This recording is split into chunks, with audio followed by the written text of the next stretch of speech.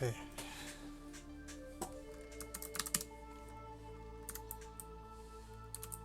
Discord.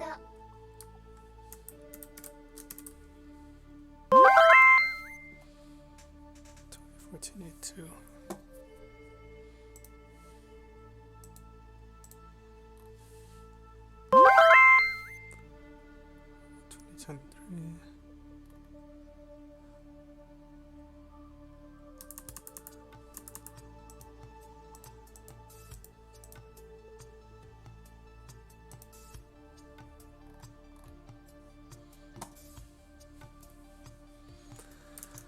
Oh, so I have some. This week something interesting happened, which is one of my webcams appears to not work anymore, and I'm very sad. So you guys don't get to watch my keyboard today, unfortunately. I'm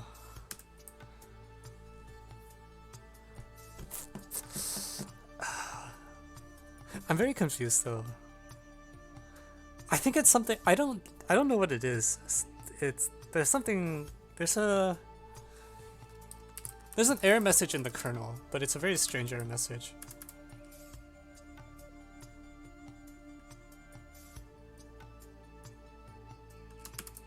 I don't know what to make of it.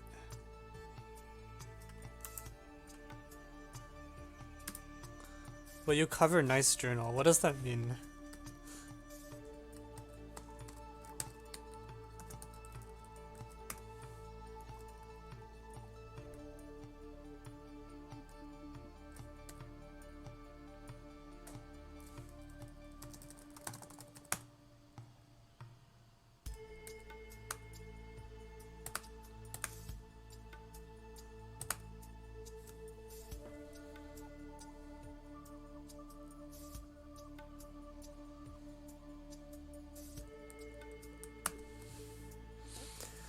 Hey everyone, it's a very sad day. I don't know why the webcam won't work. It's giving me some error that's like, what the heck is this error message?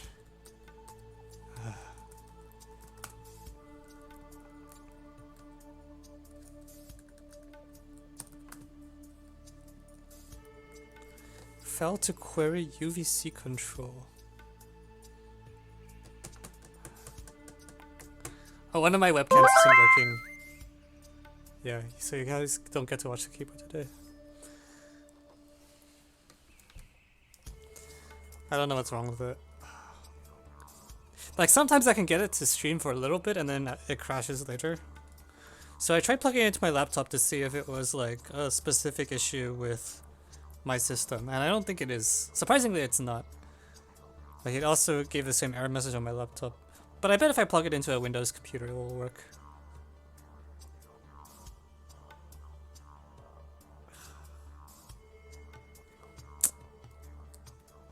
I don't get it.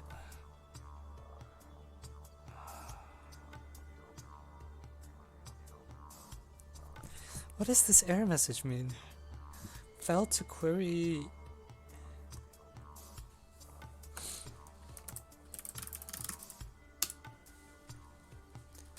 Can I use a different protocol or something?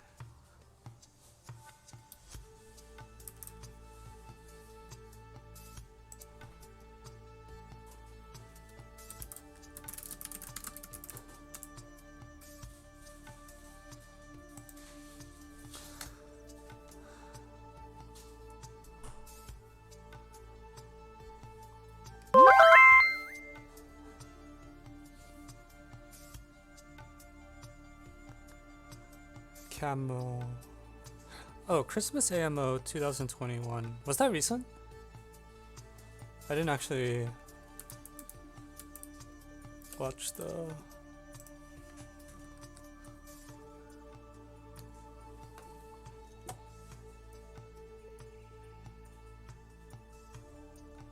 Schweitzer 2008 6 is on the list.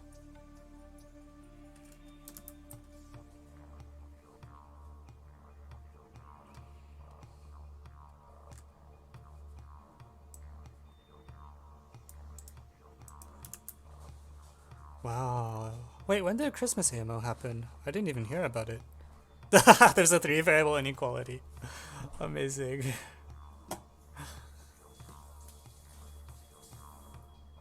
How do you study for exams in college? I don't know if I really had to study very hard. So one of the things that happens if you do math Olympiads is that you get good at taking exams. And so you can do well on exam. You can do well on like certain exams regardless of how well you know the content. Like I'm thinking in particular like things like the like intro linguistics class, for example. Like you can probably you can do well with less studying because you can like treat it like a puzzle hunt or something. Also, hard math classes typically don't have exams. Like the intro math classes might, but most like serious, like most graduate level math classes do not have exams. For example.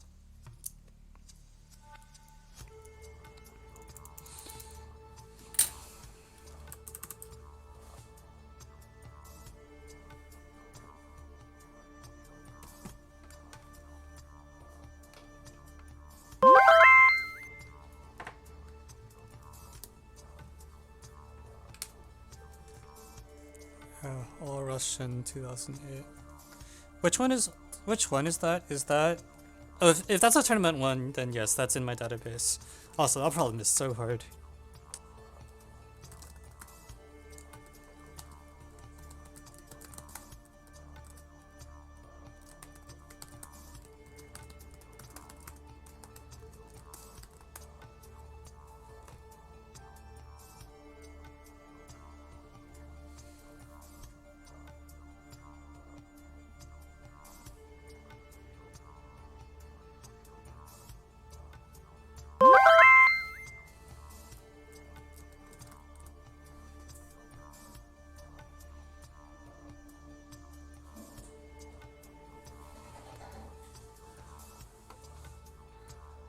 What's the best math class you have taken so far? I don't know.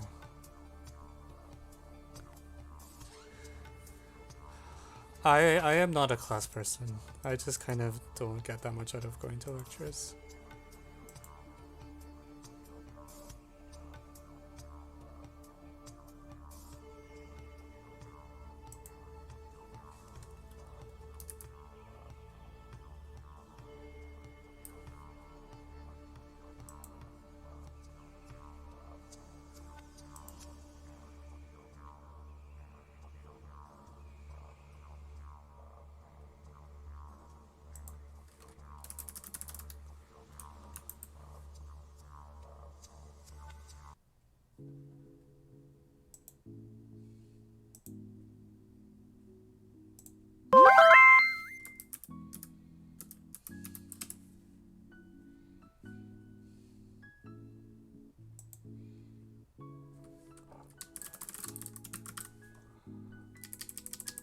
Alright. Okay, we have 8 problems, so...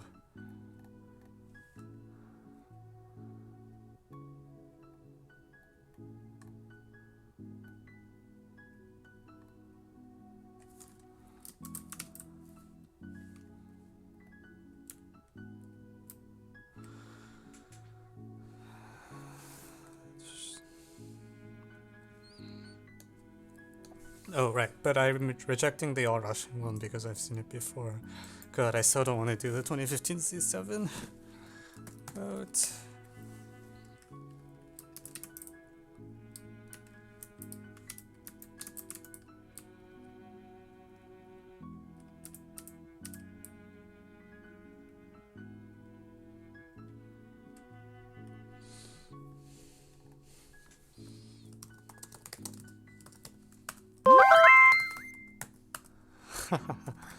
Okay, people are cashing in their rewards, huh?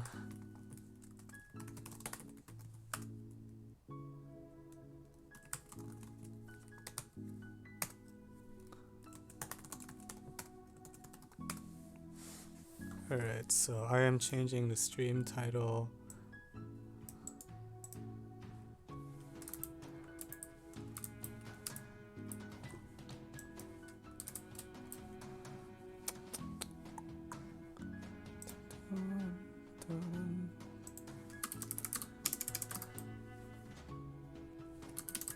I'll even add an exclamation mark, nice.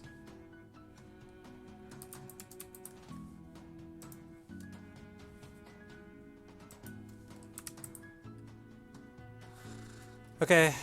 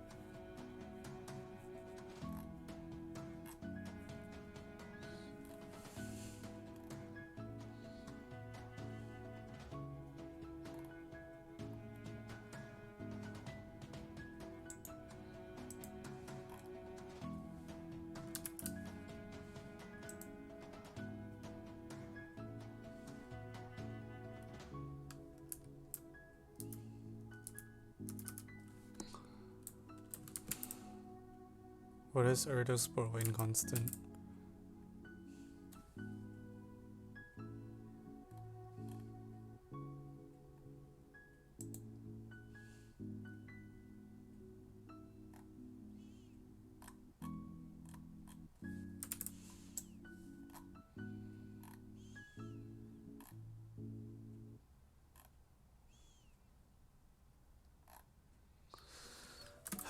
Alright, cool. I think we got enough time for problem requests. So,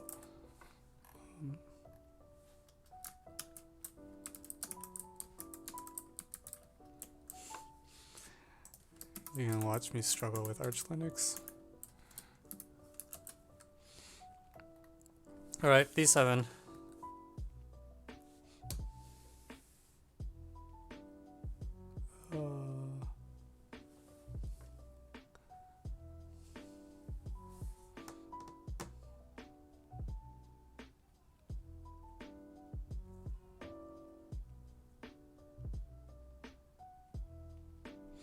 Yeah, I decided it was too. It took me too long to like compile all the problem statements. You can look up anything that you care about, except I guess the jugs one. That one you might have to scroll a little bit back.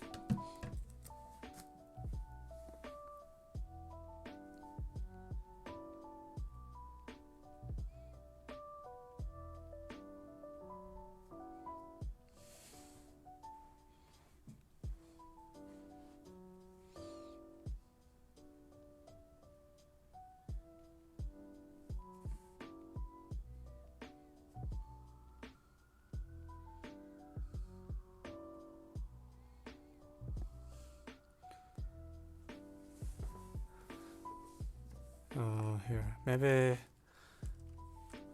if I do that and then zoom in, it's still pretty hard to see. I think I should have a separate overlay for this, honestly. But like, I'll work on that.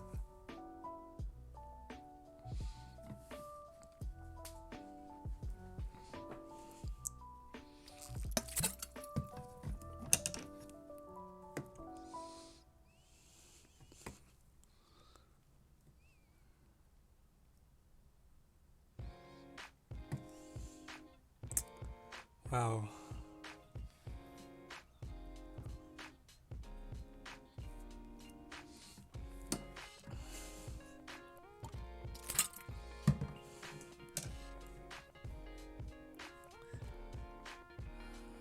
Alright.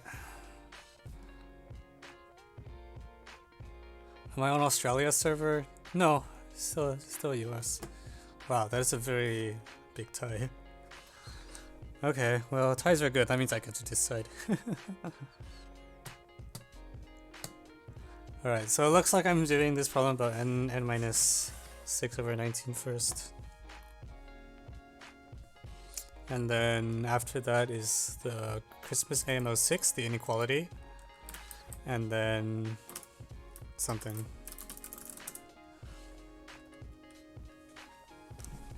Alright. Okay.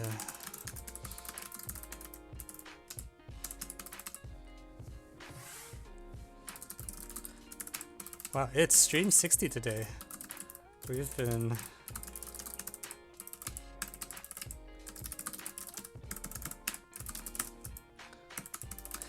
Also, while I'm here,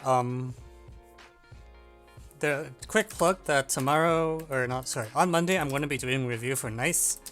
That's the contest that's linked in the description because someone redeemed enough points to change the description. The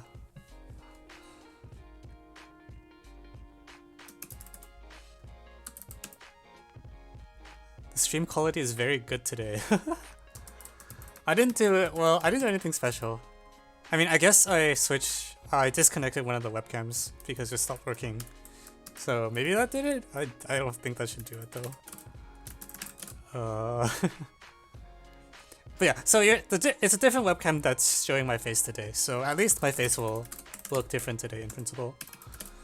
Alright, episode 60, Twitch Solves Isl.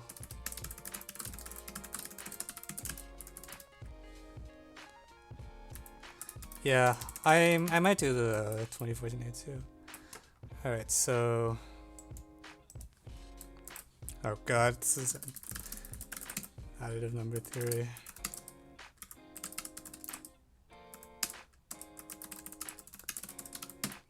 Well, with 2015 C7, there's a problem about like some quasi-cycles. It's like cycle sets.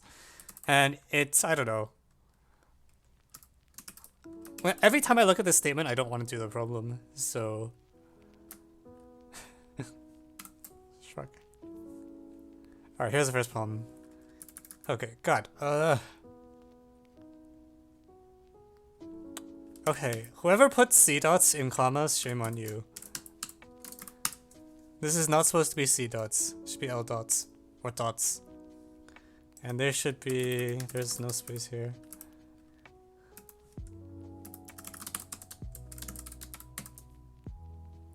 Oh, this is the China TST. Oh god, wait, is this China TST? Oh no. 1-1. Ah, oh Jesus Christ.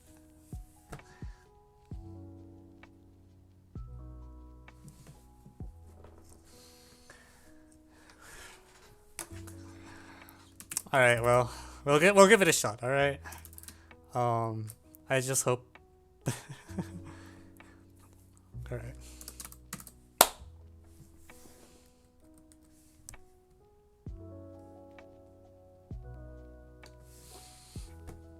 Okay, welcome back everyone. So today we have China Team Selection Test 2002-1, 1-3, which is that you have a bunch of integers, and there's like n choose 2 differences between integers, or not n choose 2 non-negative integers. And I want to show that there's at least some random number of things that can't be expressed as the difference of two things, or for like random expression. Alright, so n choose 2 is the number of differences. Can I just write n choose 2 here? N choose 2. I'll just say.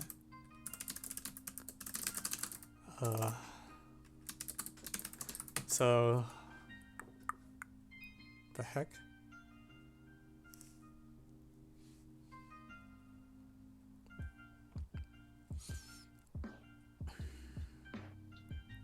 So actually the size of this set, or the, not just size, the number of elements here.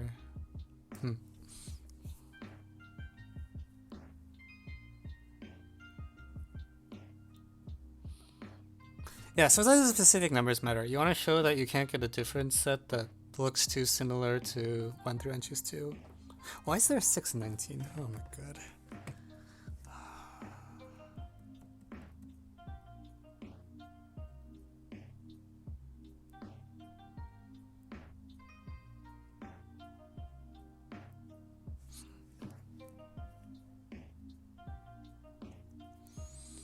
Okay, so 19 is 1 mod 6. Yeah, I'm not sure that's it.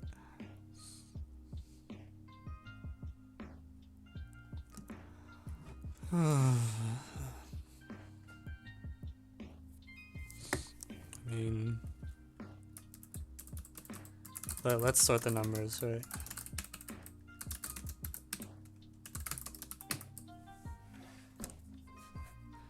There is a use of 19.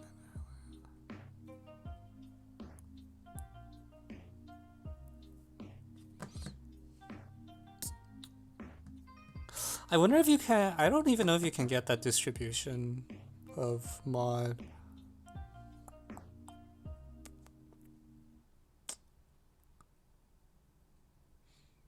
If you take like mod a thing,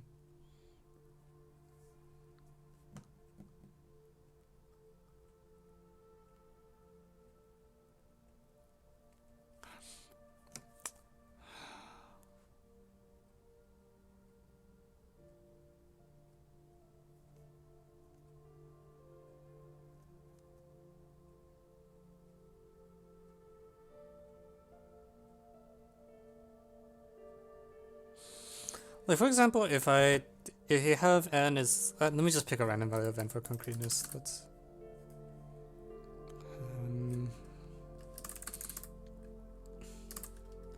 it's like n is like 8 or something. Like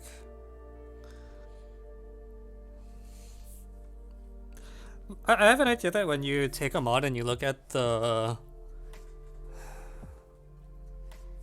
well, actually, it's a little more complicated than that.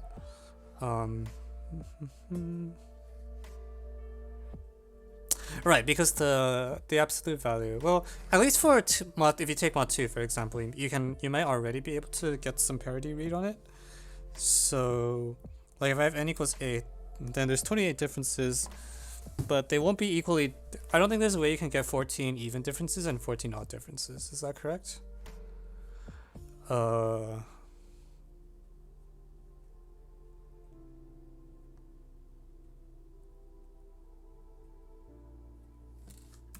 So can I get 14 even and 14 differences? Like, is that a thing that's possible, period? I want to say no, because the number of odd differences was the number of odd differences is given exactly by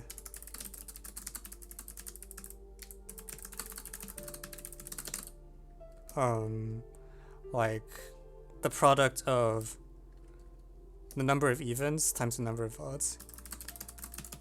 And you can't have 2 times 7 or something like that. Yeah. So, right. More generally, for any n,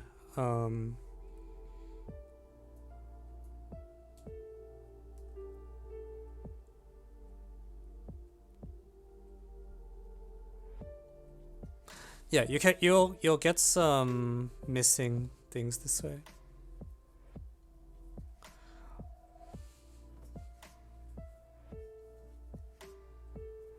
I wish we could gamble. What do you want to gamble on? Because I think it's possible. I think I can set up a thing where you gamble on something, but I have to figure out how you do it. And I would also have to figure out something to bet on.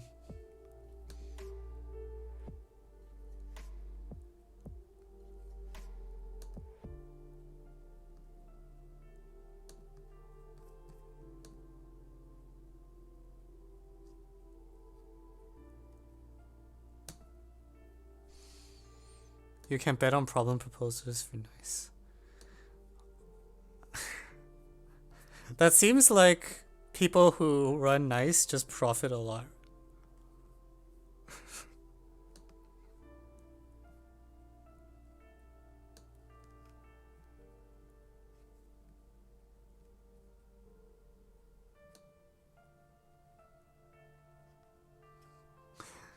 Yeah, that seems a little questionable.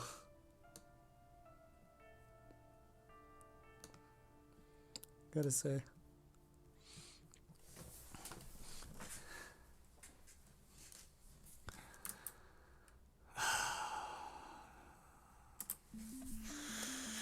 Alright. Yeah, so if I do this, I can get at least... What is with 19? Jesus.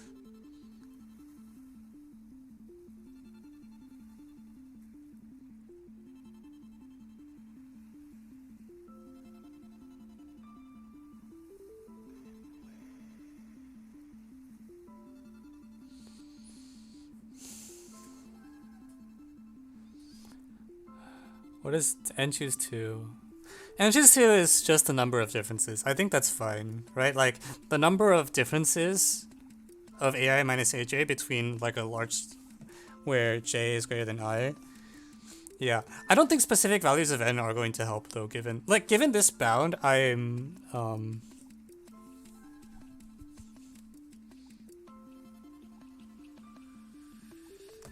Like, given the bound is this, like, I don't think there's any... I don't think this is the true bound, so I don't... I feel like there's, like, some proof that will work, and it's just not tight, and gives some random ass bound like this. And so, looking at small cases, I don't think... Yeah, like for example, when n is, like, less than 6, for example, you just get garbage, right? Is this the first problem? Yes.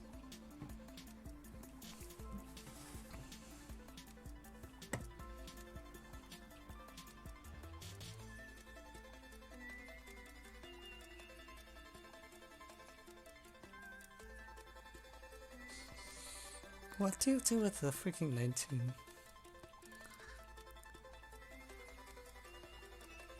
Actually, okay, I want to push this line of thought a little, actually.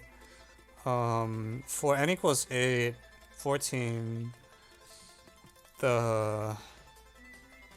Oh, you can get 15 and 13, so it's actually pretty close.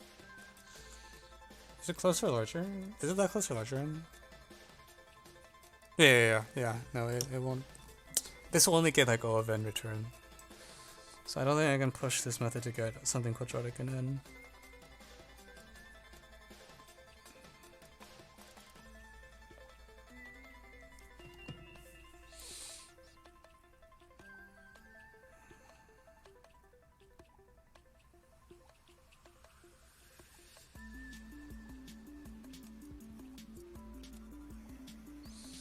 What am I worried? You want to try to get like some number of... Wait, someone figured out the solution in chat? Wait, what? Have I been completely not watching chat or something?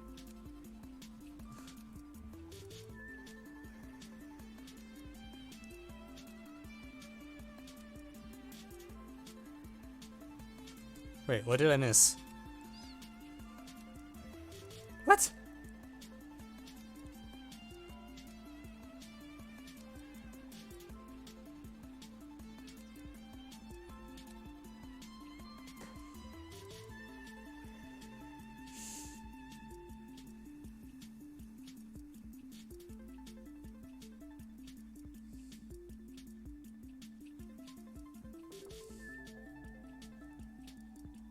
I'm very confused. Well, I was just thinking like to show like I can at least prove that the difference set is not given exactly by I'm just writing some random stuff. Like I'm trying to show that there's at least one number that's not representable, which doesn't help. Yeah.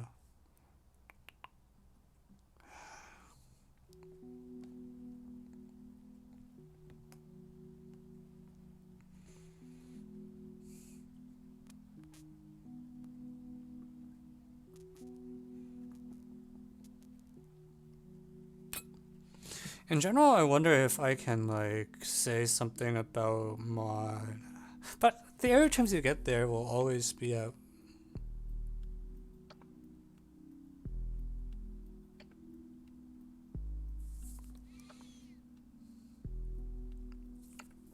No, I don't think parity will work. The ceiling doesn't do anything. Okay, the ceiling is just there because like the number of unrepresentable things is an integer. So you can ignore the ceiling. You just want to prove it's at least this thing. The ceiling doesn't matter. N equals 5 even I think even n equals 5. Yeah. No, yeah.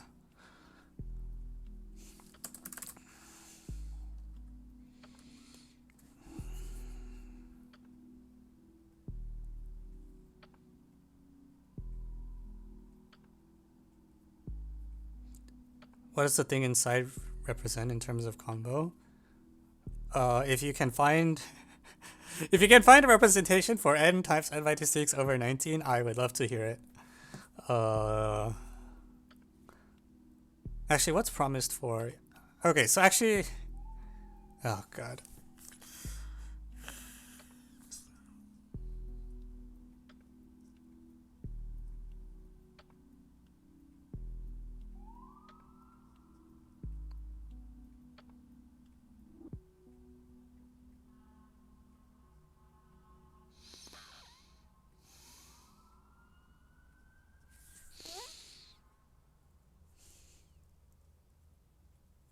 N choose 7 over n choose 5.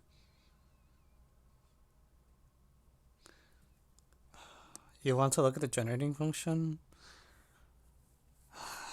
I mean, the I don't like it. I don't see a reason to. What would I do if I had that?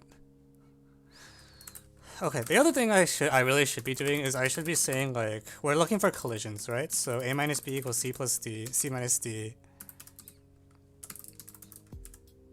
You get a collision whenever a plus d equals b plus c.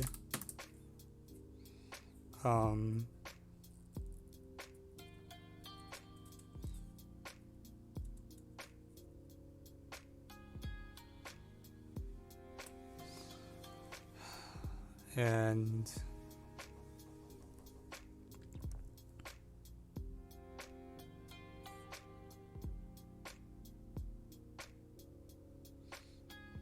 oh yeah, overflow issue is more important. You're right. Okay. Wow, that sucks. Yeah, so somehow I need to use something about the size of the numbers. Like I can't let the if I just let the numbers be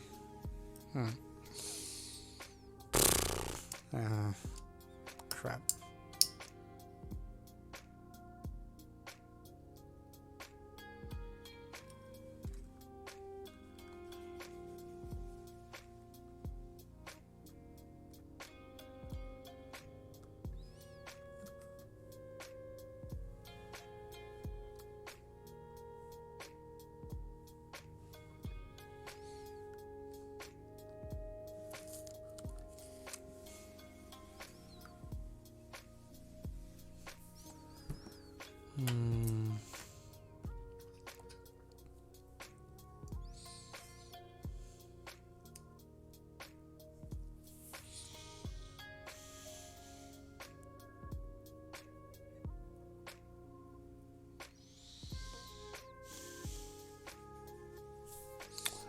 I wonder if I should be looking at the gaps or something.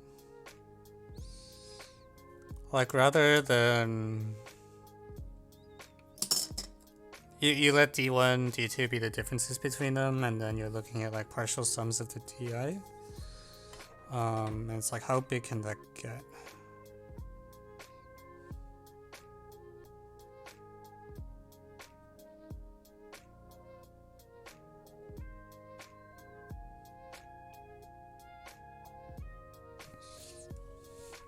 Also, I remember something.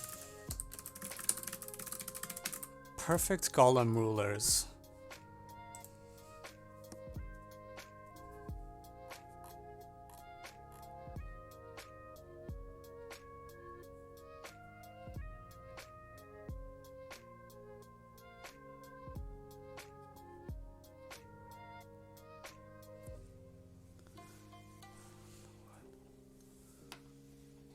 Yeah, degenerate was one.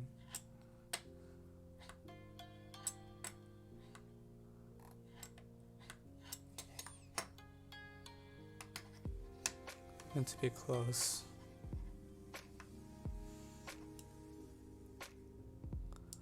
What role does big N play? Sorry, that should be lowercase n. Do we do n equals 7? Do you want to do n equals 7? Okay, for 7, there's like 21 differences. You need to, in order to have a perfect ruler, like if you want to get every difference, then you need to have 11 odd numbers, which is not possible because 11 is not the product of two numbers which sum to 7. But as I said, like, yeah, I'm convinced that small cases are not helpful for this problem. I think there's some solution, and that solution gets this bound, and that bound is not tight for any n. So small cases,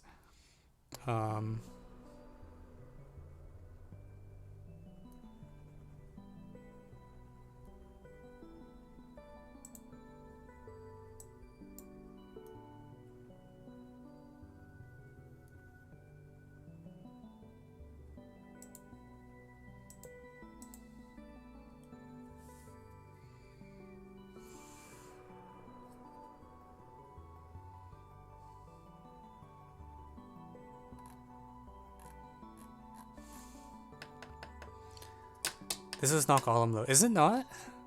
Like for small n, like, wait, is this not? Wait, what did I miss?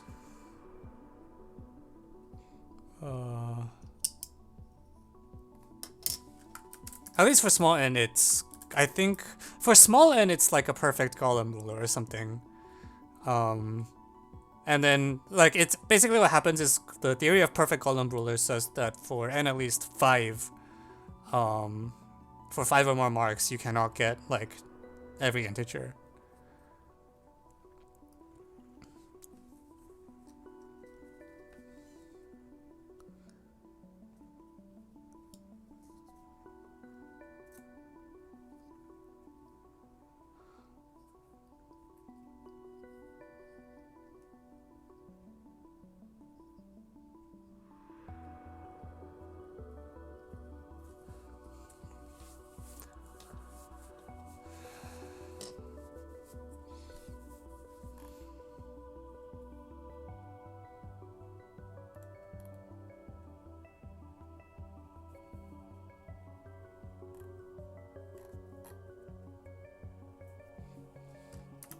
Everyone wants to figure out. Well, I mean, if someone has a suggestion for what 19 means, I'd love to hear it, but I don't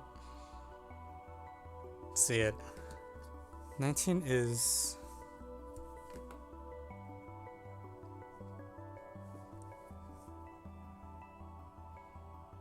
(16 plus square root 16 minus 1). No, 19 is not 6 choose 2 minus 2. What?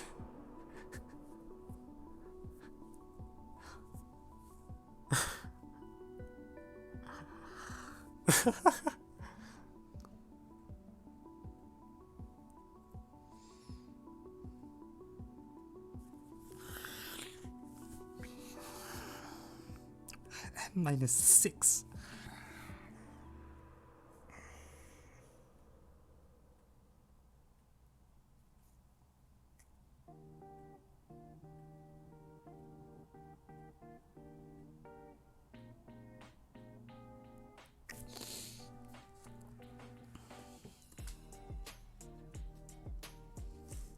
Why are people writing all these wrong expressions for 19?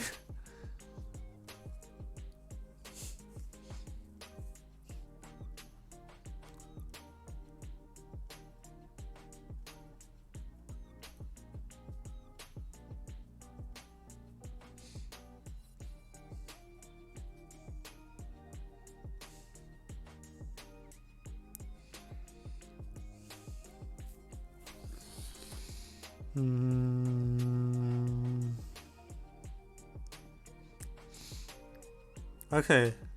Okay, fam, I have a question. What happens when I take mod 19? This shouldn't work because...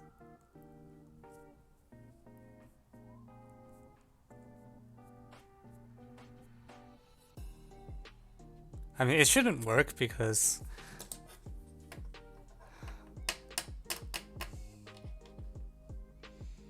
Yeah, no. You need something about the size of the numbers. Because you can get... Well, actually...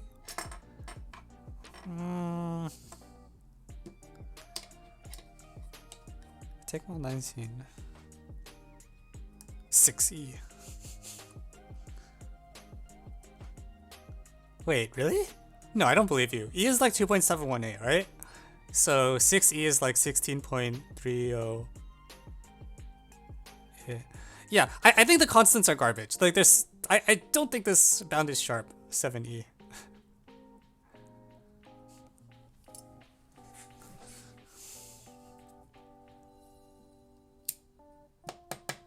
Unfortunately, because the bound isn't sharp, there's no footholds. Oh, come on, kids. N times n minus 6.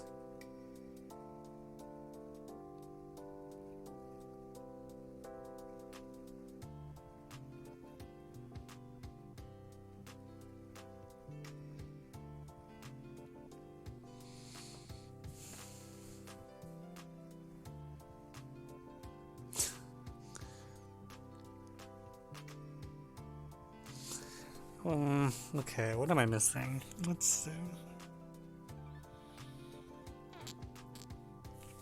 I'm just like not able to think of shapes of solutions that will do.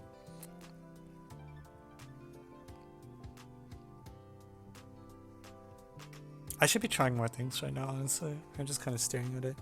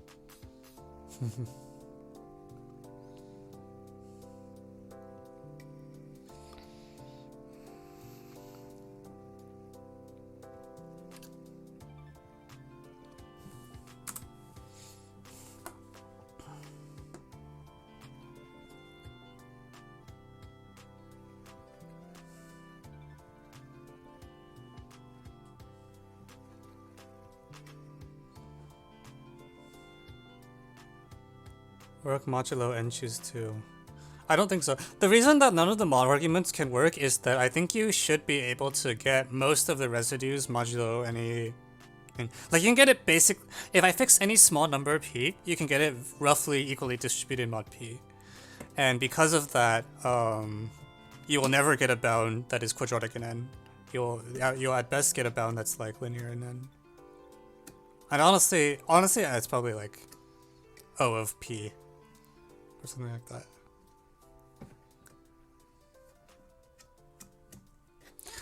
Mod n choose 2 is maybe a little more promising just because that margin is large relative to n, but I still suspect that... No, actually, I don't think that should work. Like, for...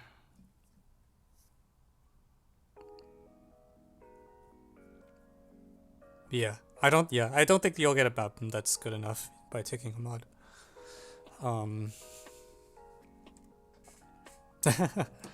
No, I believe. I just don't think the mod argument is going. Do I?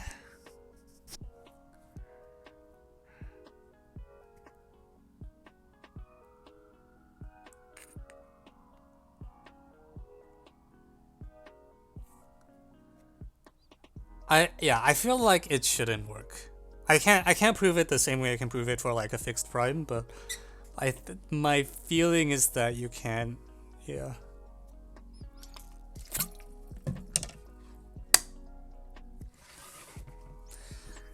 And n minus 6 over 19. What is 19 doing? 6. Why not 6?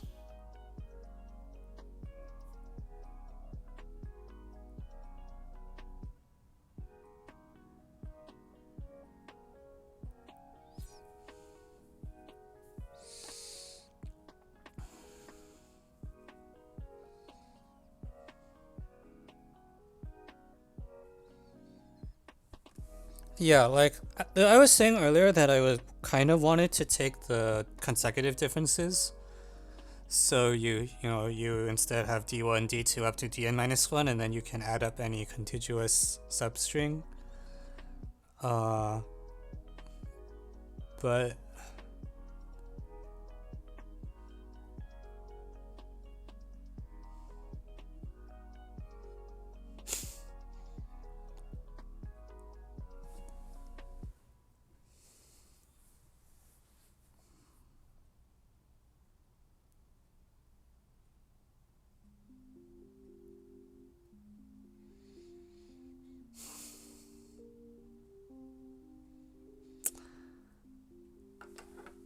if you make an only problem like this that uses e to the pi, I will quit.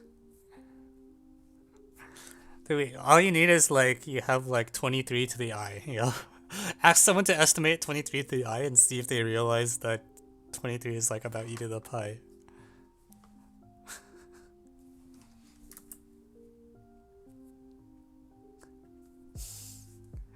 Great idea.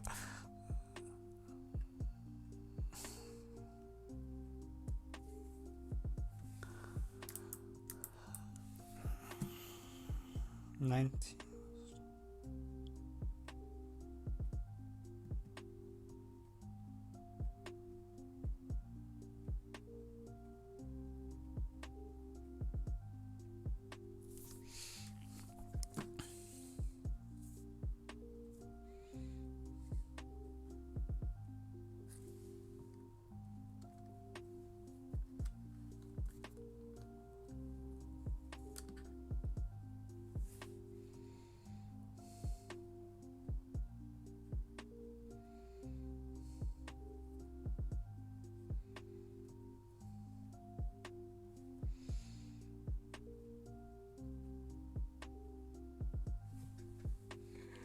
Yeah, I have no idea. uh, what the heck do you do with this?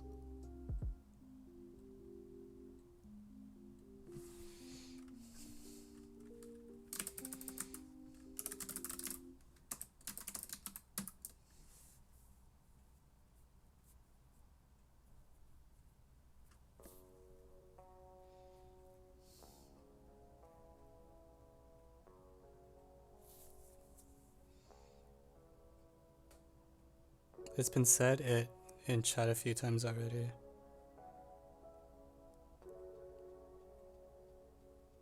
Wait, actually, generating functions is correct? Wait, I like didn't believe that that could work. Are you what? The heck? Wait, what?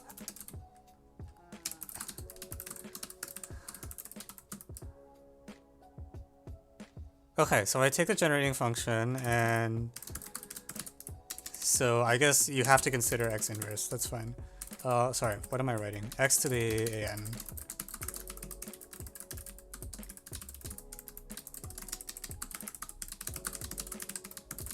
Okay, so you turn to sum inverse and x to the an minus x to the ai minus aj. And I want the number of distinct monomials. Frick. Okay, so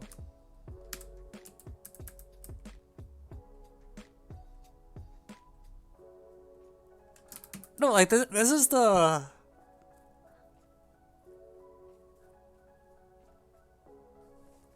like the problem is how do you get information about how many times a thing appears?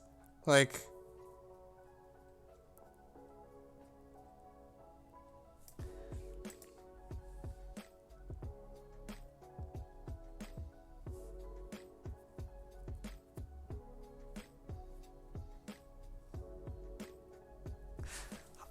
I just don't see where you get the power from. Like where when you do this.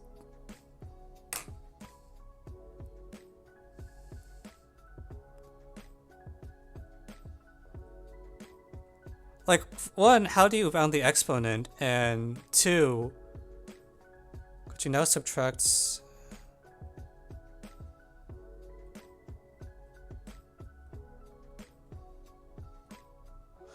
x be an n choose 2th root of unity? But the thing is, if you let x be an n choose 2 root of unity, you're basically taking mod n choose 2, so you won't get any new information you didn't already. I mean, okay, so fine. I will subtract off the sum from k equals minus n choose 2. Is mod n choose 2 literally enough? I don't believe that.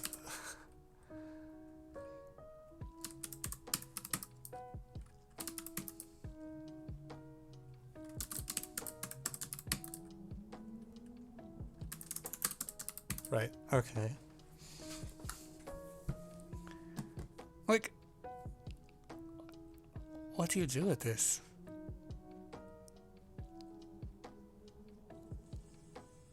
So, okay, so when you subtract off n squared minus n plus 1th root. Alright,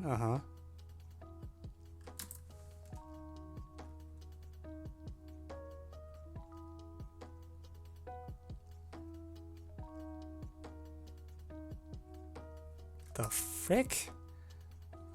Okay, so specialize that would be a primitive n root of unity. So okay, so now f of omega inverse is equal to like, and I want to bound this from below.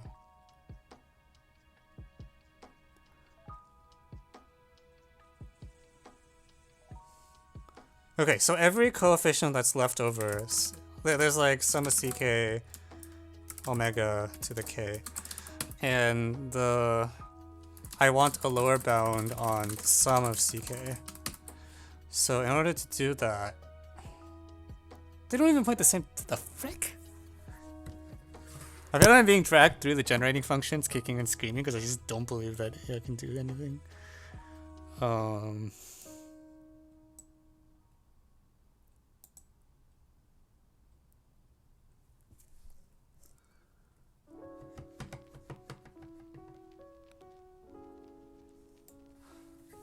What the heck?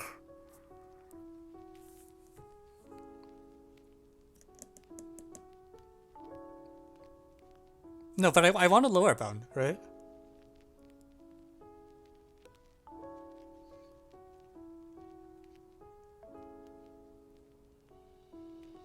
Oh yeah, wait, yeah, also the signs are mixed.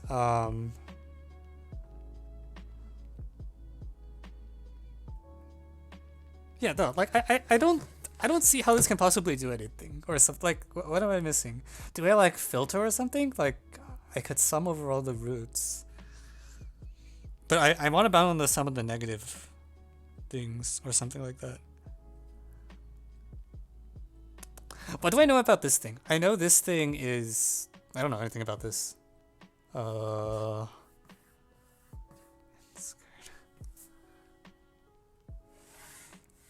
ck equals c minus k.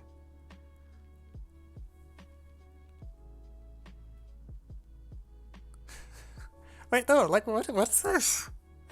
How do you get information out of this?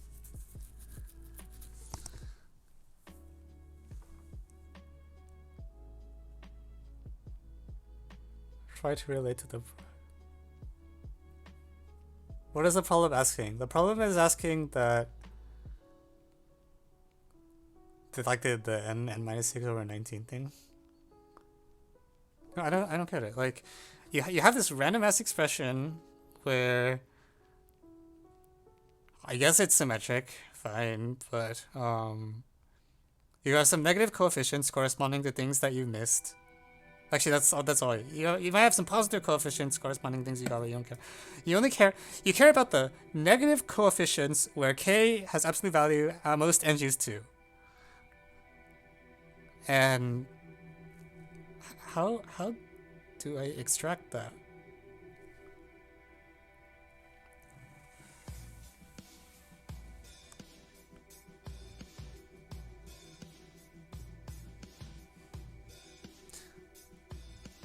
Total negative and total positive. Yeah, that's fair. Yeah, yeah. So I just want the sum of.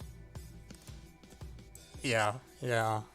Right, okay, you only get negative ones because of this. So you want to add the number of negative ones to the number of, like, whatever other junk you get. Alright, so there's a bunch of junk. Okay. Also, what can I say anything about this? This is some adding thingies. I don't. Yeah. Okay. Okay. All right. Okay. We can use the fact that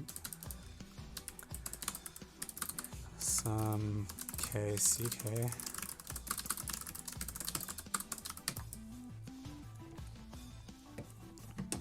But like.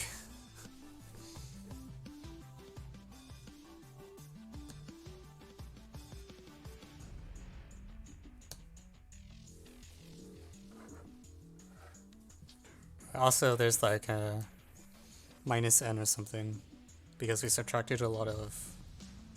Okay, this thing has a lot of n's in it. So there's like an n minus 1, and then like ck for k greater than 0 of. Like, fine. But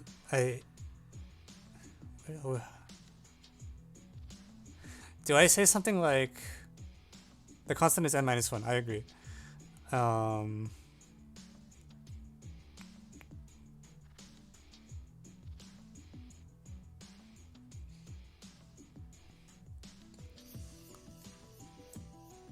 Right. These ANs can be as big as they want. So I can't read any size information from here. Because you could have. This could be as large as n squared, or it could be as small as it wants. These are minus 1. For the k that I care about, k is less than like n choose 2 or something. So. Maybe the sign will work out. So this is like, let's see.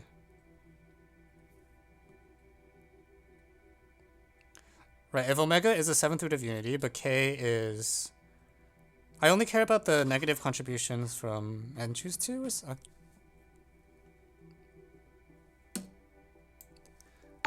Like x minus x cubed over 6. Thank you, Province NT5, for the follow. Oh my god, what a disaster. Hang on, if I have a 7th root of unity, 4 I think was 3, so that means k can be up to 3. No, that can be the sign's just flip. Oh, freaking god. Hi, oh great Evan Chen. Hi. Don't need that many honorifics. Kachi Davenport. I think we ruled out mod P a long time ago. But apparently now we're taking mod n squared minus n plus 1. And I'm. Oh, Jesus Christ. Yeah, no, it's like the cosine, right? But it can still be negative. Like, I was thinking, oh, maybe the signs are all positive. But that doesn't help. Like, you know, this could be any of them.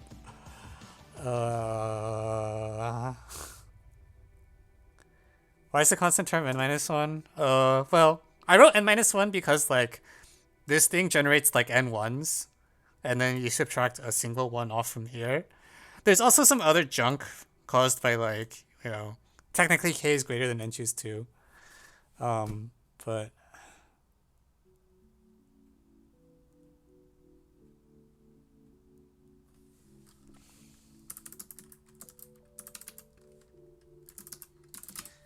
Alright, let me just read this. What is this garbage? No, this can't work. How does this possibly work?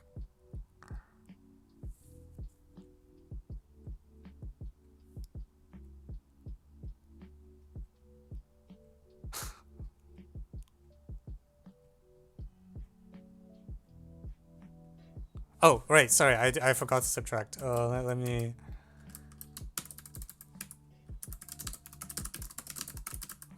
Well, let's just put in omega. It's more clear that way.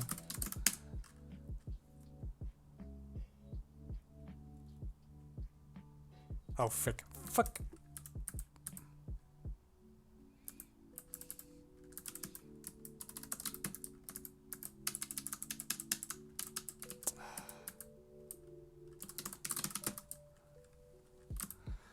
Cloud Tech.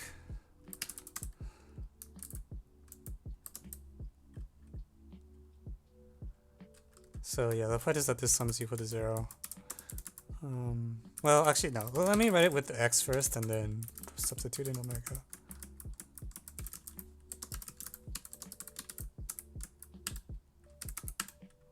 I also have no idea what this has to do with 19.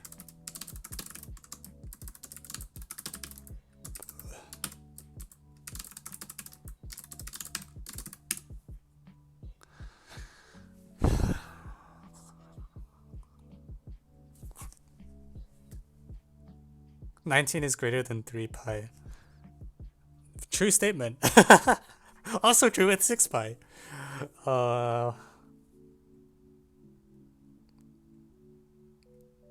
I mean, it's looking like that.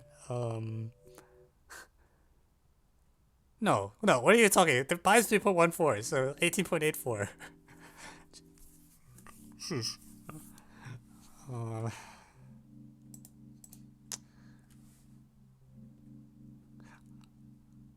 I'm so lost.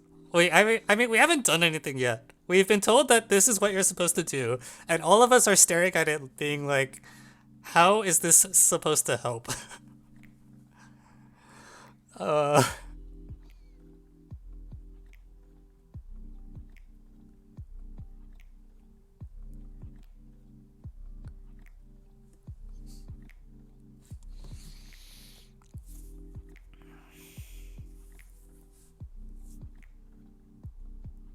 So some CKs are -1, the others are +1 or more.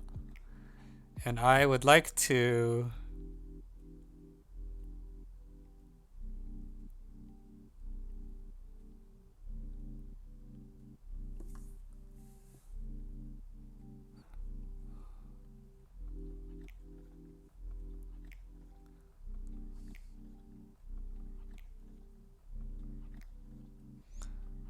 Yeah.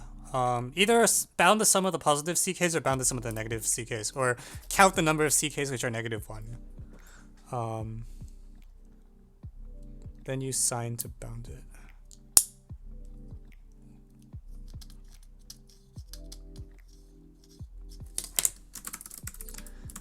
I don't...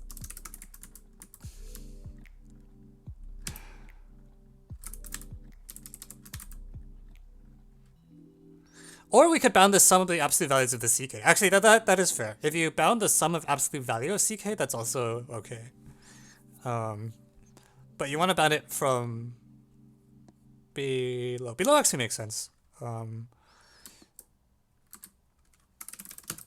So I don't know. You guys want to use this sign? Is this K? We picked an n squared minus n plus first root of unity, right?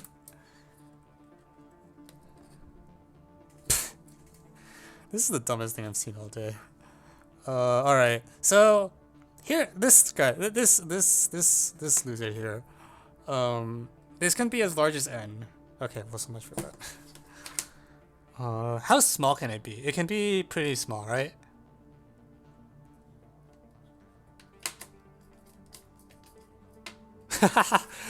I think it's very appropriate. The song right now is called "No One Believes Me." That's exactly how I feel right now. Should I be? Oh shit! Yeah, cosine with a factor of 2.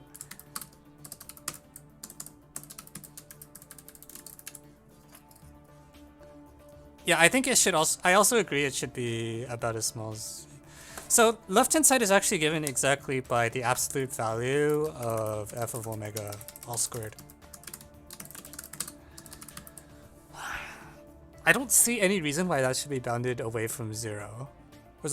I guess we want it to not be around n minus 1, which sucks. Like, why?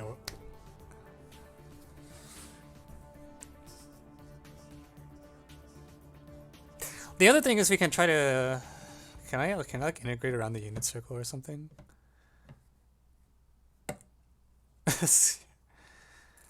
Yeah.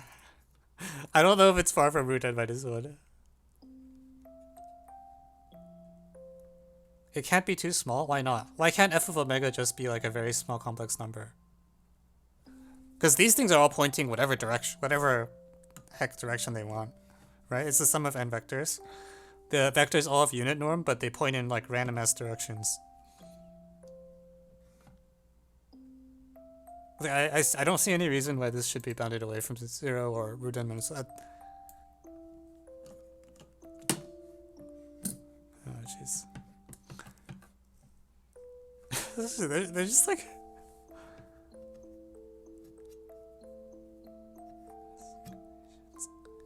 Because your sum is actually almost n minus 1. Which sum?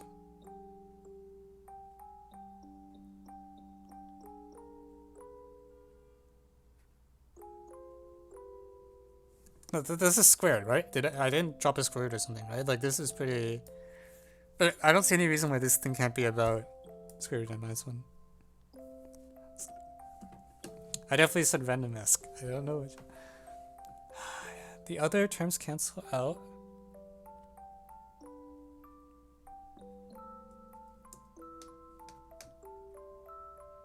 I don't understand.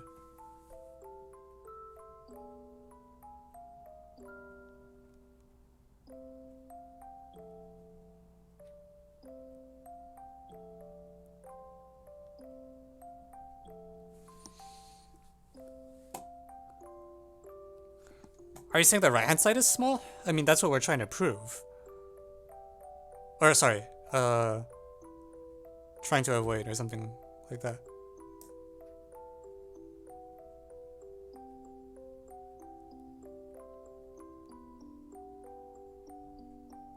The other thing is, it's possible that I should be like sampling over, we want a lower bound on CK because the number of omitted terms is equal to, so all the CKs are either positive or negative 1. The sum of the CKs is 0 by hypothesis. And the number of negative 1s is given exactly by the number of missed things. So we would like to show that the either there are, why can't one of them be -2? How would it be -2? Yeah, like you have all positive code. Why not? It could be +2. I said they're either positive or -1. Oh, sorry. Either positive, comma, or -1. Sorry, that's what I meant. Either a positive number or is exactly -1. Let me rephrase that. Yeah, that is confusing. If I meant +1 or -1, I'd say +-1.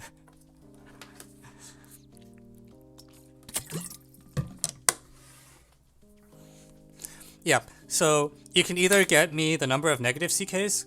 CK can be 0. Yeah, it doesn't have to be. Yeah, sorry, CK can also be 0. I was only thinking about the positive terms.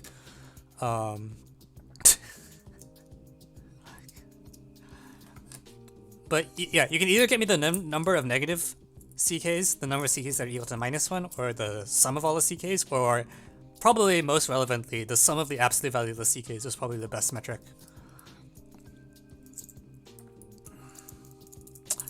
Do I like take a random... Can I take a random root of unity? Like a random primitive root? Because the absolute value... The absolute value will change if I change which root I take, right? And I don't really care about this because I'm going to bound cosine by 1 is the plan. So is it the case that if I randomly sample across the roots of unity, then this thing will not be too large?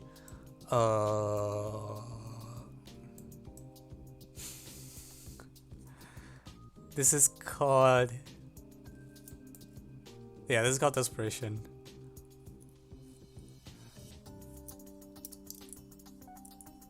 Oh, well, yeah, it only gives you the constant term.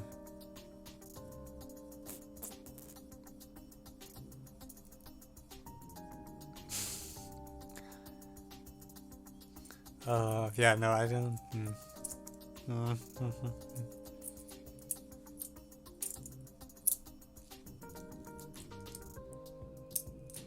Yeah, I don't.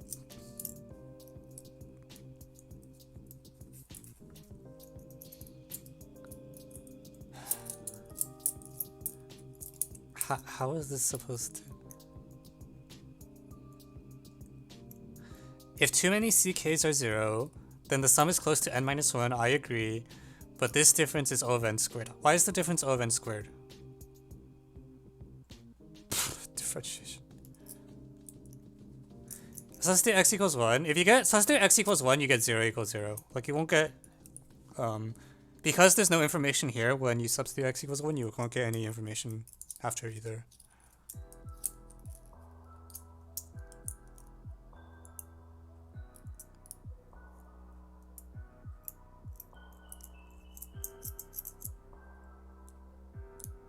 Why is the difference O of n squared?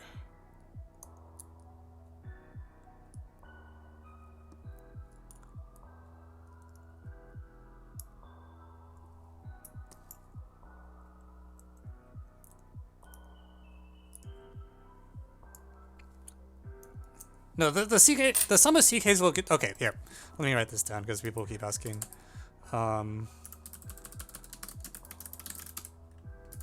Yeah. Every CK, so CK is at least -1 for all K. Number of missed differences is exactly the number of CK, which are -1, and finally sum of CK is equal to 0. I want a, oh sorry, absolute value. Yeah.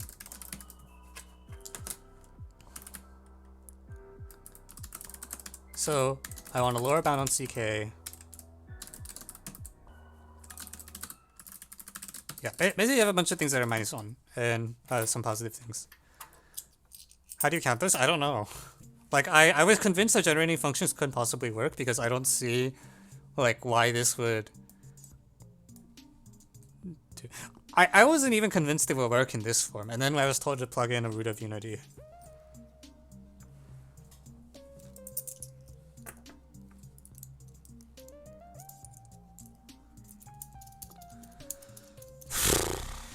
I don't get it.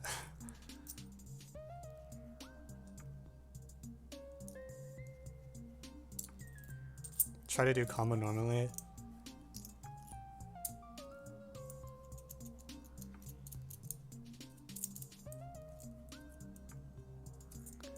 Yeah, it's just Fourier analysis.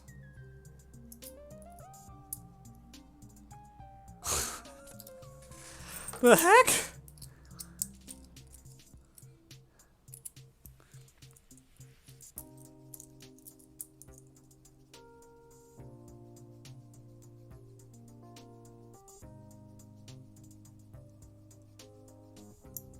I don't think cosine helps. I just wrote it. Wait, I'm so confused.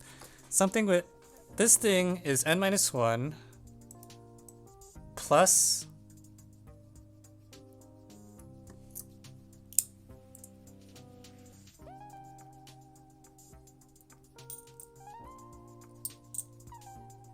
something with absolute value at most. Okay, so for every missing thing.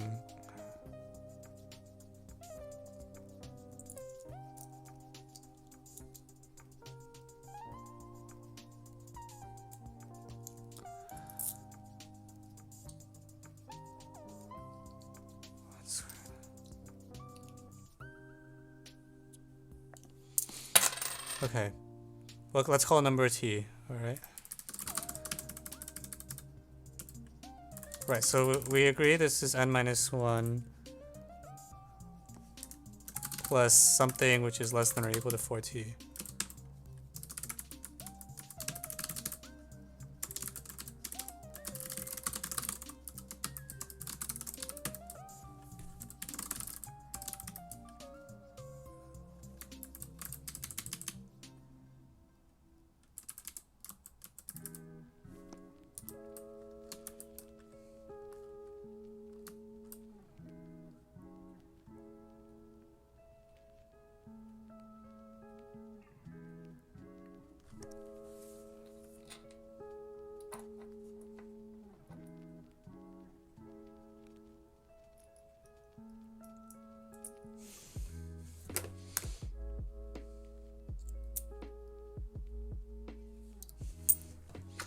Then the 4t is O and n squared. What am I not? I don't get it.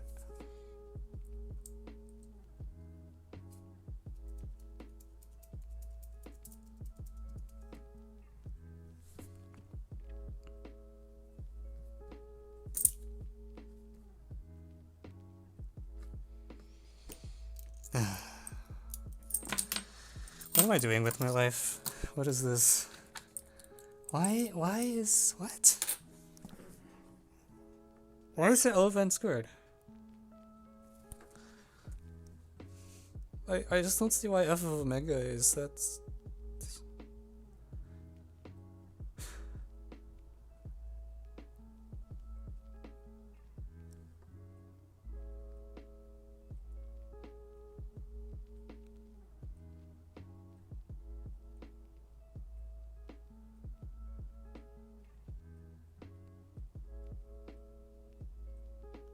Oh, so did we take the wrong primitive root? Is that what's going on?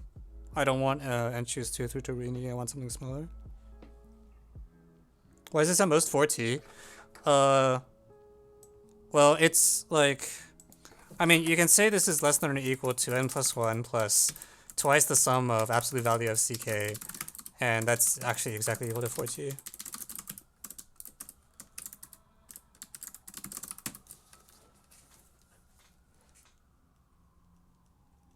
Did we take the wrong root? Someone said n squared plus n minus 1 was the correct root earlier. God damn it. If I take this to be...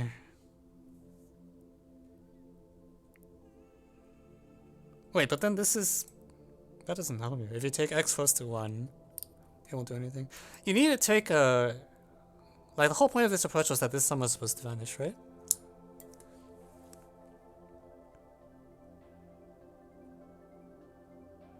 I think it might be 80. Am I off by a really big factor of...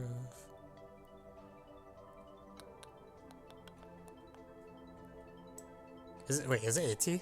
I thought it was 40. T is the number of missed differences. It's the thing we're trying to show is at least n squared-ish. Yeah, but I just, like, the whole...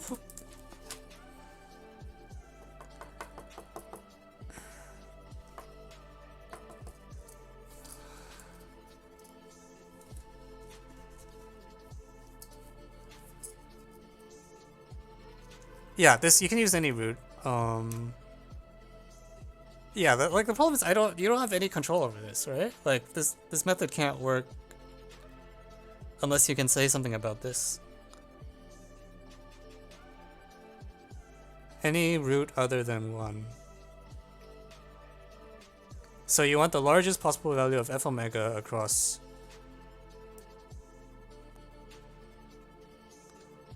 Well, the thing is, okay, so are we picking like a random root of unity? I said this earlier, the Fourier doesn't work.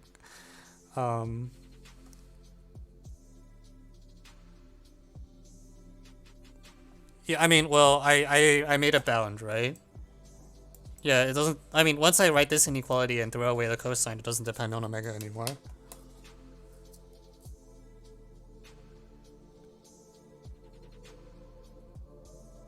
Use the second line, add back the sum x to the k? This thing?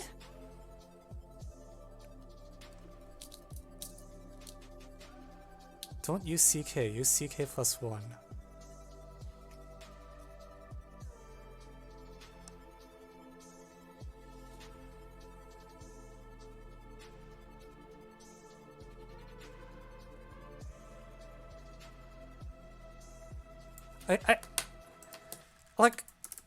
I don't...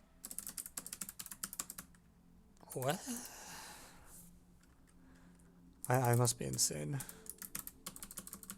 Like, you can't take the same identity and squeeze 2 different statements out of it, right? Like, that's...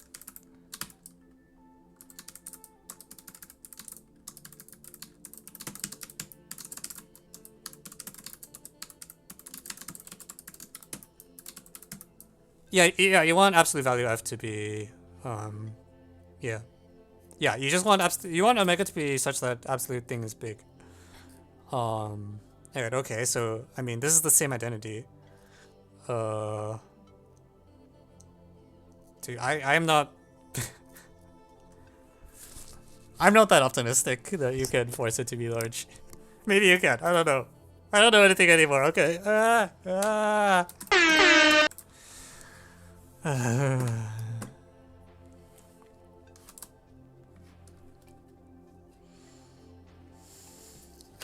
This is my commentary. Expected. Well, the problem is you need the absolute value, because if you take the actual expected value of FW, it's literally like just a constant term, or 0, or something. I don't know anything anymore. How is this supposed to give us a lower bound? When I plug in omega, these things are not non-negative, right? Like these can have any sign. This is not negative, but this is not necessarily non-negative.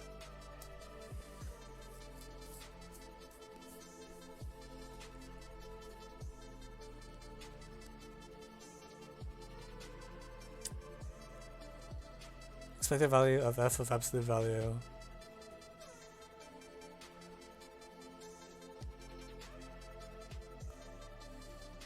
But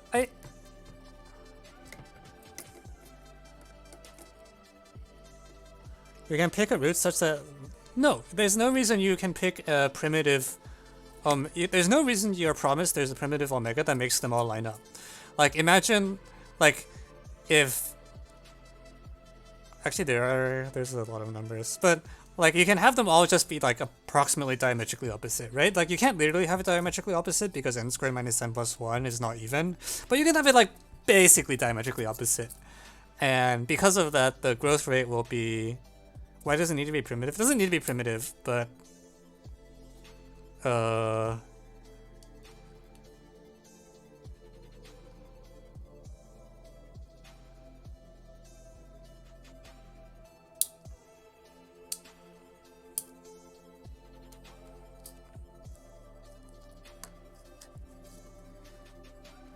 We only need greater than n plus square root n of them to line up. Very basic. No, like, yeah. But like, suppose like n equals 8 or something, right? And so you have like these 57, okay, what the hell is this? 3 pi I over n squared.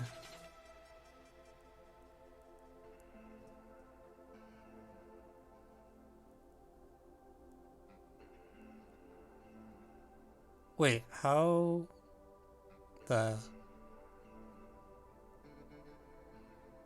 heck? Oh, okay, let's look up Parseval's formula.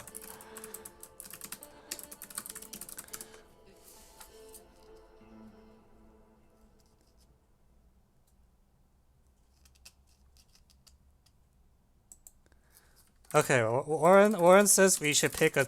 Warren even says we should pick a specific root. He says pick e to the 3 pi I over n squared minus n plus 1. How? That's not n squared, so the sum is non-zero.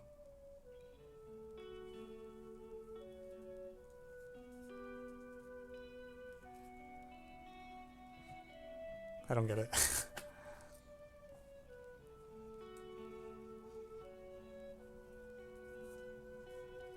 Then the sum can be used and it's pretty large.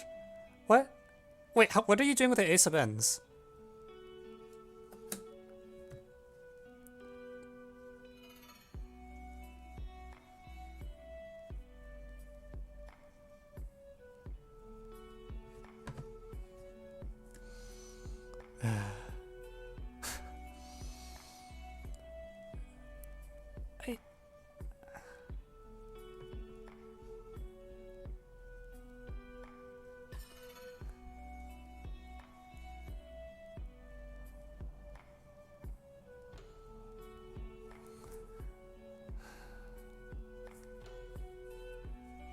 I don't see how you can get a lower bound like this. Also, where does 19 come from? This still doesn't explain why there's a 19 and then minus 6.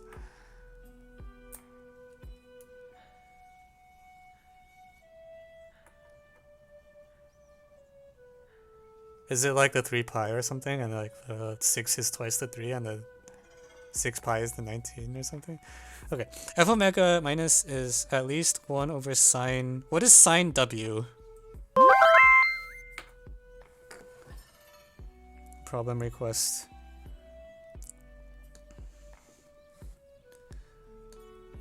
Problem requests are a bit late at this point. We've already started. Let me look at the question though.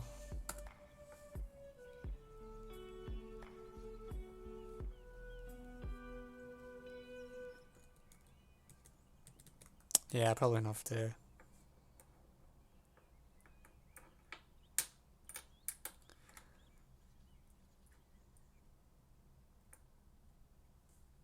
Sine.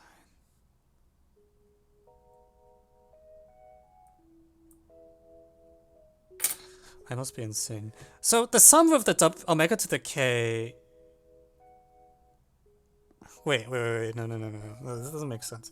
You're plugging in omega is e to 3 pi I over n squared minus n plus 1 into this thing. This sum doesn't matter. It just disappears or whatever. And these are non-negative. That's fine. Whatever. But how do you get a bound? At least, why is it at least 1 over sine?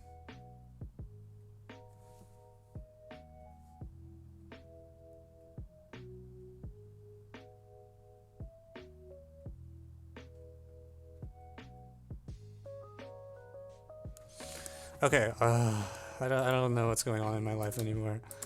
Okay, so Parseval says that the sum across the primitive omega or something, or is it the sum of all omega?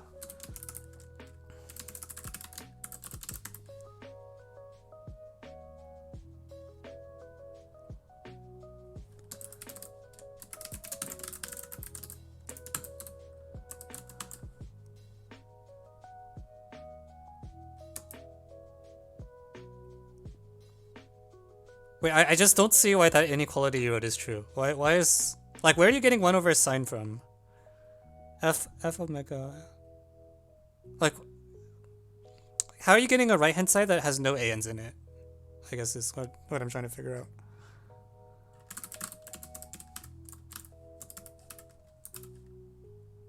Do we have the same definition of f?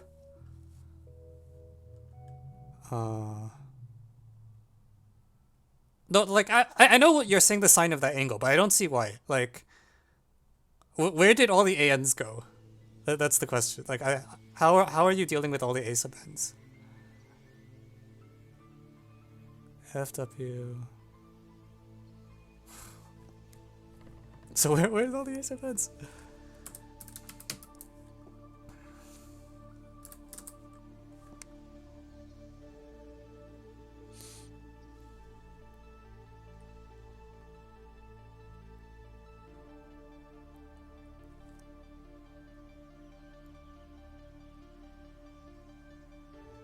One over sine.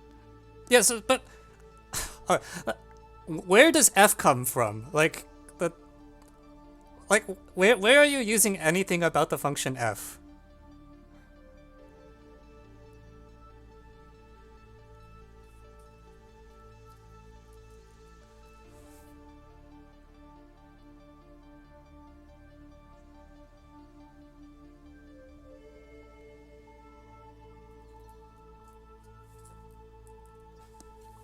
Also, what is Parseval's theorem?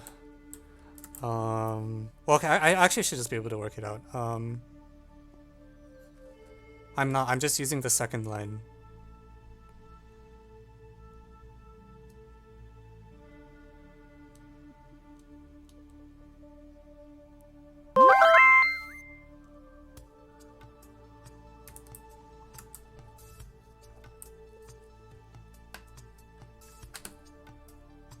Also, what does Parseval give? So it should be,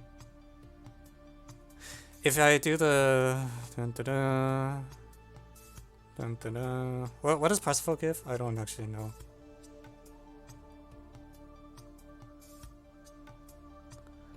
Left hand side is where x is the Fourier transform thing.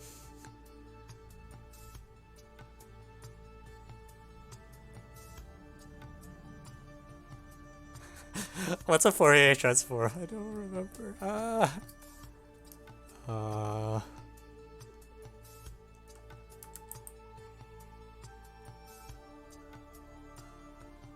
The coefficients are n1s and a bunch of zeros. Okay.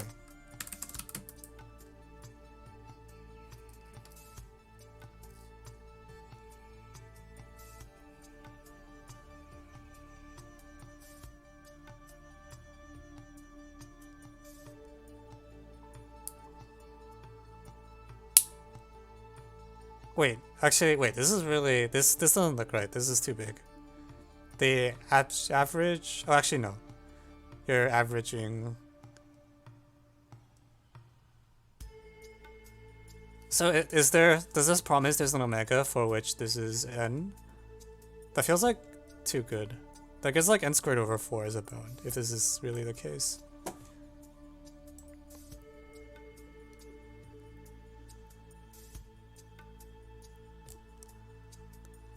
Okay, that's fair. There's an omega. So if I take out the one, okay, that's true. This includes all. Okay, so that increases the average by 1, right? Though. So the average of all the other ones is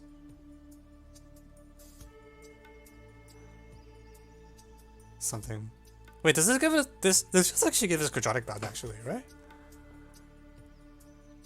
Oh no, it's square. Oh, never mind. Sorry, I'm off by a square factor. How do I prove the Twitch lemma?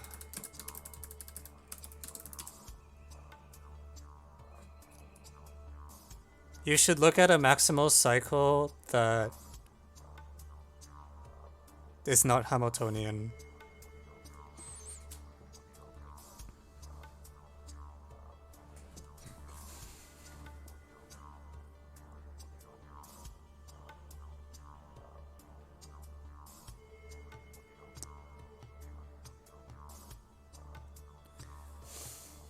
Naman keeps saying that Warren is doing the right thing, but I don't see it.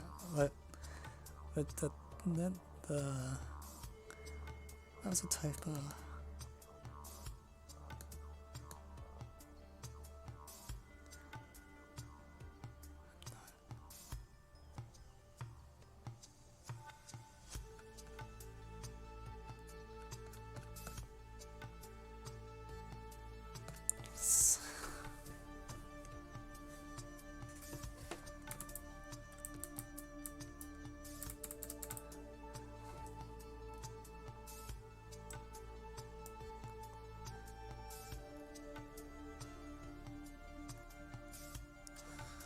Oh my god.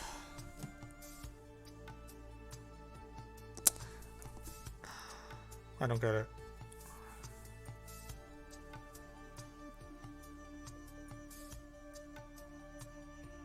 I don't get it.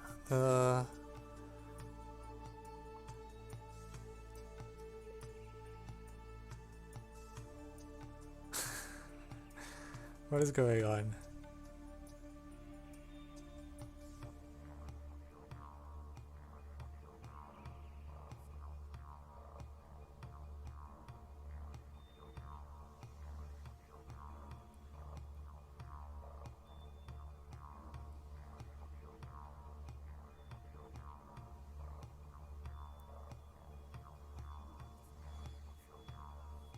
And nice one is at least f of like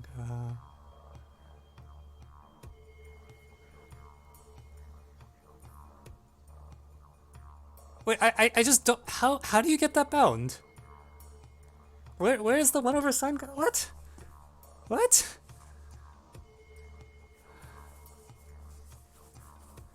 This thing. This is at least f of omega squared, which is also equal to this thing, which is apparently this thing, and then you bound this below.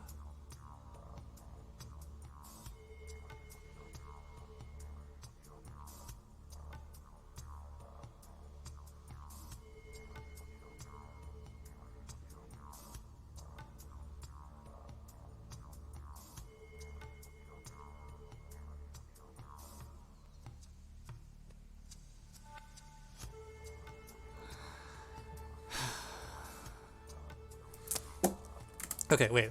So you're saying that also f of omega inverse is promised to equal n plus the sum of k of ck plus 1. So without the...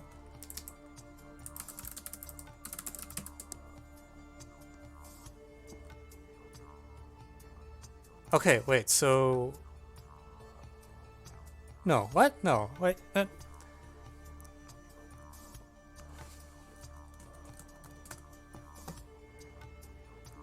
I mean, the 3 pi is equal to 19. Have you considered doing a stream with easy problems? I do whatever problems people throw at me, which may or may not be easy. So some days I get a lot of easy problems, and then there's days like this where I get abominations like this problem that I probably am not solving anyways. So it's one of those days. If you want easy problems, you should request easy problems at the start of the stream. So problem requests come in like for the first like 5 or 10 minutes each stream. Well, Oren's claiming that he's done, and I just don't see it. I also don't see what the 3... Why is there a 3 pi, actually? What does the 3 do?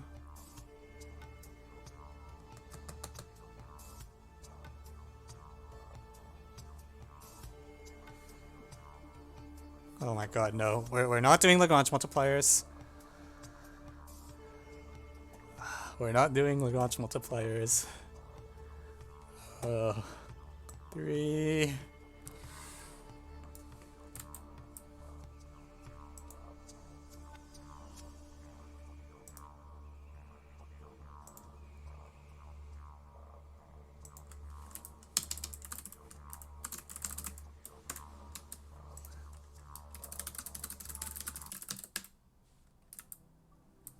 Just delete the square. I don't get it. The fuck? What? Do you set omega equals...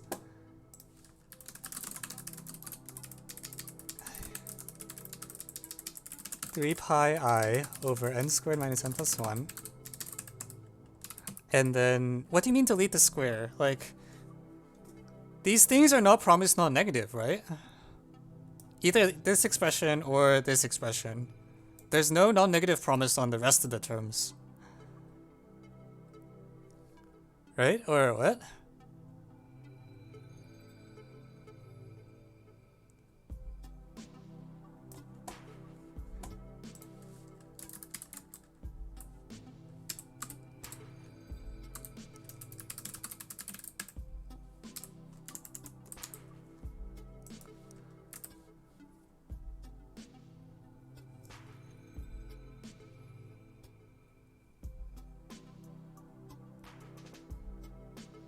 The sum x to the k.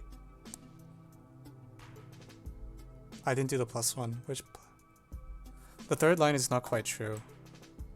With this thing?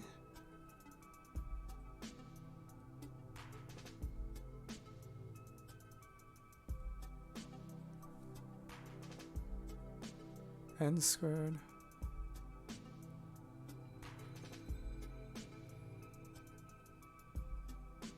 Omega isn't a root of... Oh! Omega is not... Oh, I'm so stupid. I see. Okay, I understand. This is not a root of negative 1.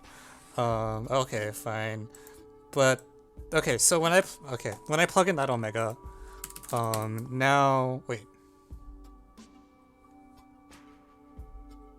Okay, so you are not picking a primitive root. You're picking omega is 3 pi I over... It's not 2 pi. Okay, so this is false. Then when I pick that omega, this thing is... What is it?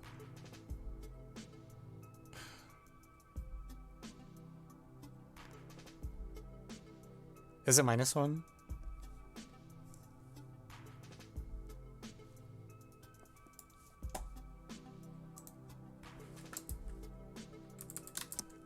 It doesn't really matter.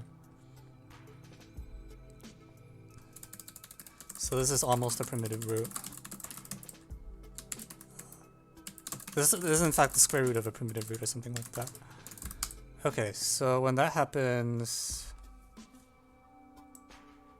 Okay, so this is x to the n squared minus n plus 1 minus 1 over x minus 1-ish.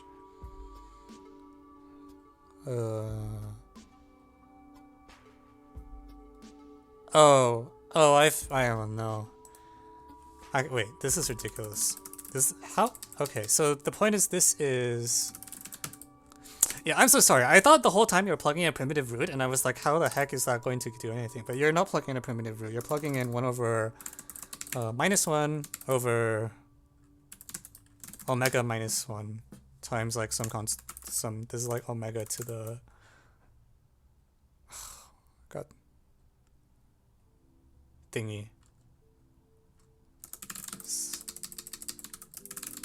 something. Okay, this is omega to the something. Okay, this will work. This will work. Oh god damn it. So this is f omega squared plus or minus omega.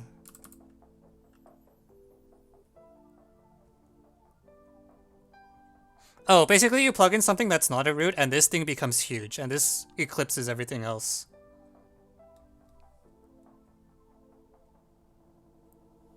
Yeah, you plug in that. Okay, so now, so this thing's at most n squared. I don't even care about that. So, 4t is greater than or equal to, yes, I'm using Vim. Like, so the giant thing is like sine of 3 pi over n squared minus n plus 1 ish. Like, minus like, maybe up to n squared and minus n minus 1.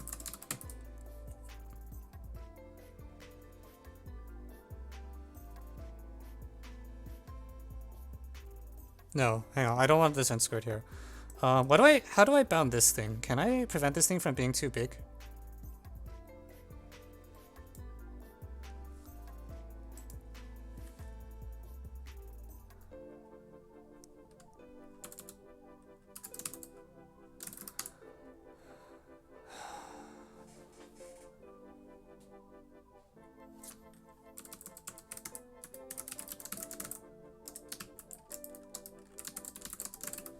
This does not work.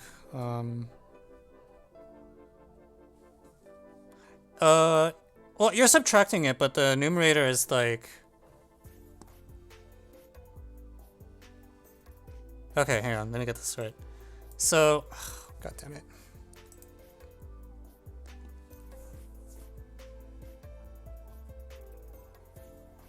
Okay, sorry, you are correct. I actually care a little bit about this sign.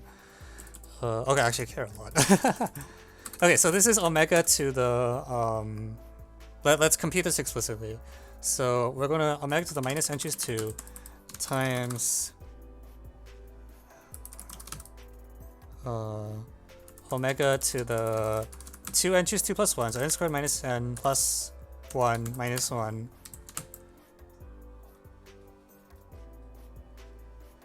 omega minus 1.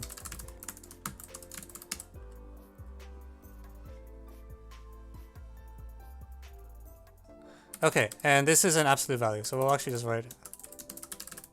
Alright, that's actually better. I'm not supposed to absolute value everything. So 4t is at least that.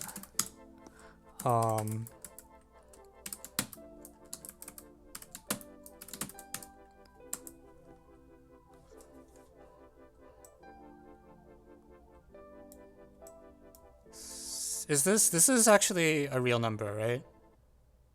Okay, so this is minus 1, so this is minus 2. So omega minus 1. So this is equal to 2 over 1 minus omega times omega to the minus n choose 2.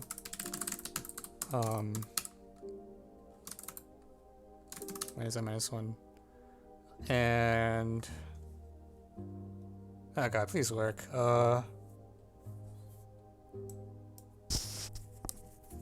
I guess that's basically this. I flipped the sign. Which sign did I flip? It's missing a minus sign. Which minus sign? This thing is -1, right?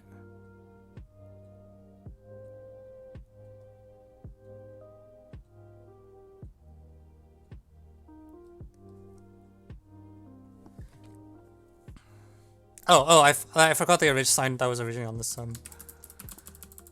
Okay, so minus omega to the n choose 2 is...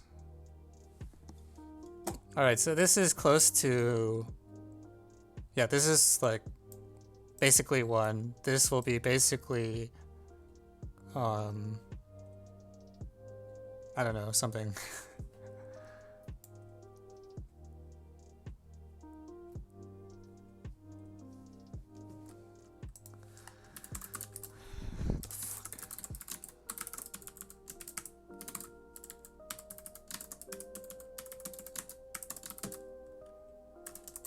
Okay, so you bound it or something. when you know, it's funny because when you write it this way, it doesn't look like a real number. But it is, right? When I conjugate it, it's exactly a real number.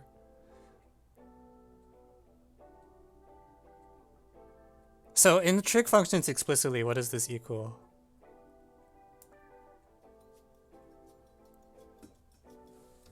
You don't think this works?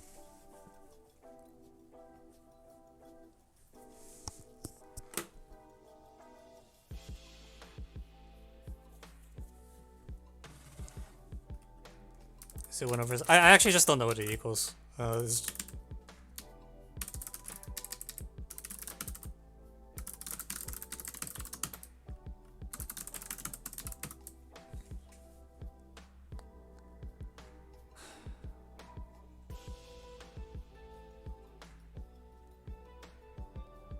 Wait, is it actually exactly 1 over sine, or is that just the estimate? I can't tell by looking. I think it's really negative.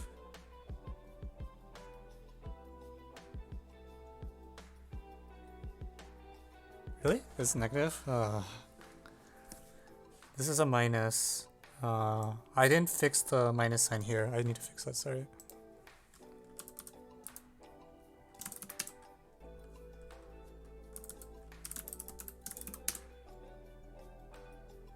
Well, no, you care about the sign because, like, if this left-hand side is negative, you just die. Like, nothing you do will save that.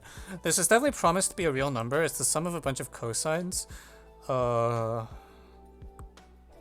I do 3 pi I...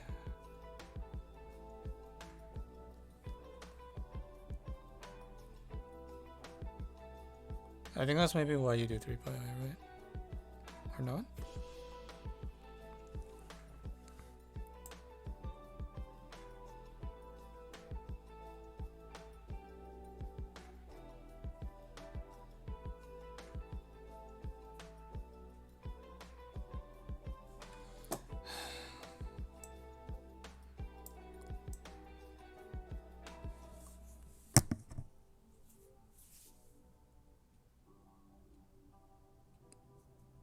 So, do I have a sign error? Is this the correct function?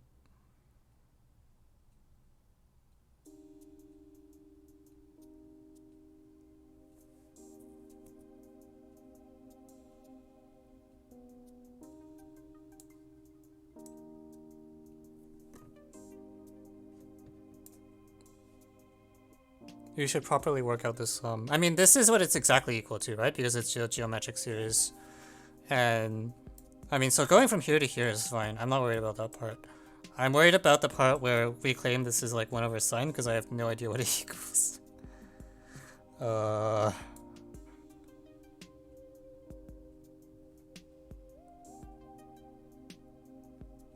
actually, okay. Okay. The way, sorry, I am stupid. What you're supposed to do is you just put the omega onto the bottom. So this is like, 2 over. Alright, let's get this right. Omega to the n choose 2 plus 1 minus omega to the n choose 2.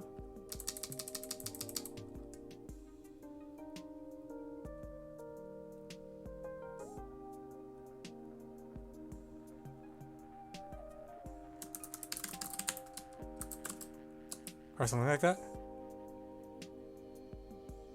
It's symmetric forms of the geometric series.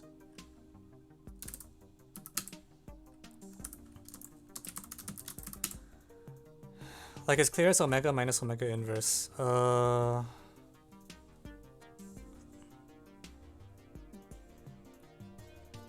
Yeah, I mean, probably.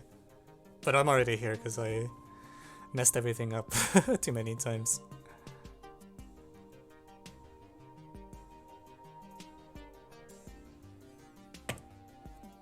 Wait, so where does the I come from? Like, if I think it's a sign, there should be like an I thing somewhere, right? But I don't see it.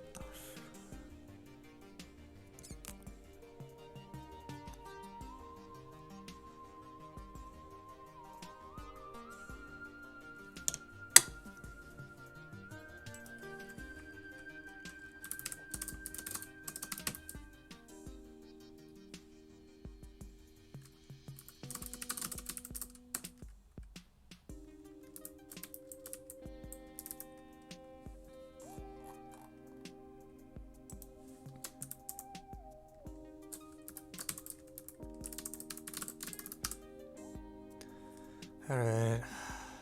Let's close this out. Where's the I? Like this then doesn't look right to me. This thing resolved to -2. 2. No, that sign should cancel here, so there shouldn't be. Oh my god. How do you do calculations? Please help.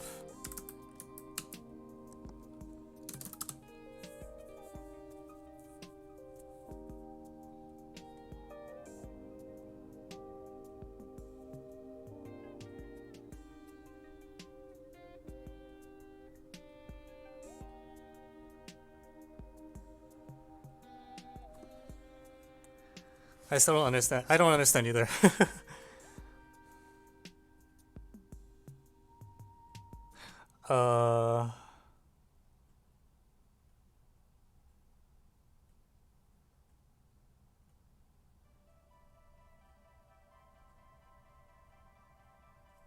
Yeah, this is n choose 2 minus plus 1.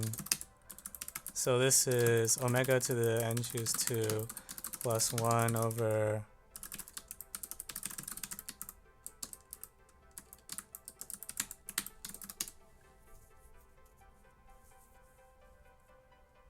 no, choosing the conjugate won't change anything.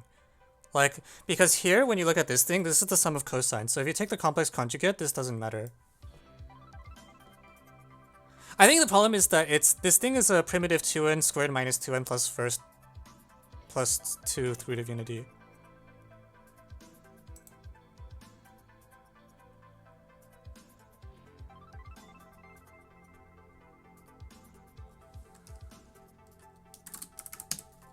Okay, so this is the secant. Wow, when's the last time I got to use the secant function? Of n choose 2 over n squared minus n plus 1 times 3 pi. Oh, this is a disaster. Minus n minus 1. Okay, did I make it? Is this calculation right now? This is like the...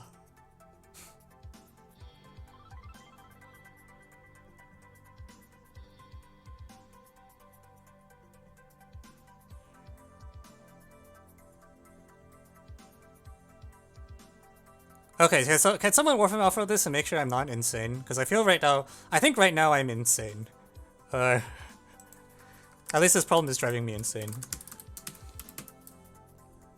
Small. The problem is that we were taking the wrong route. Like this is a primitive. The mistake is we kept picking an n squared minus n plus first root of unity, and Warren kept trying to tell us to not do this, and I didn't realize what was happening. Like he kept writing the 3, and it didn't occur to me that like 3 is odd. No, but you can't fix it by conjugating. The reason you can't fix it by conjugating is if you take the conjugate, this is a cosine thing, so it won't change absolute value.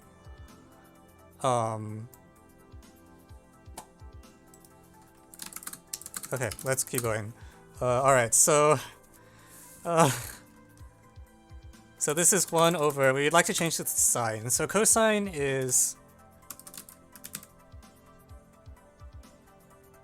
Okay, sine of pi over 2...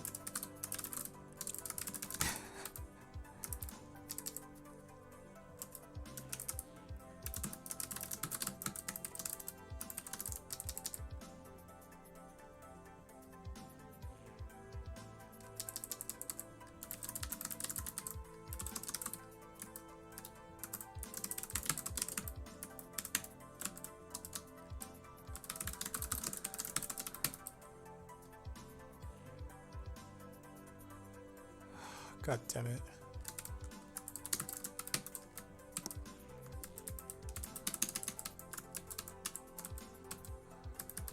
I can't believe I spent 2 hours of my life on this calculation.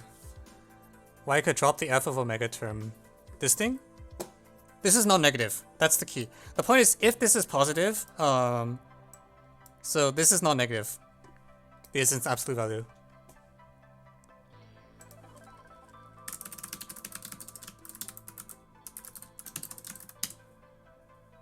You're subtracting a positive number.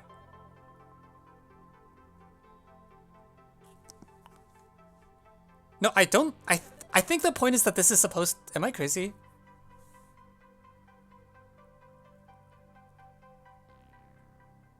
No, it's the sum of two positive things, right? Or... Did we pick the wrong root? It's definitely positive minus positive. Well, crap. That's not good news. Really? Also, it's cosecant. No, I think it's secant. This is a cosine on the bottom here, right?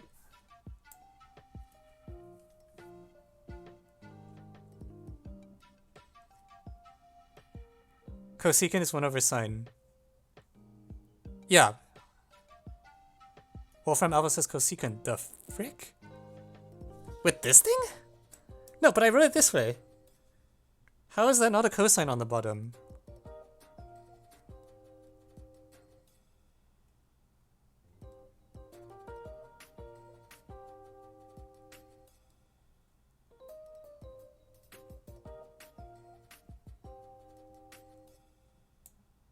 No, I think it's this, right? I mean, now it's like I subtracted a half pi. That's why this fraction looks so screwed up.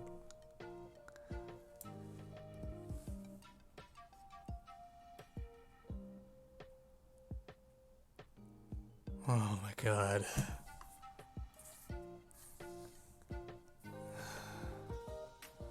What a freaking nightmare. Why am I doing this problem?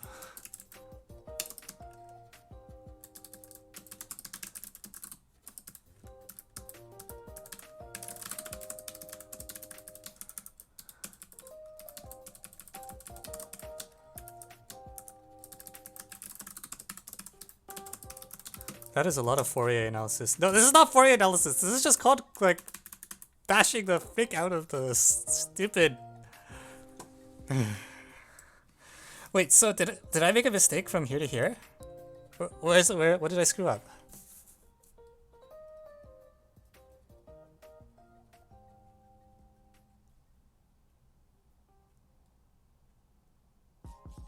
Like...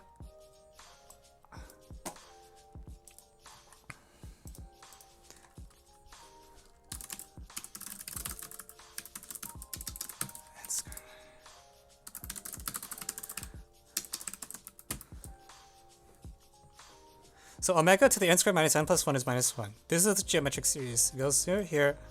Omega to the n minus n choose 2. So, here 2 over... Okay, so it's equal to this, because this numerator is minus 1, minus 2, so this is 2. So, I multiplied on, like I promised. N choose 2 plus 1. This is 1 over n choose 2, so it's the secant of this thing. Right?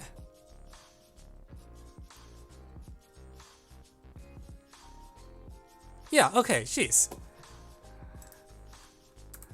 You guys make me think that I'm losing my sanity or something. Okay, so this is sine. Actually, this is sine of about 3/2 pi squares. This is like about 270 degrees-ish. So that's not great. Sine of 270 is... No, what I can do is I can negate it.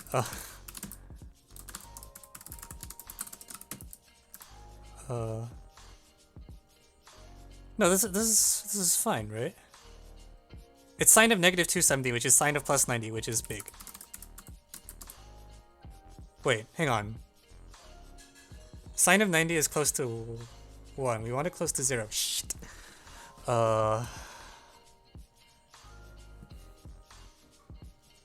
No, hey, this was... Pi is 180, right? So this is about 1/2 of... Am I just... This is so stupid. What am I doing with my life? Oh my god. Oh, sorry, I'm bad at adding fractions. Sorry, I don't know how fractions work. This is n squared minus n plus 1. There, much better. Alright. Okay, we're back in business, everyone!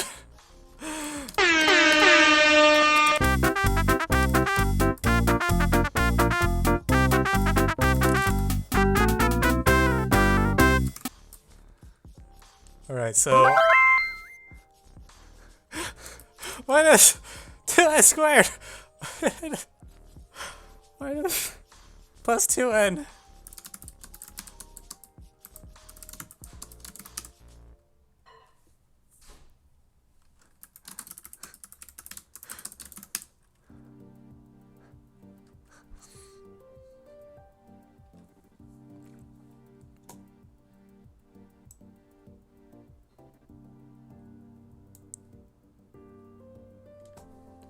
Hang on. Okay, this is not looking good.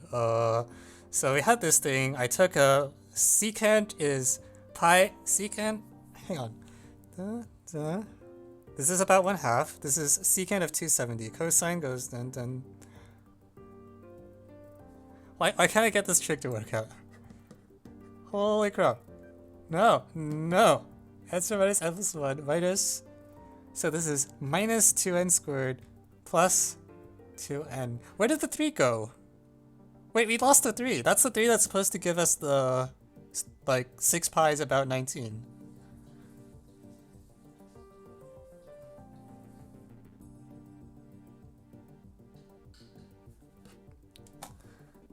Right? Yeah, we lost the 3. What the heck?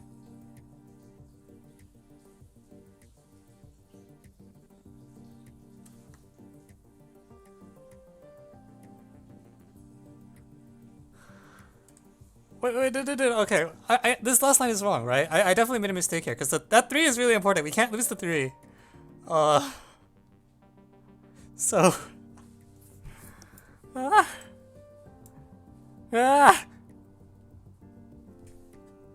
There is a plus 1.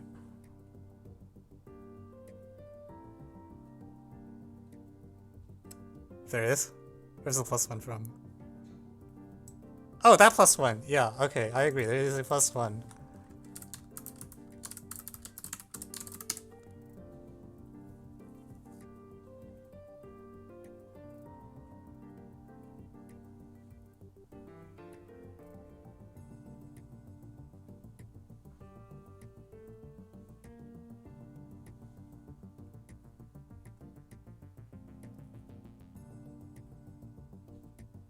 Okay.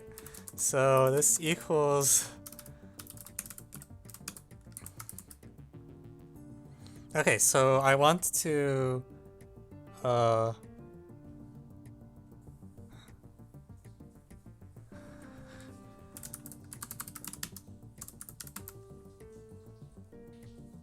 minus pi. So I subtract 2n.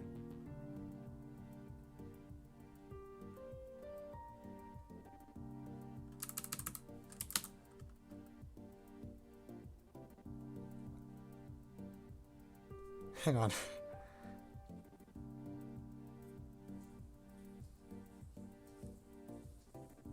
So, okay, so 3 minus 1. Yeah. Okay, so it's sine of something that's... Wait, okay, isn't this negative? Did I flip the sign again?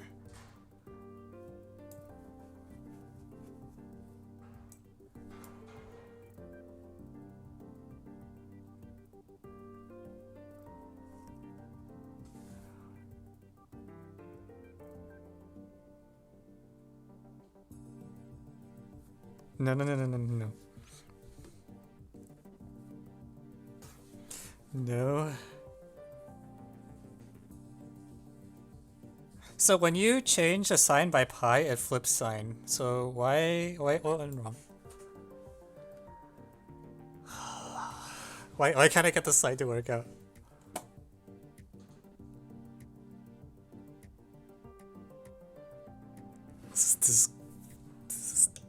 I'm so angry right now.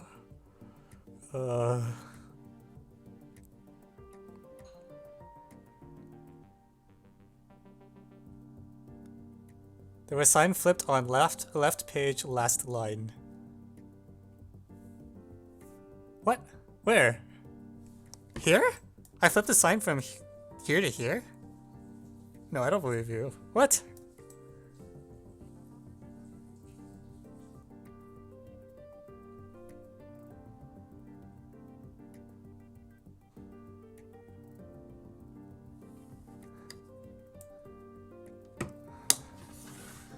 Disaster.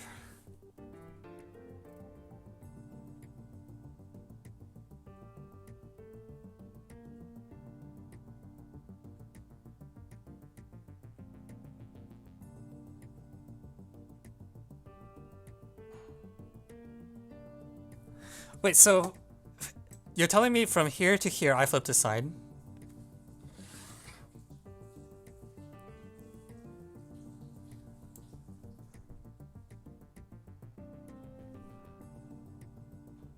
Everything else looks right. Well,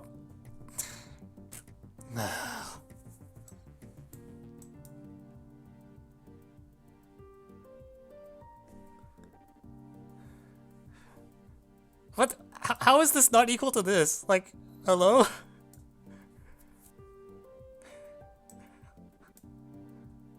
Is this supposed to be entries 2 plus 1 or something? Did I don't know. Okay, this is a geometric series. Minus. Starts from minus entries 2. This top is minus 1, so this is 2. I put the entries 2 on the bottom. It's... Oh, crap! No. Yeah, okay, I flipped this line. You are correct.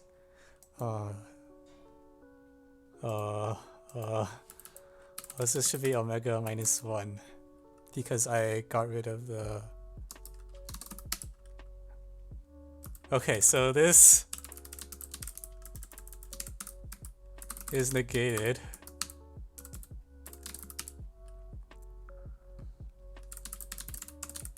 So these are all plus 1.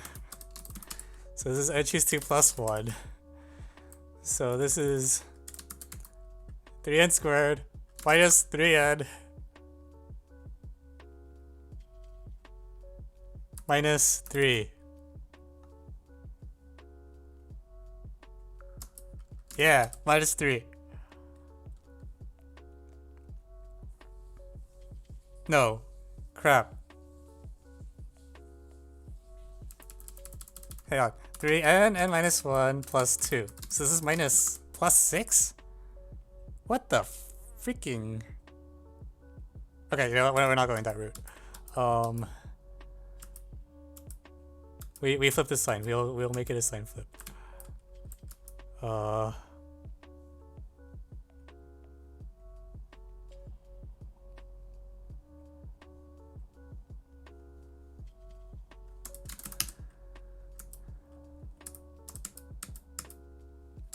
Okay, wait.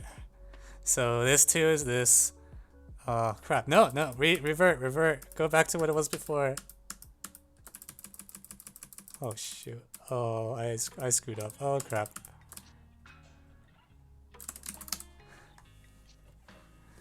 Okay, hang on. So n choose 2 plus 1, right?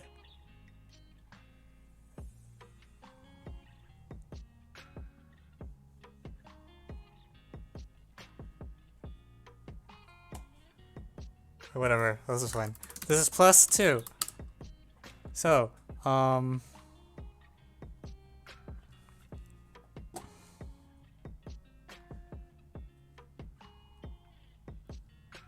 squared minus n plus 1 minus... Okay, so now I have a freaking, like, plus 5?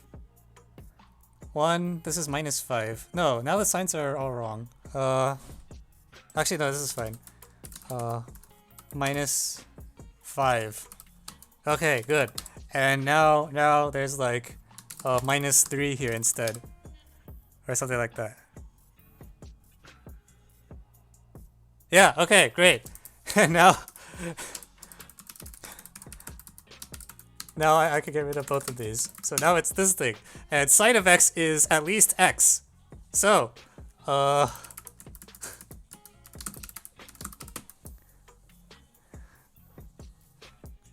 I want to lower bound this, right?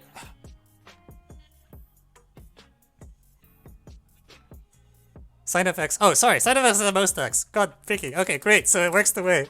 And on the bottom, we have the wonderful 3 pi that we've been looking for. Yeah! Yeah!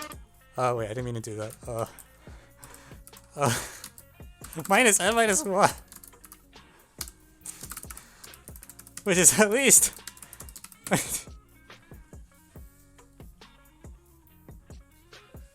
Why is my bound off by a factor of 2? Wait, oh, what? No! This was supposed to work, dang it!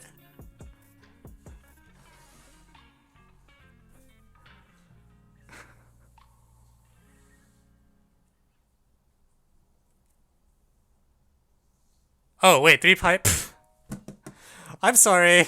3 pi is... Oh my god. 19 halves. So, 4n squared minus 4n plus 4 minus n minus 1, which is at least 4n squared minus 23n plus 23.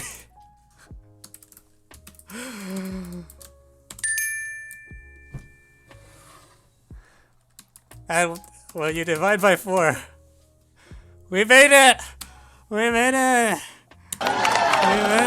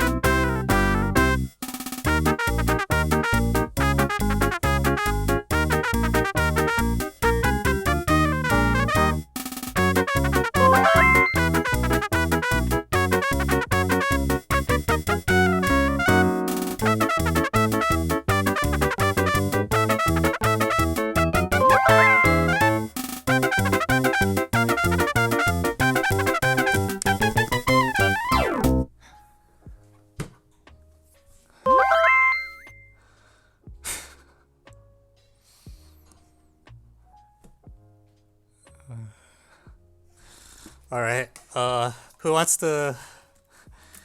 I can't run consecutive ad breaks, but I'll write out the problem now. Now that we've gone through all that very hard work. And, I don't know... I'm so confused right now.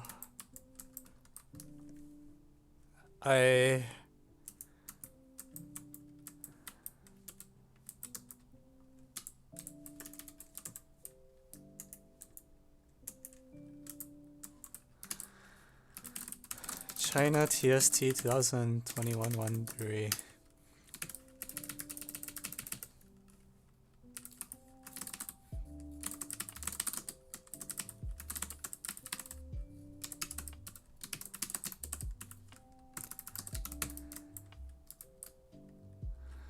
All right. Crap.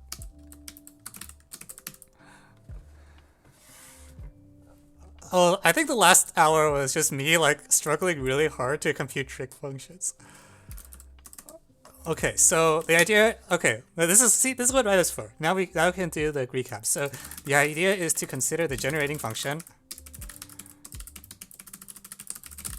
f of x equals sum of I x to the ai. Then we may write. So sum f of x times f of x inverse minus the sum from minus, I'm gonna let n equals n choose 2 for brevity. Minus n x to the k and equals, so when we write this thing is equal to the sum of like some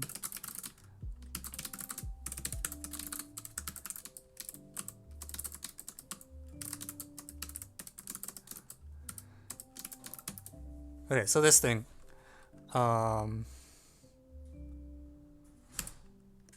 for some constant ck,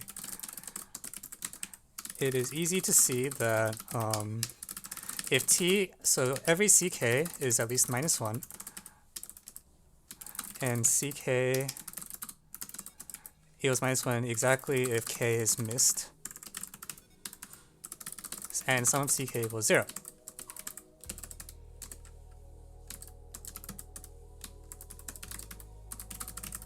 So if t is the number of missed things, then the sum of the absolute values of ck is exactly 2t, or sorry, yeah, 2t, 4t, sorry. Sorry, 2t, then sum is, and we want t at least like the ceiling of n minus 6 over 19.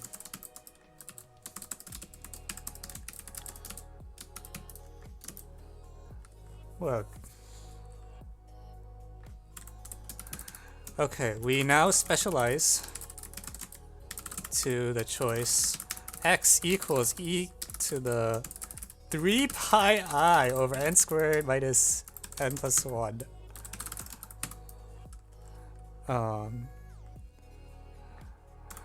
On the one hand, the left-hand side is at most, actually I should do k greater than 0. N minus 1 plus. Left-hand side is at most n minus 1 plus 4t, because ck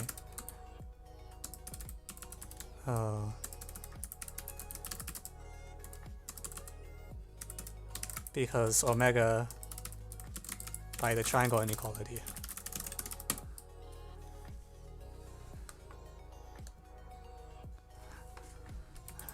And on the other hand,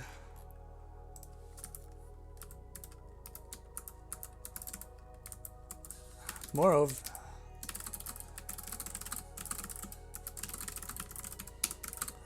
also absolute value of f of omega all squared plus the sum of minus n to the n x to the omega, or sorry, omega to the k. This is a real number because the expression is self-conjugate. We drop the first term because it is non-negative.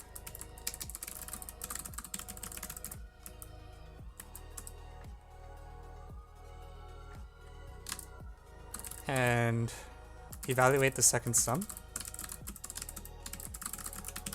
Exactly. And then I paste this wonderful calculation that I did. Okay, so let's take out the frames. Can you move my head over? Oh, yeah. Okay, so which things don't I need?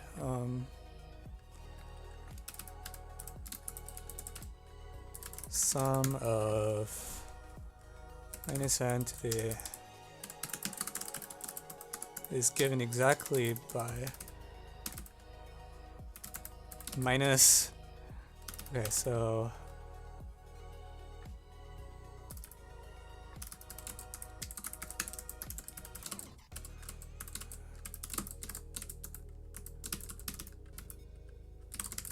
oh yeah, all the n plus 1.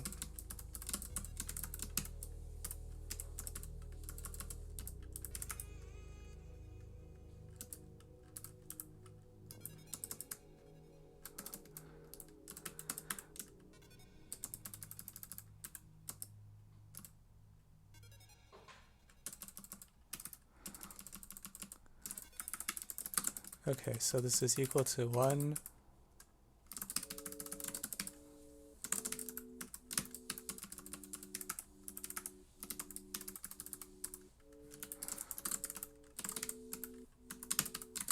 Okay, so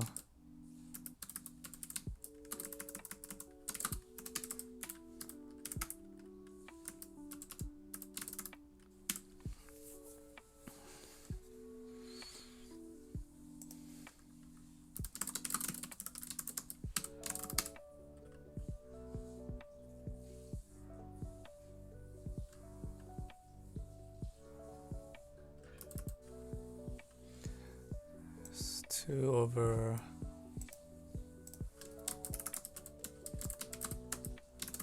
okay, so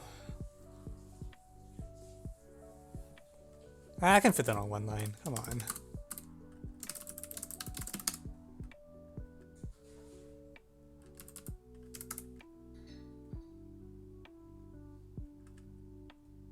I think I can take out that paren.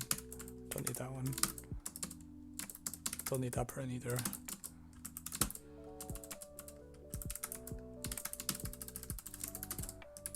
Okay.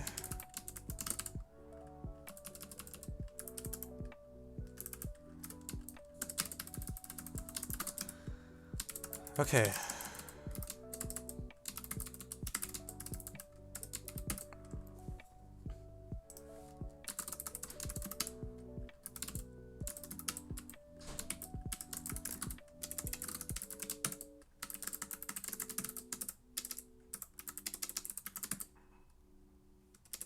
So this is 3 pi, and then this is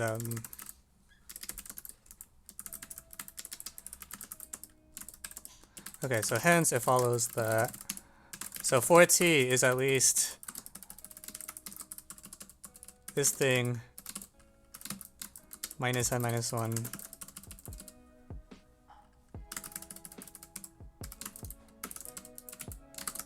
and this is greater than or equal to 4n squared minus 24n over 19.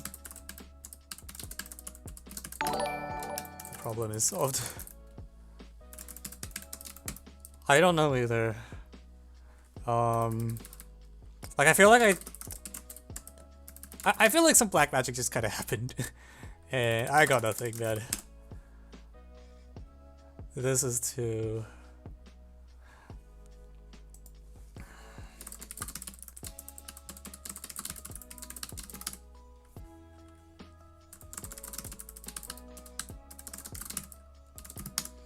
I'm amazed.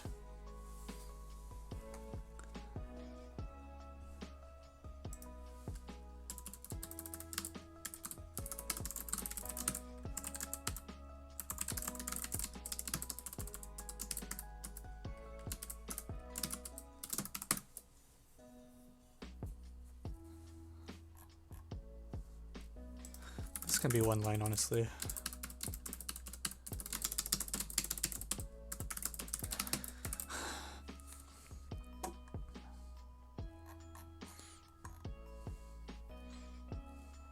What's the tightest bound? No idea. I don't think... Yeah, you probably don't want to know. Yeah, I guess the idea is you pick a value of x such that this thing is a huge positive number, I think. I think 3 pi I... Why do I pick 3 pi instead of... What happens if I like pick pi I instead of 3 pi? Oh no, the sign will be wrong, I guess. Yeah.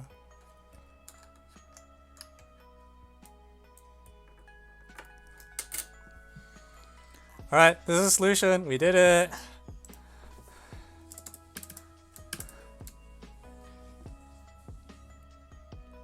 So if you pick 1, I think it'll be a big negative number instead of a big positive number. And if you pick anything bigger than 3, the bound will be weaker, right? Because the denominator we saw was 6 pi. Yeah, it's definitely written backwards. Like this form is too artificial.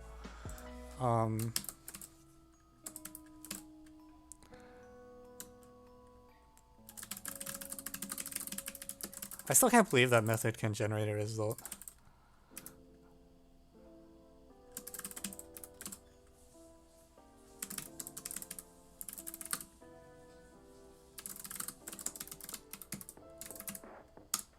Is weather the actual weather? Yeah, this is the current weather in Boston, which...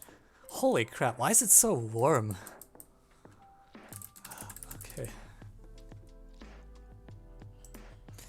Alright.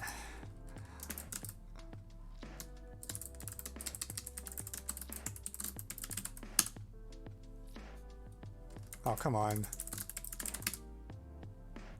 Frick. I hate this search.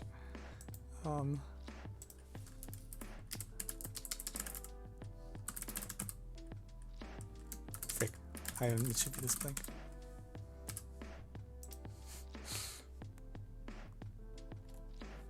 Someone have a link? Oh, great. Thanks.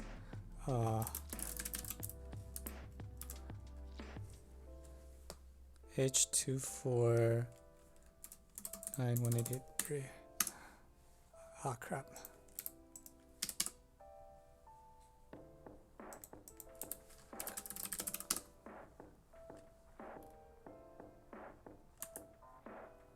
This is 2002 TST as well. Oh no. Well, this is a perfect golem ruler. This is different.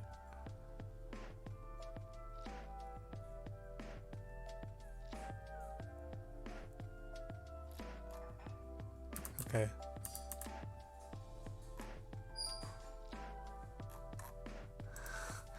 Many hours of pain and suffering.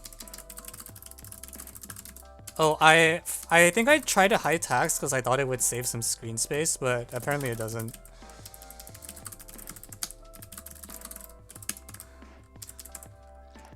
Hours of pain and suffering.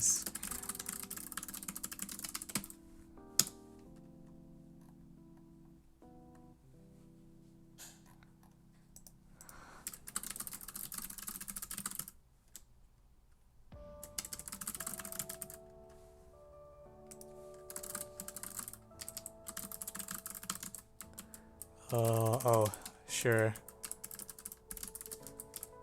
6 pi is less than 19.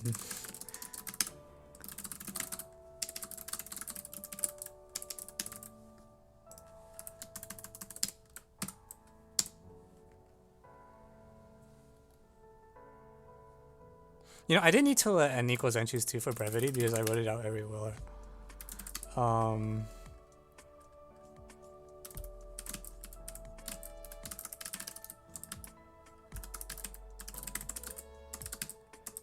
Freaking.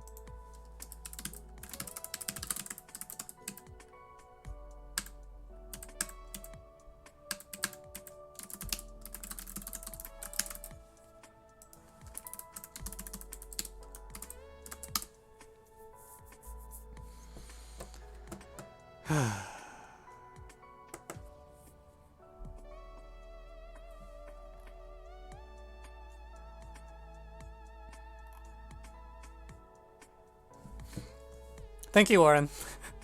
If you're still here. I totally just did not understand what you were saying the whole time. I was just like, I'm sorry, I can't figure out. But, yeah. You are right. This is the right choice. Just post China. Ha! Oh, that's funny. There's another user called Just Post Taiwan TST as well. Yeah, Warren would do what he was doing the whole time. The whole time it was just like, how can the thing you're saying possibly work? And then it works. So, yeah, shout out to Warren.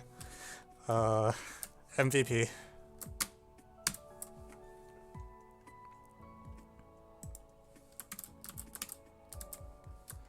Alright. We're done with that.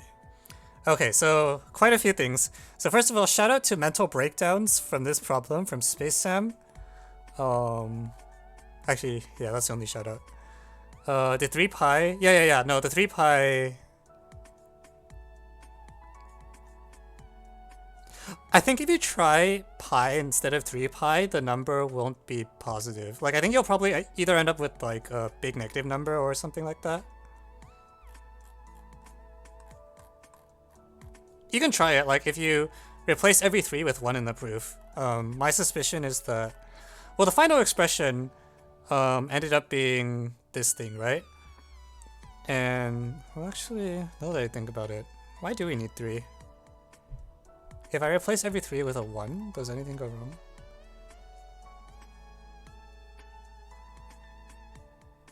This constant will be different, right? So, if I replace 3 with a 1, this 3 is a 1, then this thing will break. Oh, sorry, I can't see my screen.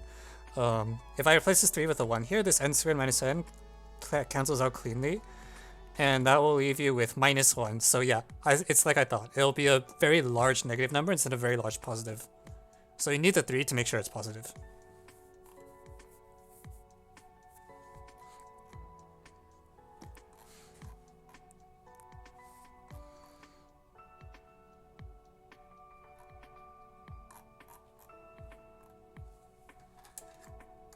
Ah, frick, there's a typo.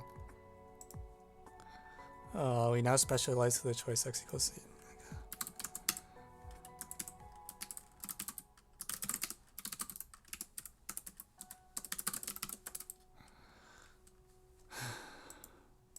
Alright, so after this I have to do a, like, three variable inequality, right? Oh, who puts edit reasons? Do we all put edit reasons? This seems like so much work. Alright, oh, right. So I have to take a very long ad break now because people have saved up a lot of points. So we're gonna run the 3-minute ad break now, and I'll run a 1-minute ad break after the next problem. Alright, see you all in 3 minutes.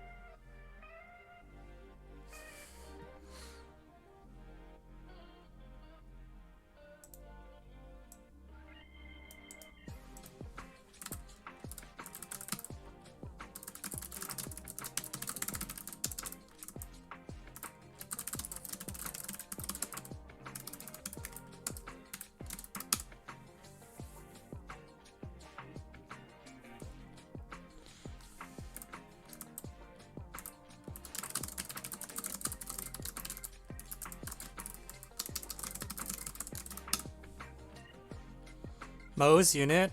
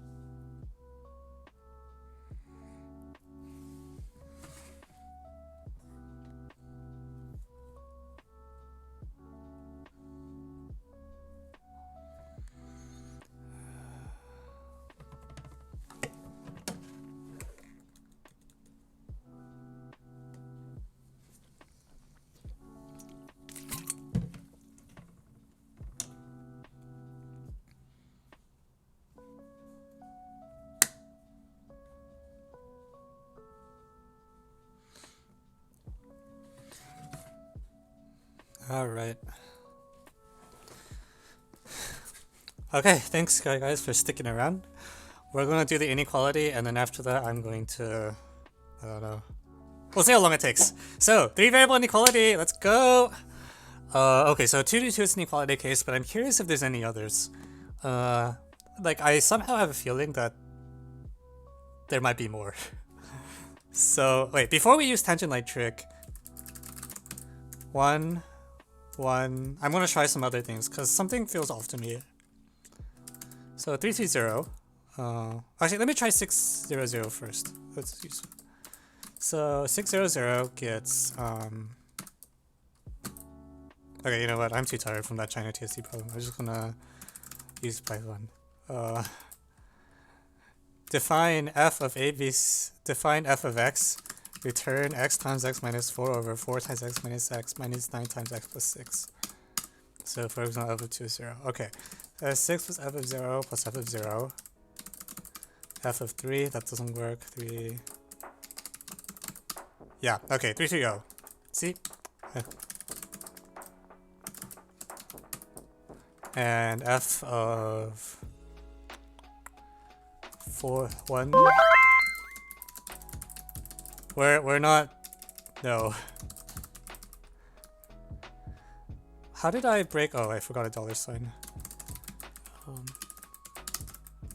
F 1, 2, 3. Okay, so at least 1, 2, 3 is not an equality case. If 1, 2 is an equality case, I'm really scared. So 6, 0, 0 fails is equality. 2, 2, 2 is equality. So okay, that might explain why this one is 6, because that's necessary to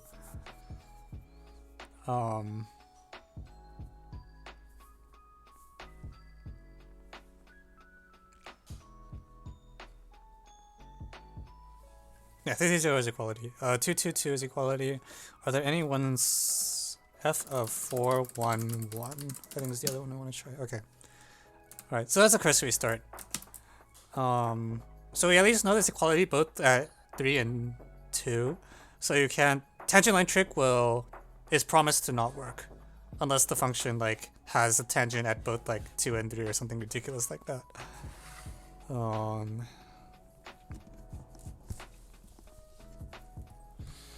That's fine.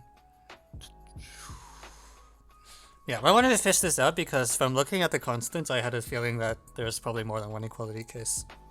Constants are too artificial otherwise. Are the denominators ever negative? I want to say no, right? So a squared minus 4 over 2a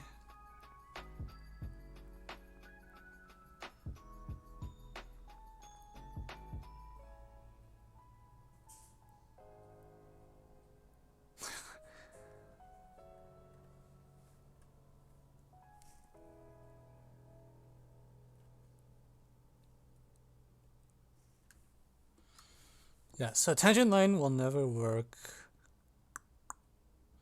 I'm a little surprised. Is 4x squared minus 9x plus 6 always positive? It is, right?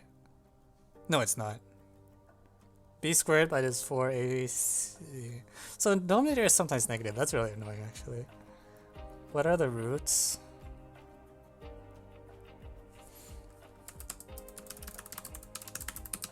Wait, that's very surprising, actually. Because the problem seems like it shouldn't even be well formed in that case. So if, what are the roots of this thing? It's x equals 9 plus or minus. No, that's fine. Sorry, my bad. Discriminant's negative. Alright, we're all good. Everything's fine. It's minus 15. Okay, alright, that's fine.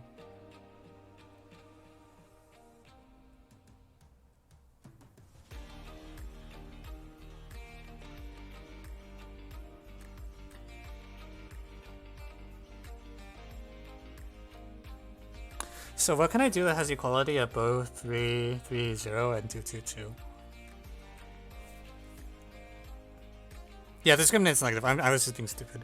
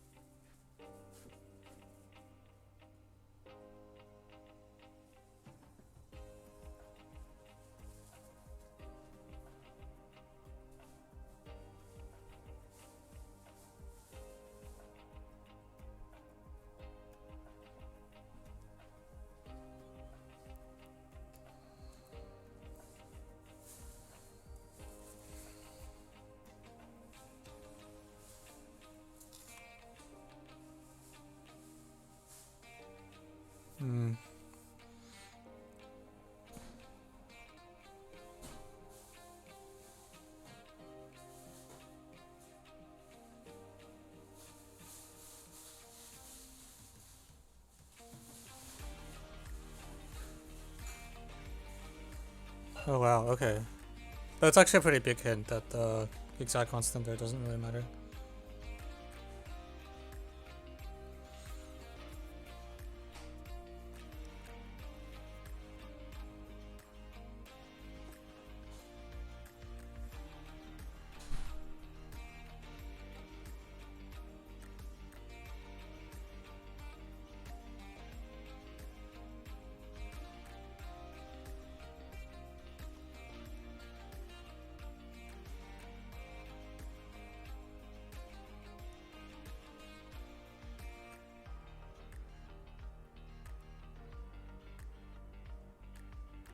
I had to reverse engineer two equality cases.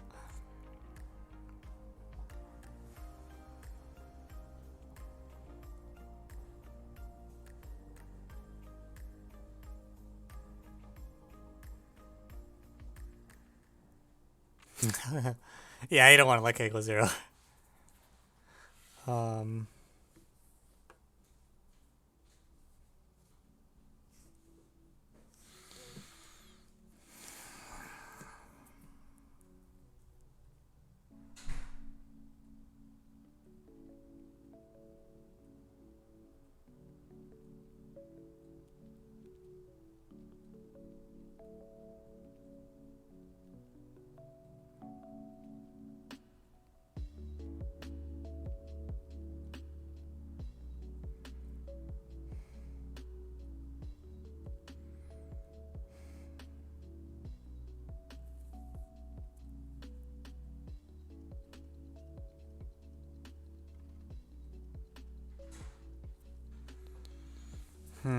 Alright, so I want to make things positive so that I can stop confusing myself, so I'm going to do that. I'm going to multiply both sides by 4 and then subtract off 3.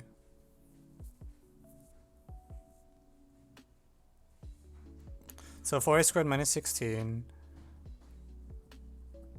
minus 9 minus 22. So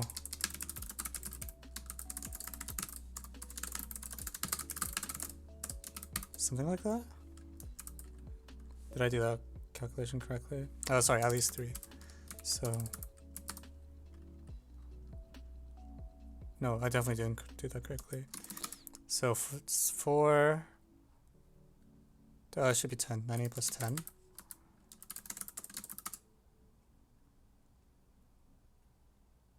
No, oh my god. Help! 4a squared minus 16. No. Hang on.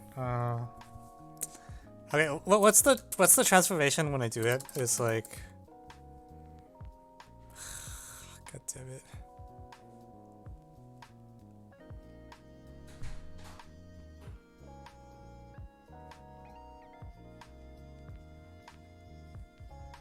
So it's minus 4a squared plus 16. It's 22 minus 9a. That's not good. That's still not positive everywhere I want it to be.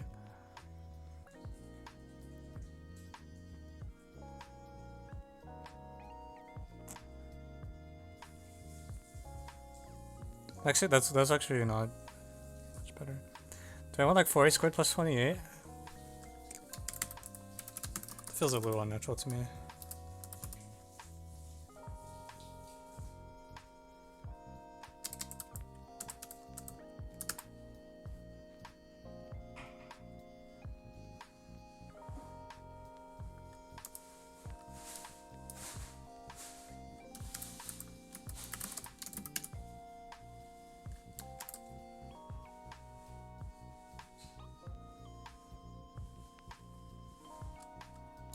Okay, so a squared plus 7. Alright, cool. That makes all the denominators, all the numerators positive.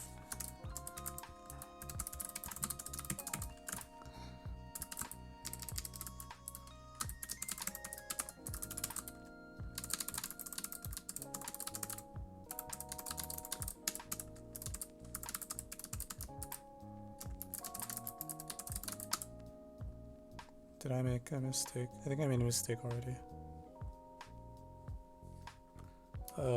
Crap.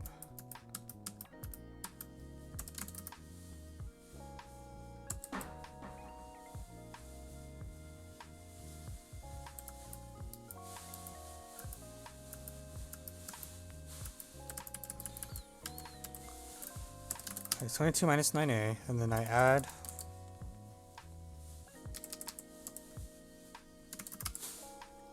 Oh wait,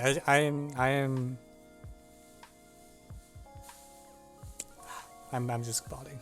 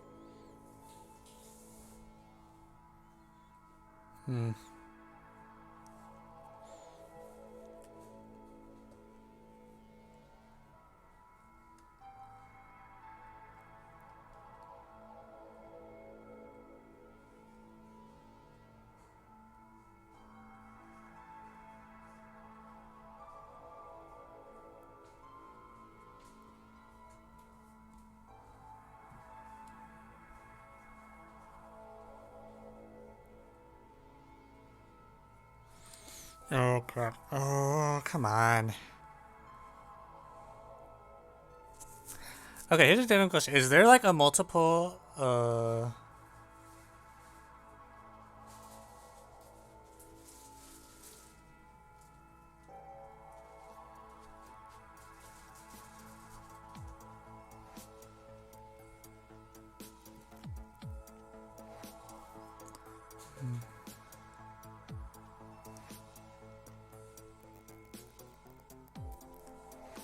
layer cake theorem?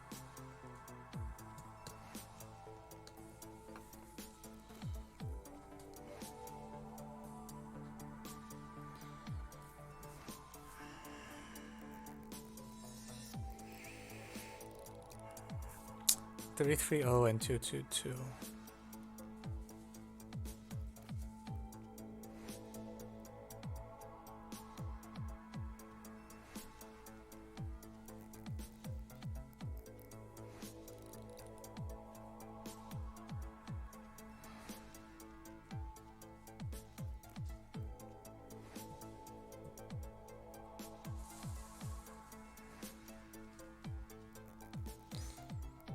Alternatively, I could just expand. Alright. Does n minus 1 EV apply?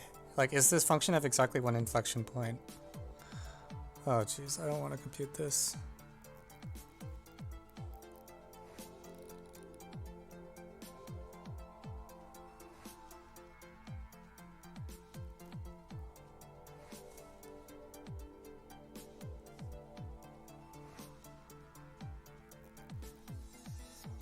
Inflection in 2 between 0 and 1. Oh crap. Okay, well, that goes out the window.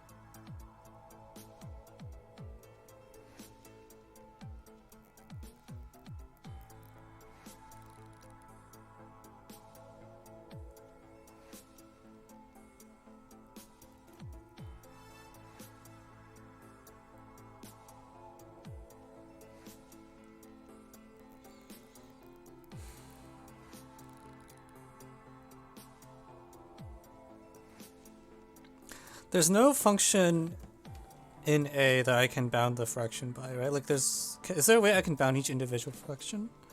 I want to say no.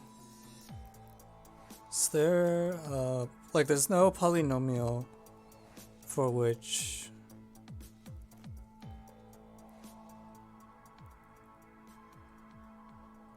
Well, if I have a quadratic polynomial, actually,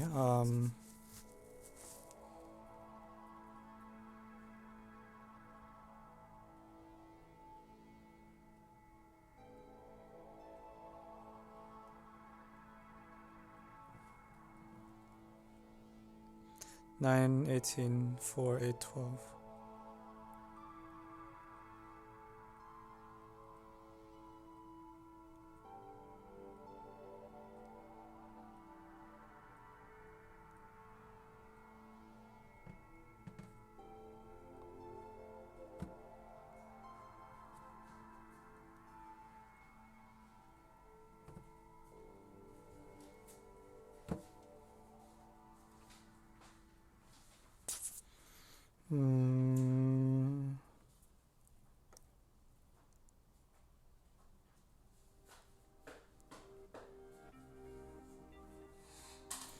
Like, is there some polynomial for which I can... This is a stretch. I don't think this is possibly gonna work. But...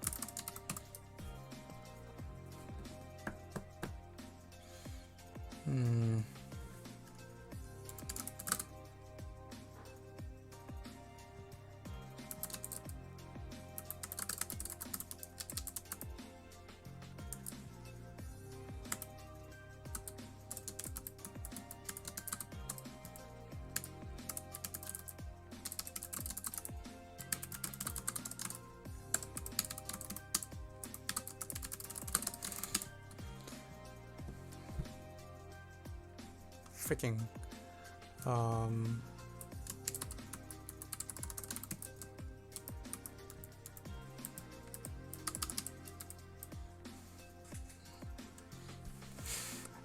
this is so desperate. Do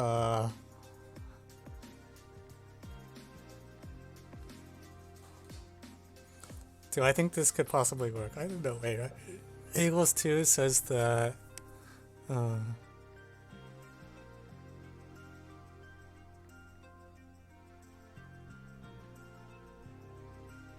if I want this to work, this constant has to be minus 2/3.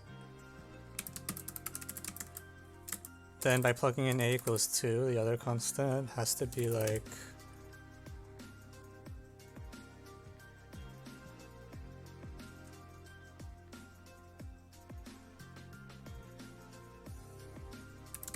one-third.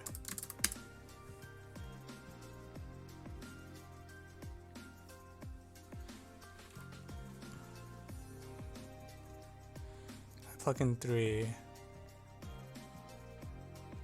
1/3. Oh, actually this might work. When I plug in a equals 3, I get the right thing.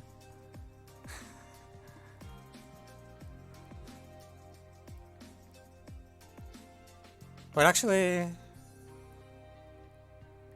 Do I even need the trailing thing?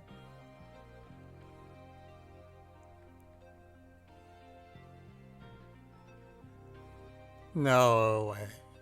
Really? No, I don't believe this. This is too good. Yeah, this is too... Really? Maybe I just lop off this bit here?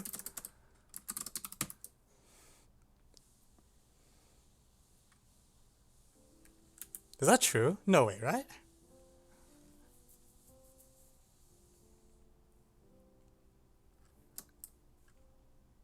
Yeah, there has to be some correction term. I am surprised because when I plug in like a equals 0, 2, 3, it is a equals 0. Maybe I don't need it for 0. Yeah, when I plug in a equals 0, 2, and 3, it does actually get the right thing. So the linear part is correct.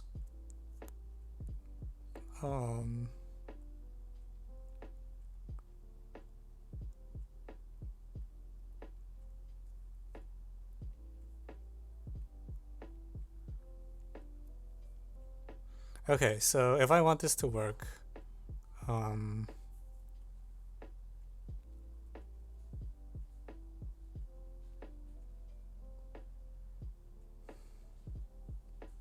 well, either way, something is up.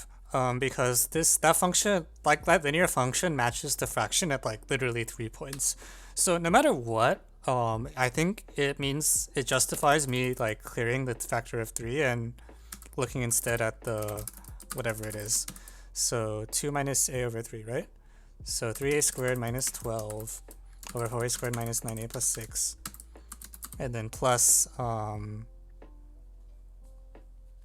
minus a.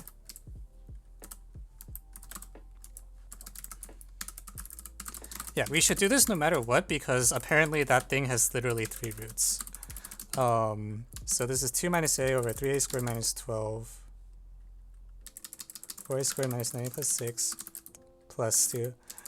I am first going to rewrite it because it's too much of a coincidence for the linear function to match the fraction in 3 parts.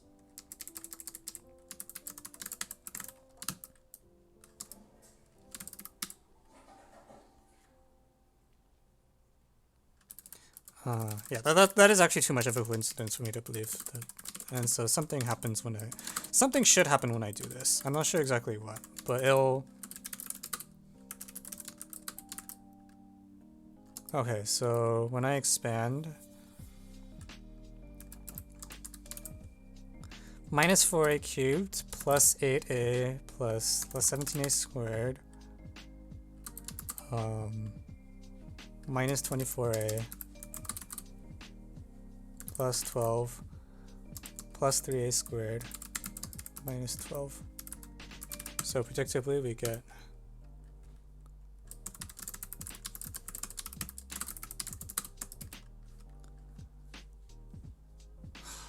God.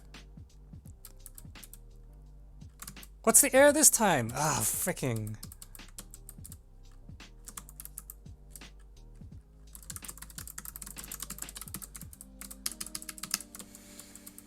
It's gonna be a long day. Alright, and the point is that this top factors, right? Minus 4, a minus 2, a minus 3.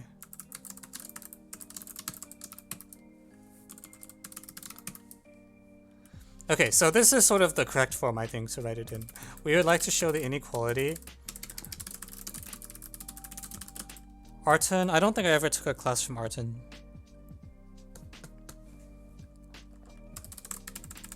So if a plus b plus c equals 6, then cyclic sum of a minus 2, a minus 3 of a 4 squared minus 9a plus 6 should be non-negative.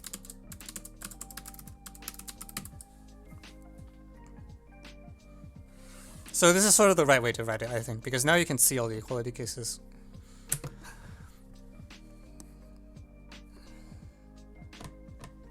Okay, so that is something. Oh, now what do I do with this?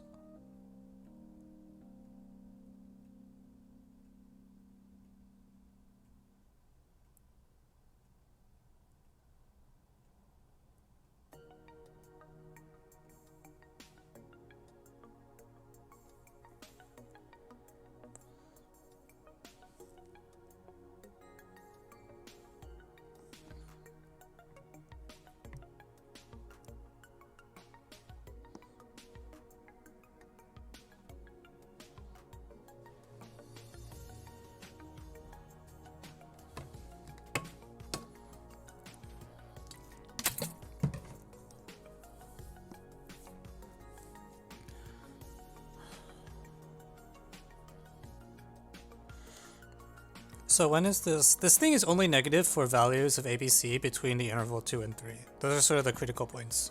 It's between 2 and 3. So actually there's a lot of cases for which if you don't have a value between 2 and 3, the function's already such positive period. So I wonder if I can just do cases based on like whether a number is bigger than 2 or something like so silly like that. Certainly one of the numbers is less than or equal to 2, no matter what. Could I have... What's the behavior of the function if a is like close to 0? eventually cuts off.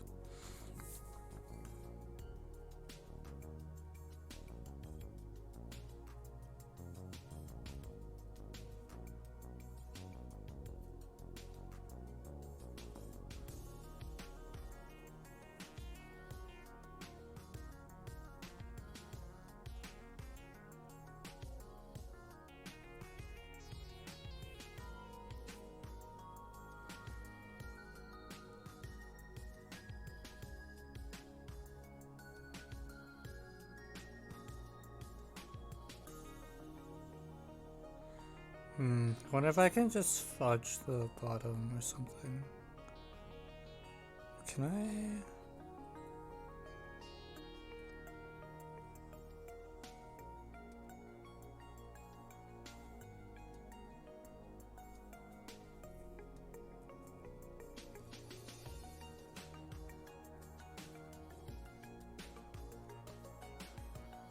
Can we smooth by Karamata now? Well, all I did was apply linear transformation, so I would be surprised. It won't change any of the inflection points.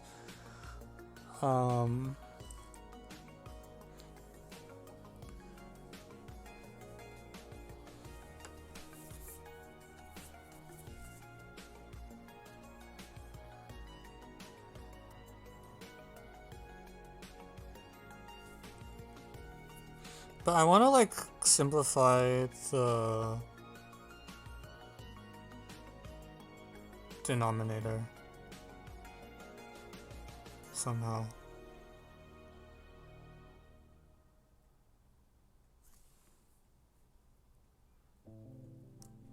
You want to smooth? Yeah, I have a smoothing feeling as well.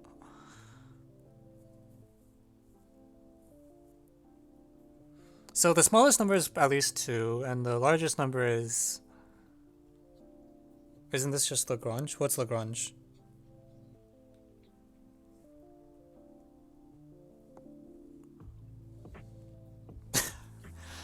Oh no, you want to use Lagrange multipliers? Oh, Jesus Christ.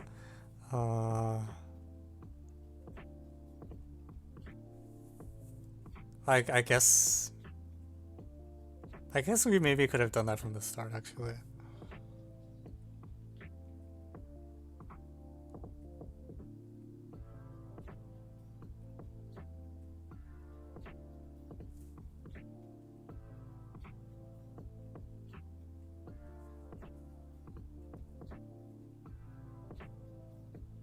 Lagrange is cringe. I've been looking. Oh, that's not good. There's non-trivial local max. Oh, if there's non-trivial local max, that's not good for smoothing either. Unless we're like, you can't change it by just epsilon. You need to like...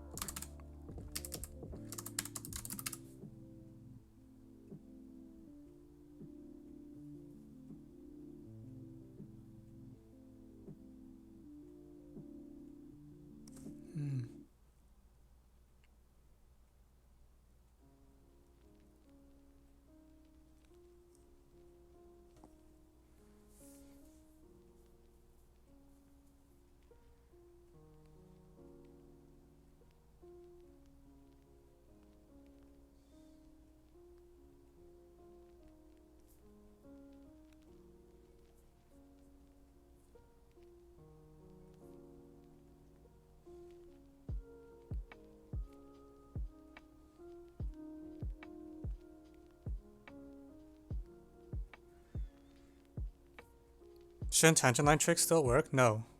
Why would tangent line work? you would need the function to... In order for a tangent line trick to work, the function would have to be like just a line or something, which doesn't look right to me. Here's a random thought I had.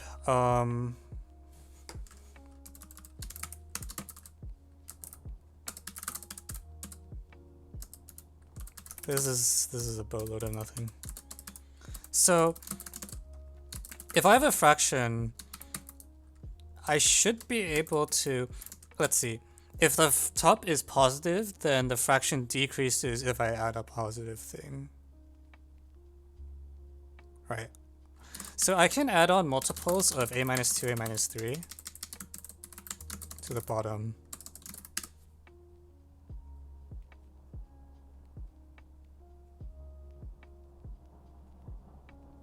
This inequality is true for every constant k, because if a is at least 3, for example, then I'm adding something to the bottom. So my question is, can I add like some combination of a squared minus 5a plus 6 and 4a squared minus 9a plus 6 to do something? I don't know what that something would be.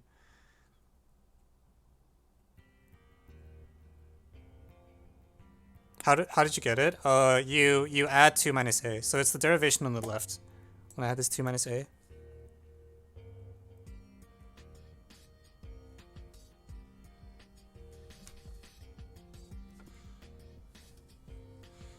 So this is true for every k. And I'm trying to think if there's like a value I can add that will make this thing work out more nicely.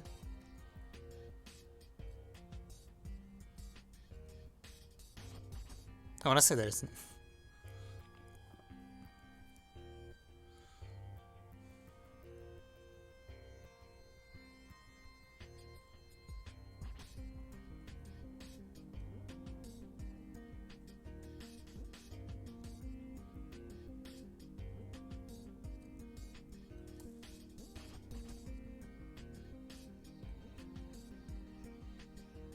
Lagrange tells you they are all equal. It does.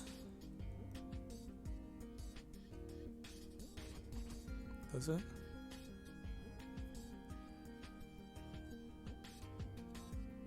Alright, okay, let's pull Lagrange.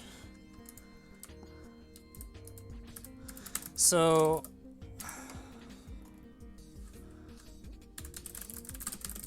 alright, what does Lagrange multiplier say? We're going to apply over the compact set 0, 6 cubed with domain with constraint a plus b plus c equals 6. So in order for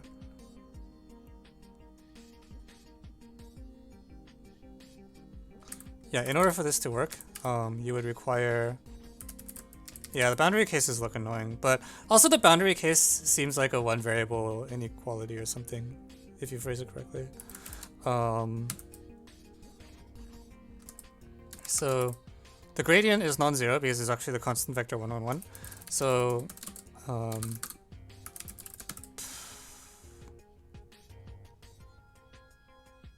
alright, now that means I need to differentiate this function. Oh, Jesus Christ.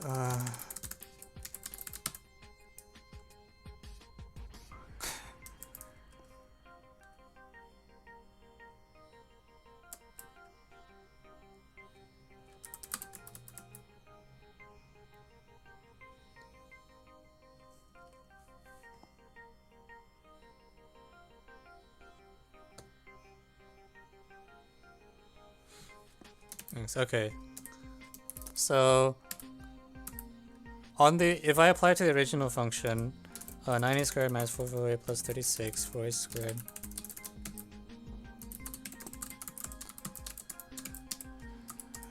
Okay, so the constraint is that these three things are equal.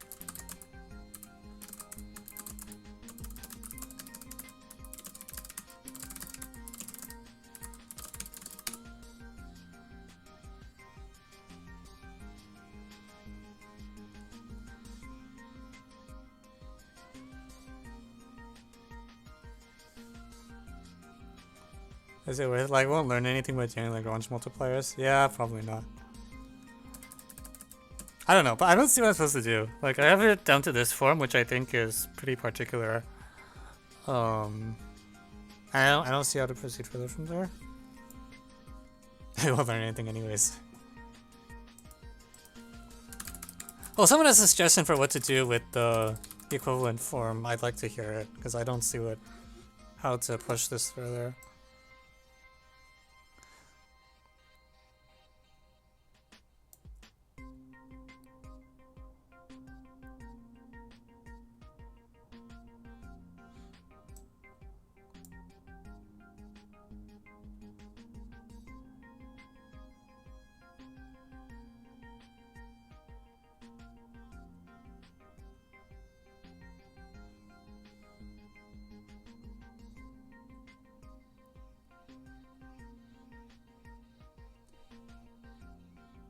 No. No, this function is... Yeah, Jensen won't work because it won't preserve a quality case.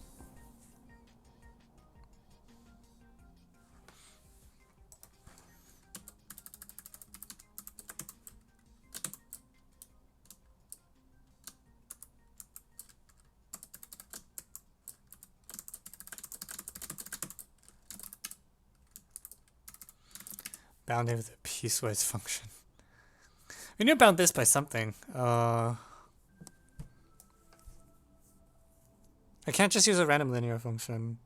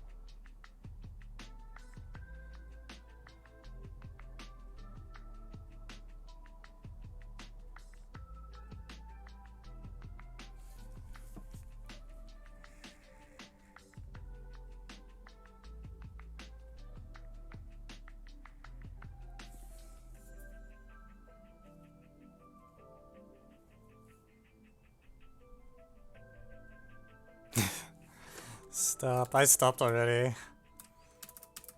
This problem is a non-LM solution. Well, I mean, it better.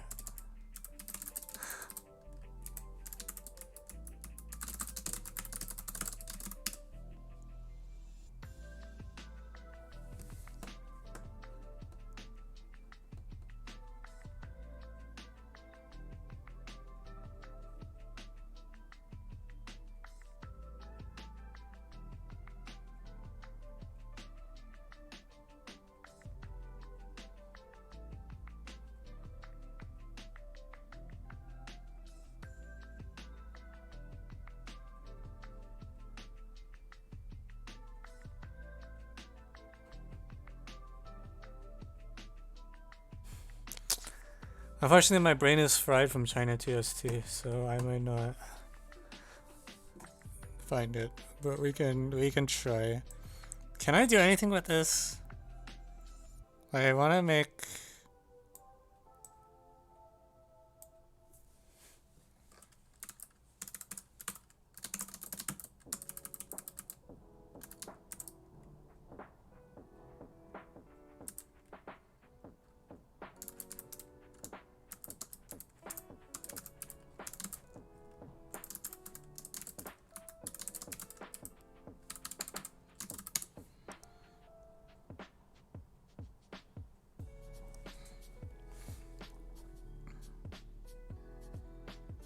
Just post USA TST.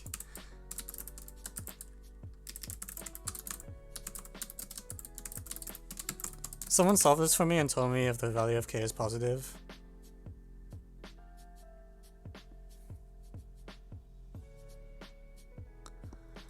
If I can do Warfare Alpha.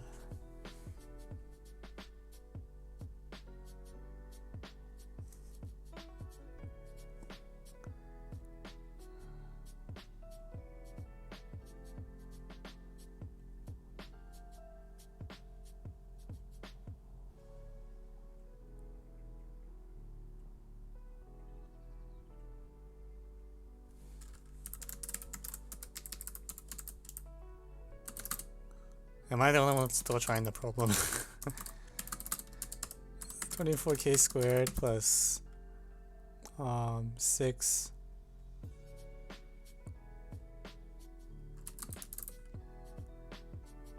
Oh god, it's not rational. Alright, never mind.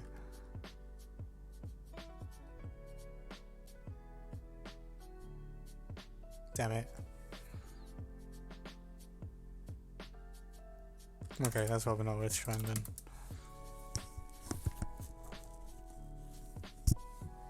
Is there any value of k for which something could happen? I guess that's what I'm curious.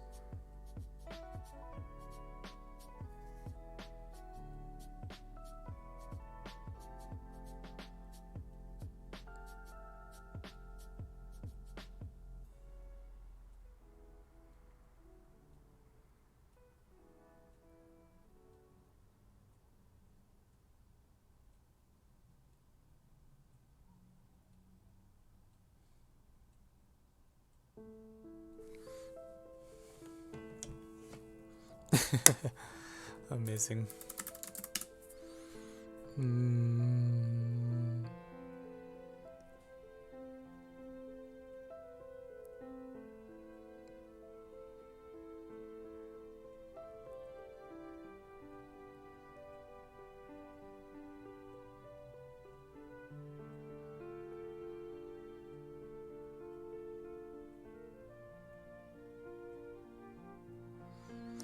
I guess the upshot is like you can kind of do dumb things on the bottom now. You can do inequalities, which like what polynomial inequalities hold for? Well, actually that's equivalent to what I was trying to write.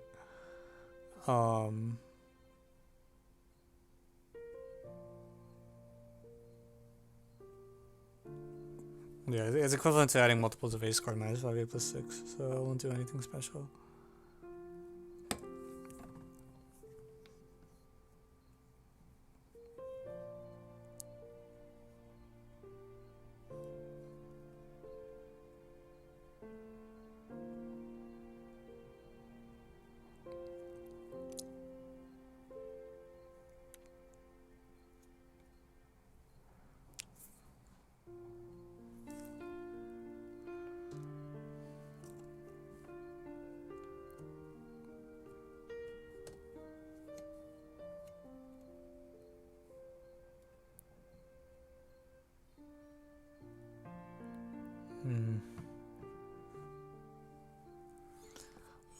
I don't know how I'm gonna get this.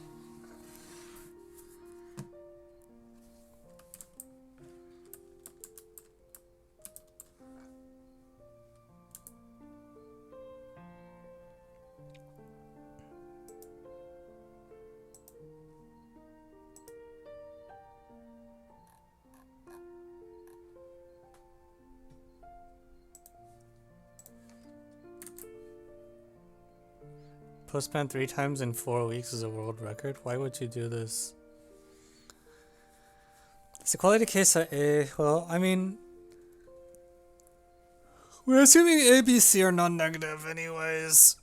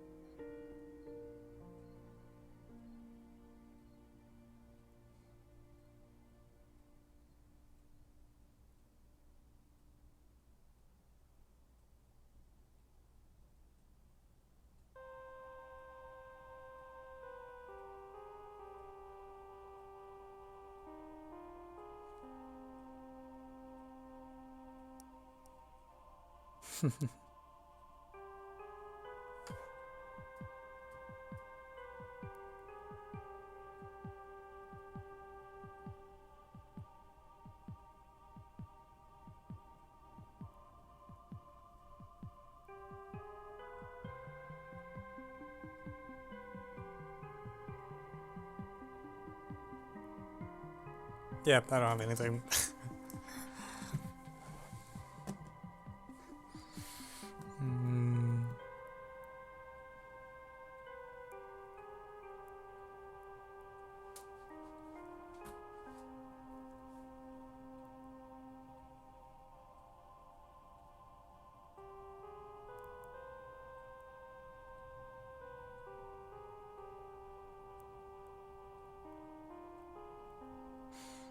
Let's see the sun.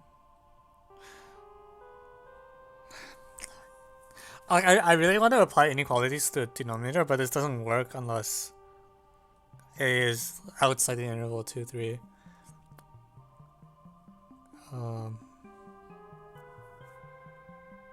Yeah, so far nothing's happened. The only idea I've had is that you can add multiples of a squared minus 5a plus 6 to the denominator. Like that's a legal estimate. But I don't see... I didn't find a value of k. I didn't find a multiple that looked like it was useful.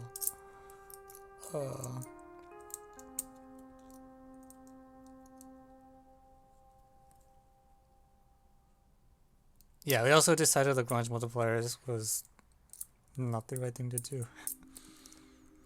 What if we try casework? I had the same thought, like, I think in principle maybe we can do something. So there's either one negative thing or two negative things. And actually I'm surprised that the 2, 3 is the interval I think you care about. So if there's either one negative term or two negative terms. And then you can try to say something about them. So if one negative term, so suppose that's like a is in 2, 3. And b plus c. But also, so in order for this to have only one negative term, you would need like a is in 2, 3, and one of them has to be less. There's always one thing less than 2, but let's sort them actually. So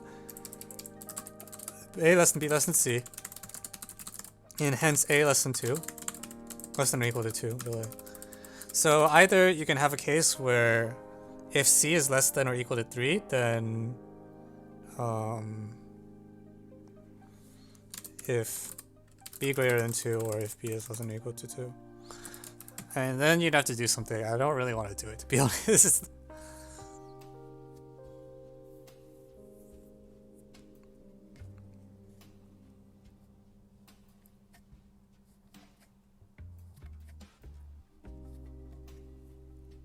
What if we agree the inflection points of this function were? Like, does someone want to compute the double derivative for me? Because I don't.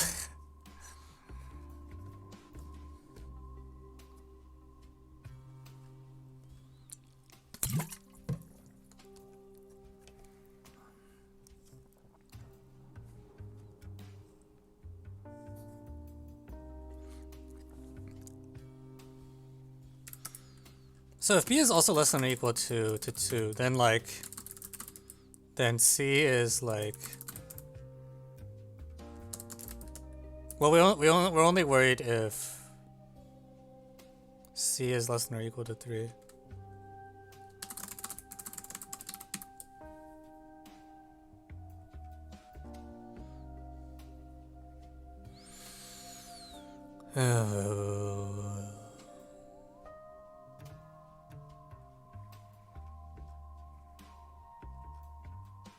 It seems really annoying as heck though.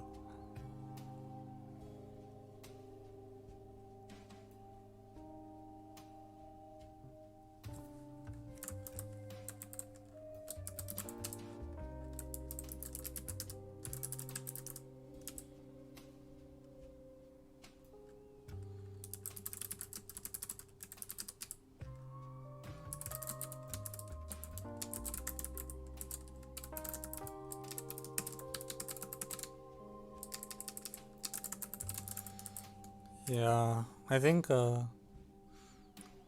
I feel like the smithing would just be annoying, honestly.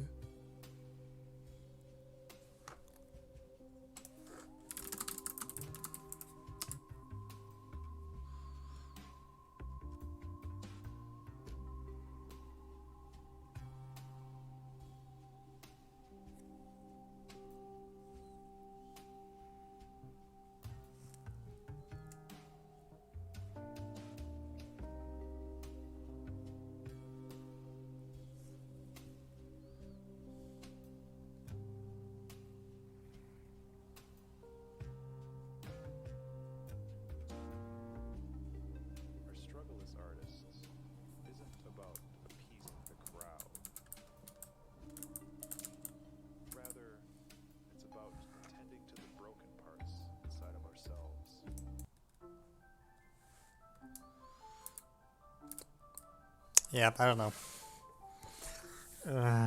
Everything seems like it's going to involve some calculation, so I think there's something I'm not seeing.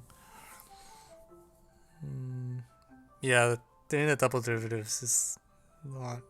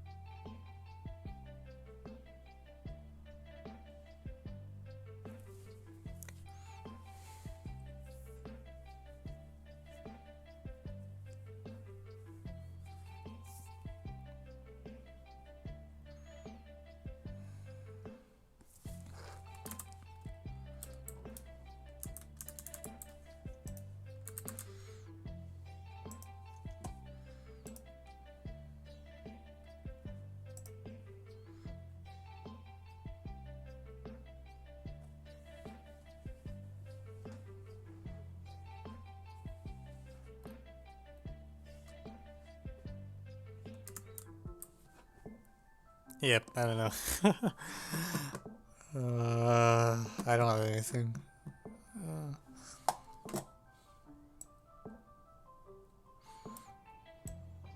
This function's not non-negative.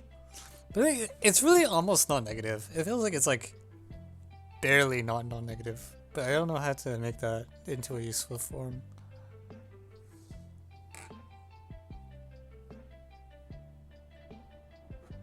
I wonder if I just stupid bound it. Probably not.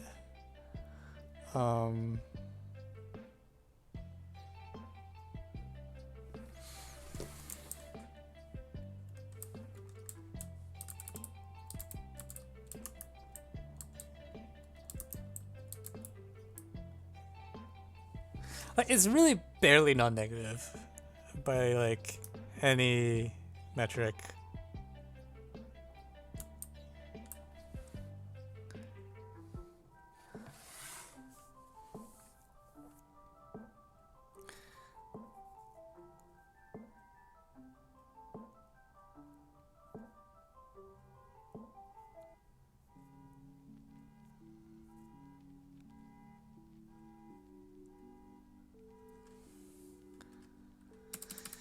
So for like 2 between B between 3, for example,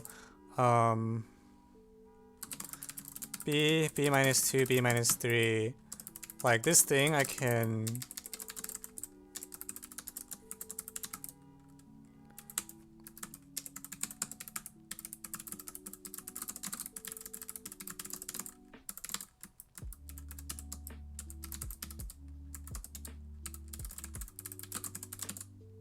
this thing, it's like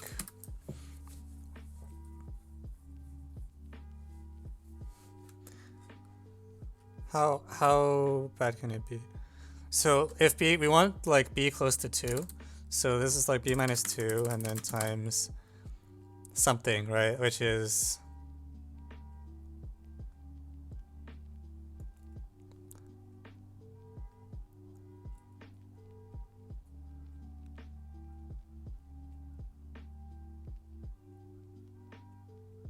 Jesus freak, there's a car outside that is just honking its head off.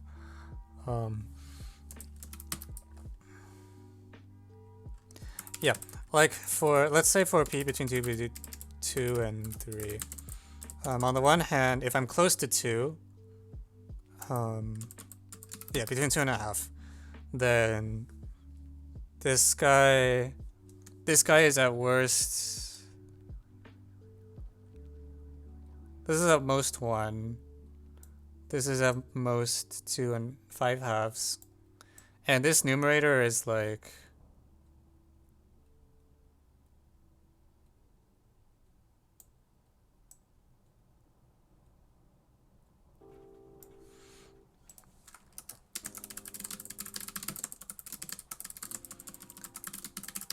okay, so that God, what is that stupid card doing? So for B close to 2, this is at most like 4b squared minus 9b plus 6 Can someone... Okay, I should write that in some form. 4x squared minus 9x plus 6 when written in like standard form is 2x minus... Jesus Christ. 9 quarters squared. It's like 81 over 16 plus 15...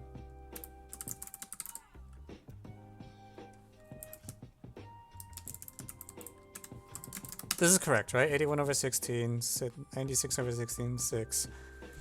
2x minus 9 quarters, 4x squared minus 9. Yeah, okay. So written that way, this is like 1, the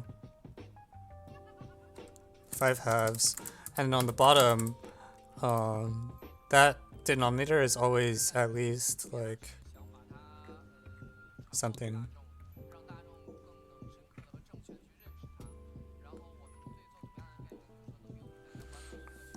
Okay, well, if the apex is at 2.25 to... Right, so it gets... Right. So b equals 2 is the smallest it will get. And when b equals 2, that thing is equal to 16 or 4.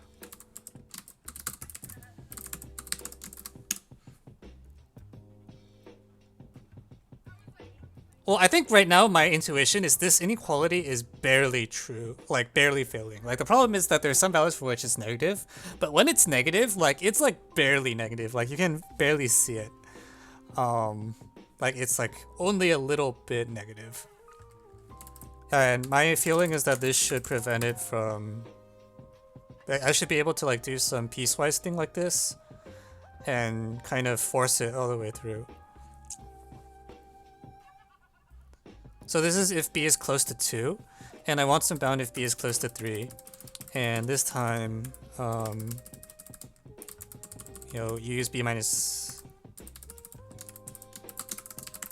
distance from 3. Okay, and for 2.5 between b and 3,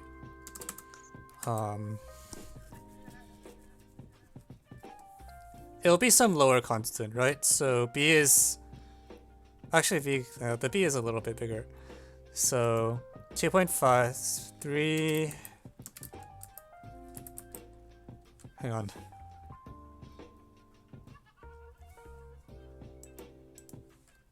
I messed up the earlier one. This is 2. Oh no, this doesn't time.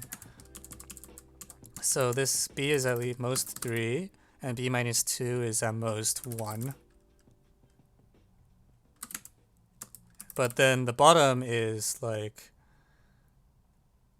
25 plus 6 minus 22.5. So like 8.5 or something like that.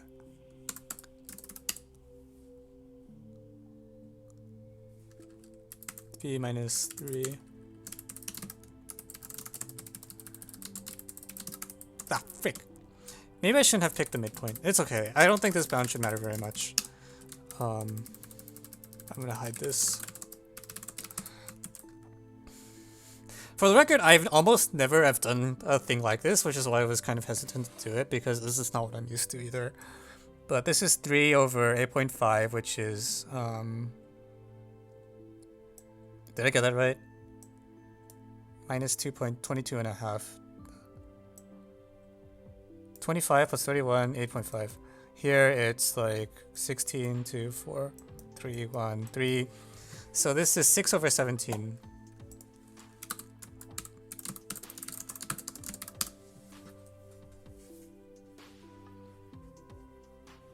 Which is, so this is this bound is about 0.6, this bound is about 0.3, so this is it. So there's an effective constant of 5/8. That's fine.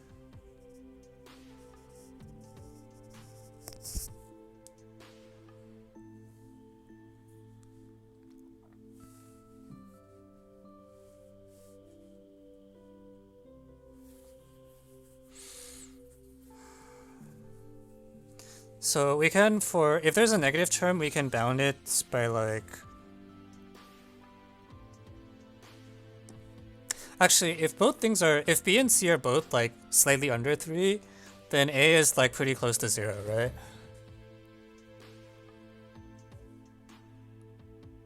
330, we agree was an equality case. So why, when A is close to 0, how close?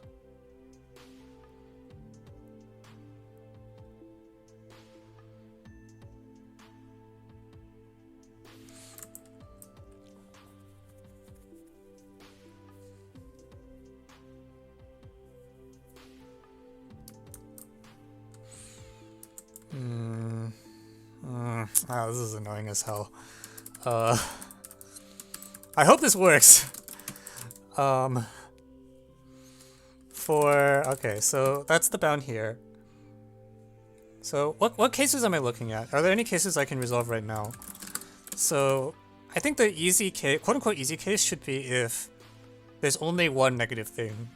So this means A is always less than or equal to 2. That much is clear. So if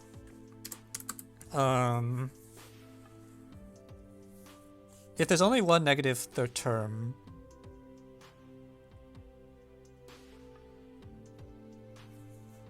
so let's see, A is less than or equal to 2, then that negative term should be B, and then I have a C term here. So let's see. Yeah, this case should not be even close. And I should just be able to solve.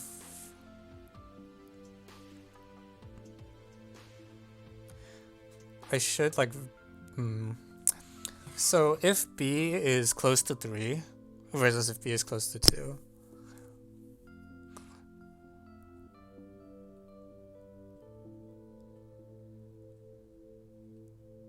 So if B is close to 2, then the worst situations are A close to 2. Maybe I don't even care about A.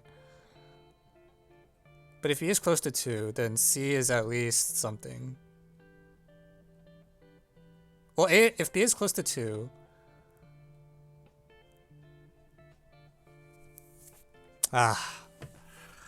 This is very sad.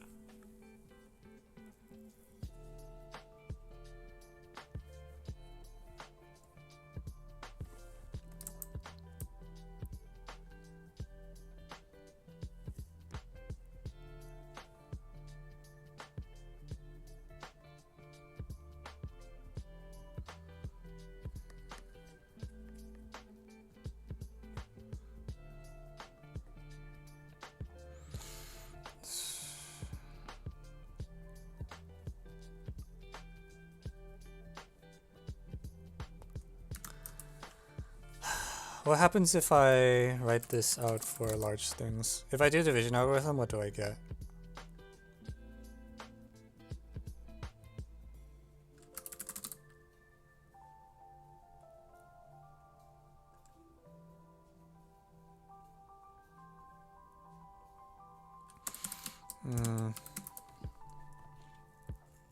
Like basically these constants seem like they should be too small.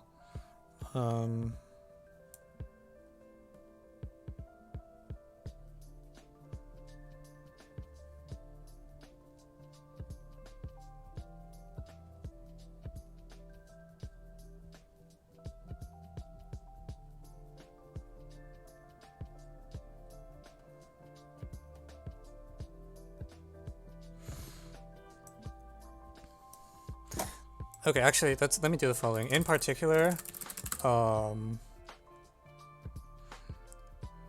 we have f of b is less than or absolute value of f of b is bounded below, bounded above by 5/8 of 5/16. I think the true bound is a lot better than that, but the function never becomes more negative than this number.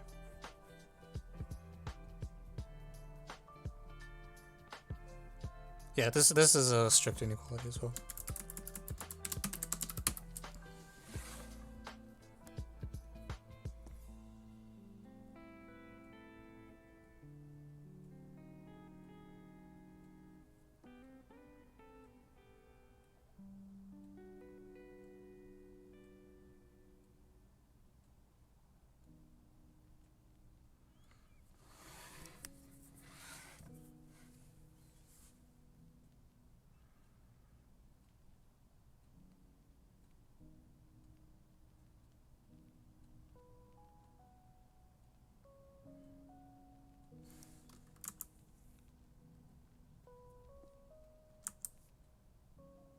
shoot. No, I don't think this can work actually. Because the problem is if I have ABC all close to 2, and then I nudge B and C slightly positive and A slightly negative.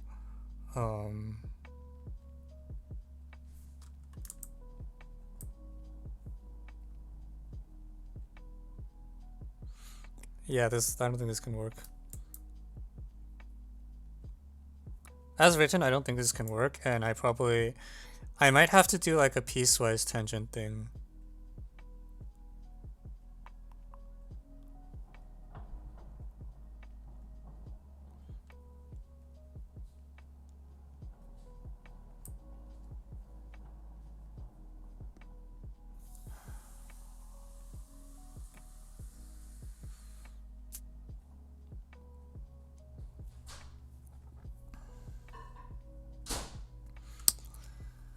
Okay. Alright, time to differentiate.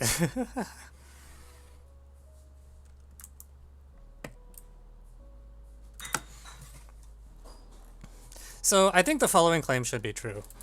I'm convinced this should be the case. Claim, we have x minus 2, x minus 3 over 4x squared minus 9x plus 6 is at least the min. Sorry. It's at least some piecewise function. So this will require me to take a bunch of derivatives. Freaking. Oh, I don't want to differentiate. Okay, I have to differentiate. So f prime of x is equal to 4x squared minus 9x plus 6.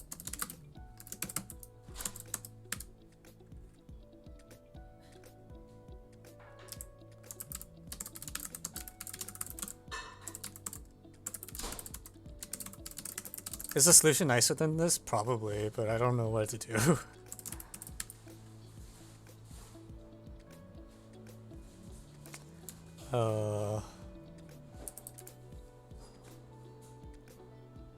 Yeah, I don't want the exact minimum. I only care about getting the slope of the tangent at each point. X times x squared minus...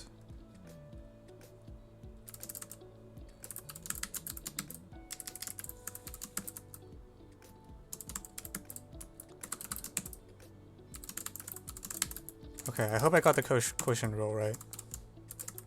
And if not, I'll find out very quickly when the sign completely doesn't match. Okay, so this is a thing, and oh crap. No!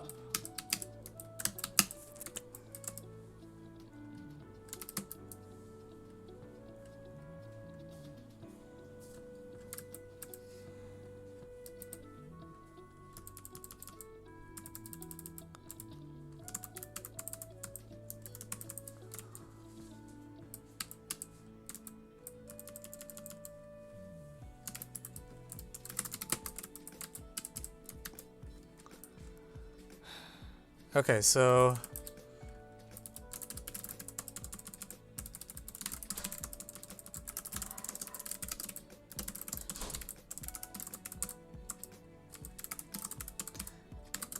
so we're going to bound this. So let's take that derivative, 3x squared minus 10x plus 6, and then 8x minus 9.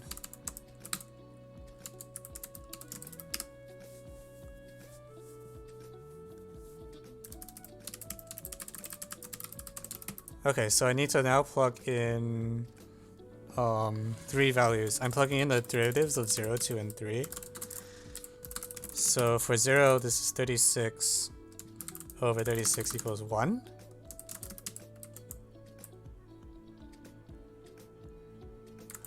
And for 2, this derivative is 12 plus 10, 8 times 4, 16, 22, 4 minus 8, 12. Oh ha, this is nice. This thing is always 0 for all 3 of those points. Ah, good choice. So it will be 8 over 4 is 2. Wait, these numbers are very clean. F prime of 3 is then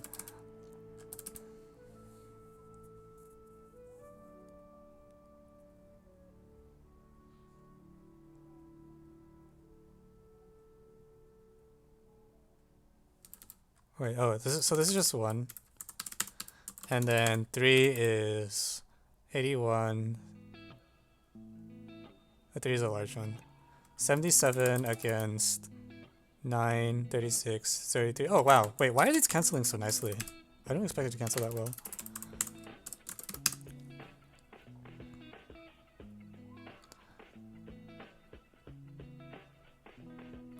Really?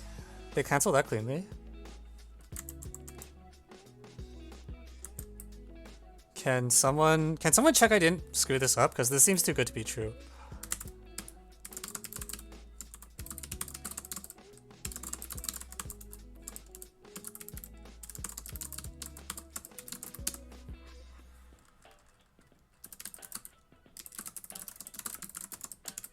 Yeah.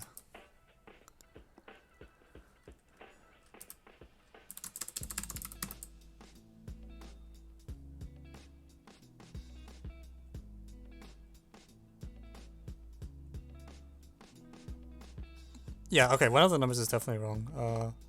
This is 3 over 30. Wait, what? 3x squared minus 10x, 9, 27. Yeah, sorry, this is where I don't know where I got 77 from. This should be 9, 27, 3 over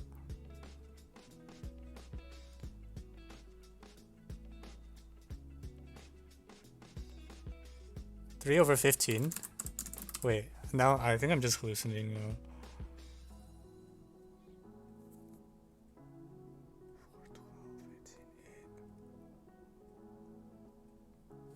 This is 1/5? It's 1/5?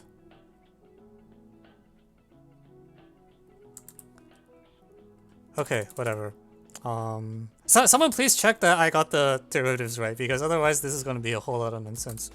F of x is, we have, it's, okay, so between the interval like 0 to 1, so it's at least, it want to be at least x for x up till the intersection point, 4/3. Then x minus 2 has a slope of, wait, f prime of 2 should be negative, right? How is it not negative?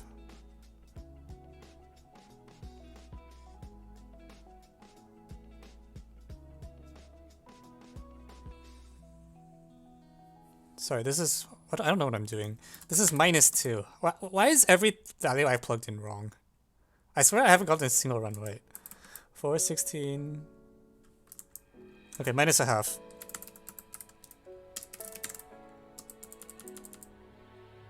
F prime of 0 is negative 1? No, there's no way. It's increasing when...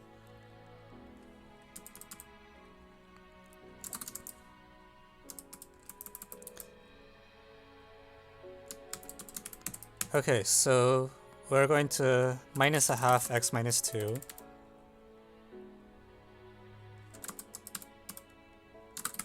And then 1/5 x minus 3 for...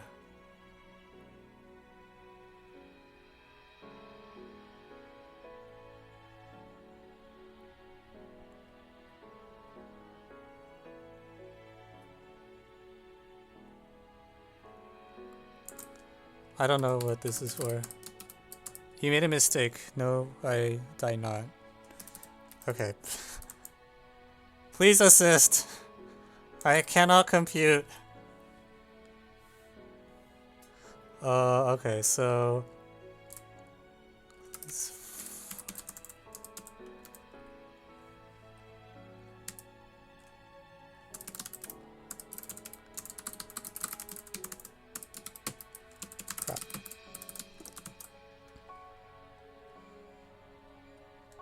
Okay, so this will be true for x at least. Let's just say 4/3 to x at least like 5/2 ish, 2.5.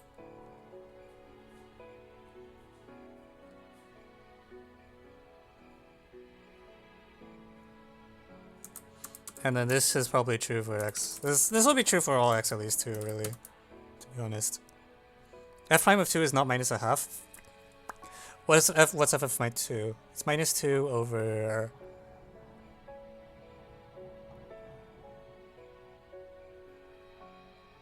The derivative of minus 9x is not... oh, that should be 9. It doesn't matter, but, because when I plug in x equals 0, 2, 3, those all vanish anyways. Wait, is it not minus 2 over 4?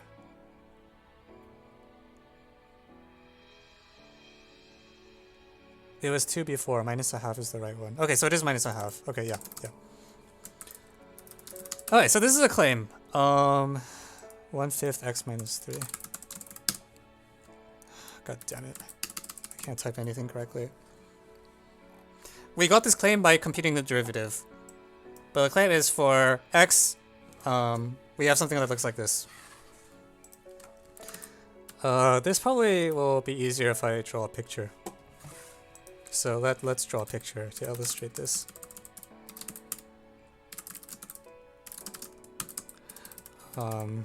Incidentally, since I'm typing this in asymptote, I can actually use the real diagram.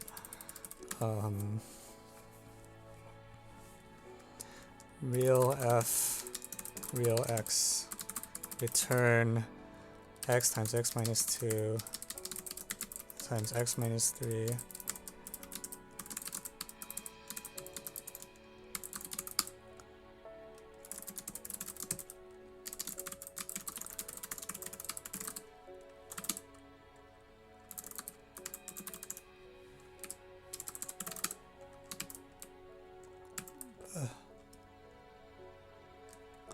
F from 0 to 6 operator ... Yeah, because I'm too lazy to get out my iPad to draw a freehand.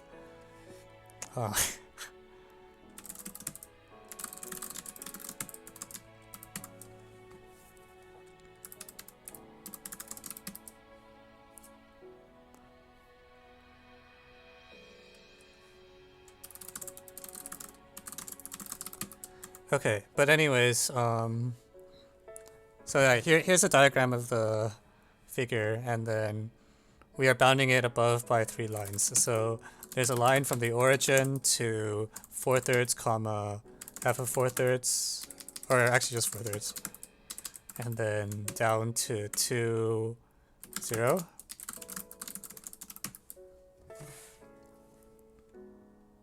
Where are the axes? I didn't draw them, sorry. Oh crap, something's wrong.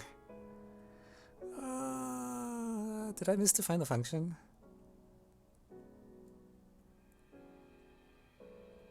Wait, that's not good. Hang on. It's minus a half. Oh, sorry. So this should be x to 2/3. Right? Sorry, so this should be 2/3, 2/3. Incidentally, now I know that 4/3, 4/3 is on the cubic or something.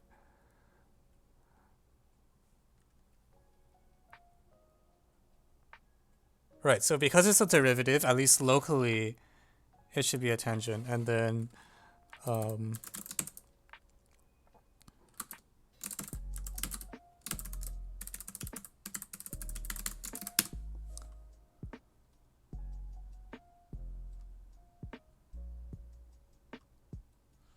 okay, so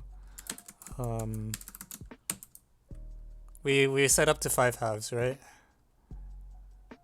Actually, when is minus a half x minus 2? Where do those two lines intersect?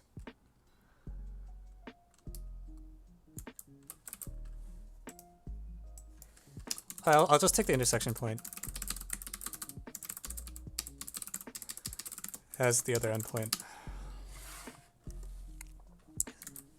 So these meet at 16/7.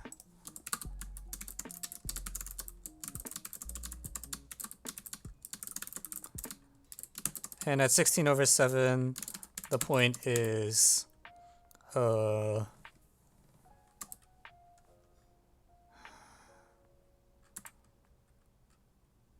minus 1/7. And then back up to 3, 0, and then to like, I don't know, 4.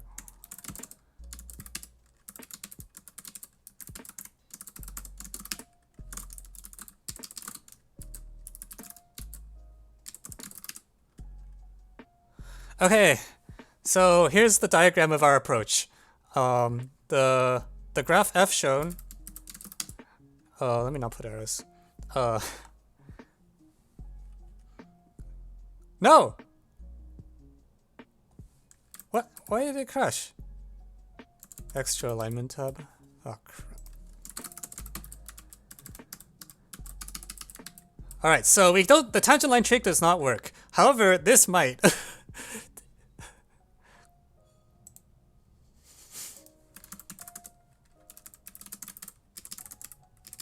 We will bound the function above by this wonderful piecewise curve.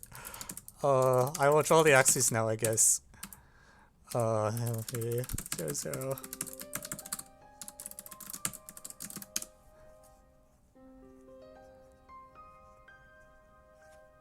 Yeah, so that's your picture.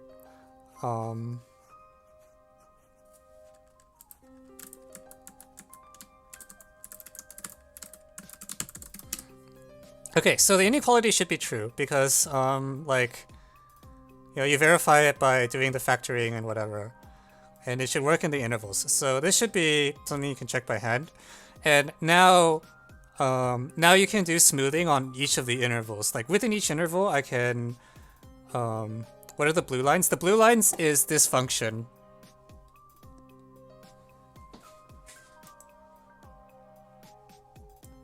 So this is triple tangent line trick at 3 different points with the piecewise thing. And the reason this works is because it's just like this thing is so barely non-negative, or barely negative, that it's like almost anything I do should work. So I will do the, you know, most heavy-handed thing possible. And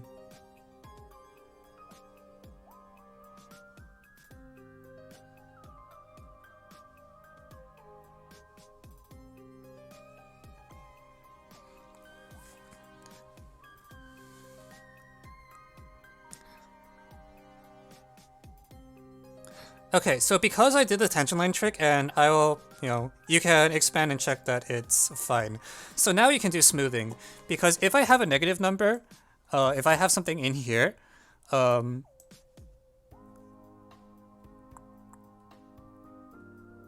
well, actually, shit, this is really annoying.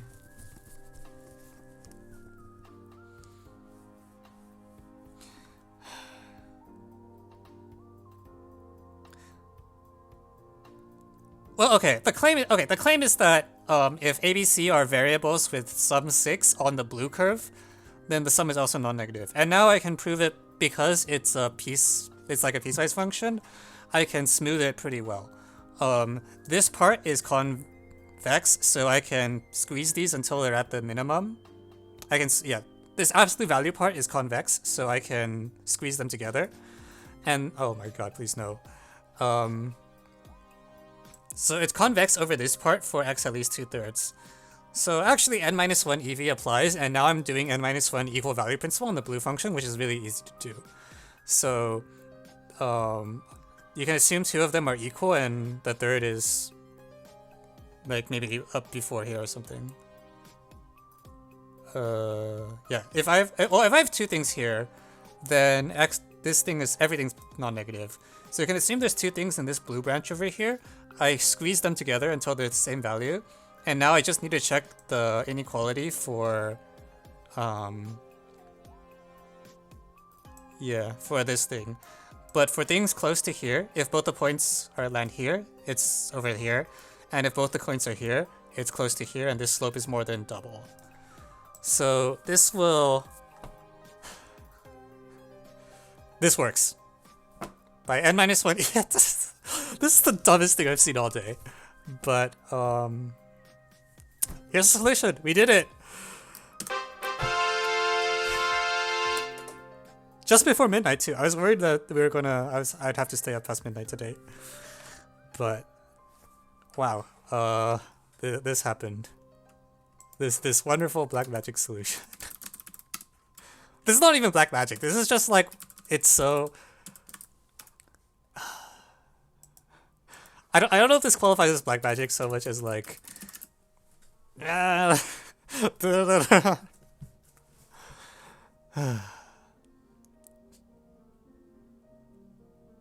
Look, there's no magic. It was like... Well, I think the magic step, honestly, was writing it in this form. This is the part where it was like coincidence. But, you know, the idea that tangent line trick really basically should work, you know, it's sort of, it does what it should.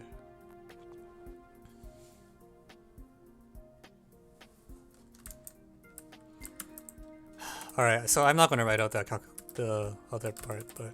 Okay, yeah, I want to see the official solution, because I feel like it's... Okay, so...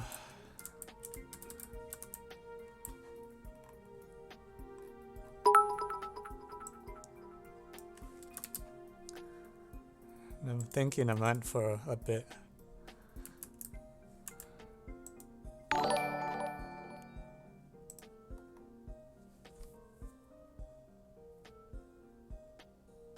What the?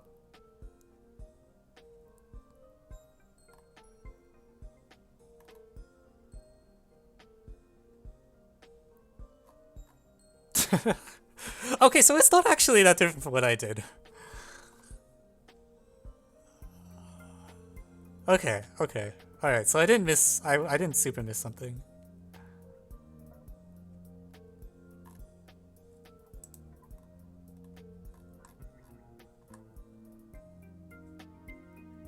I see, so you did the tangent line only at 2 and 3. You didn't use the 0 case, so you did it twice.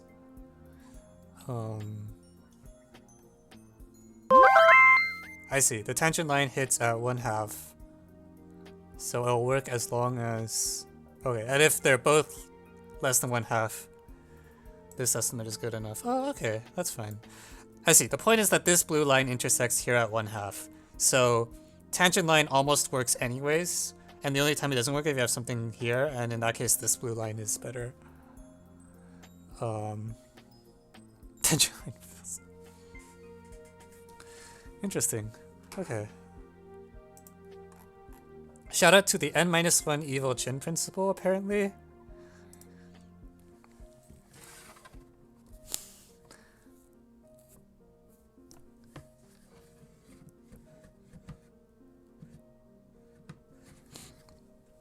Alright, well, okay, time to do the write. This write-up is going to look really silly.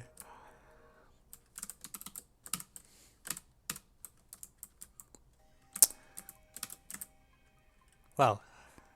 So I learned something new today because I didn't know this was a thing you could do either. But like the thing was that this thing was so barely negative that I was just like, come on, this has got to work. Okay. So Christmas AMO.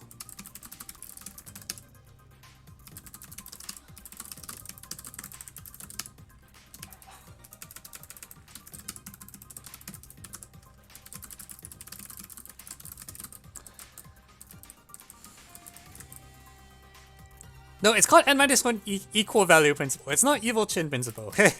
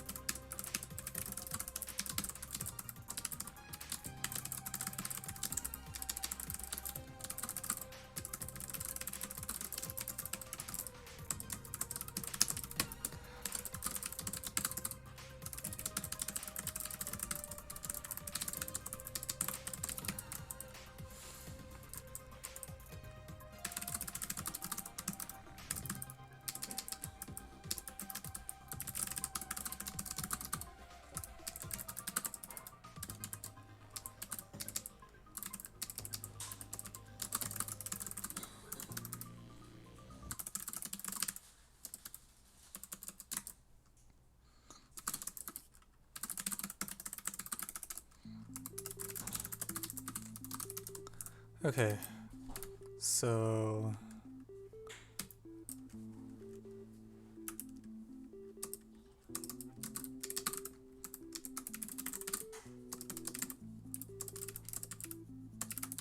Two-thirds, 16/7, and 1/5 x minus 3. x at least 16/7.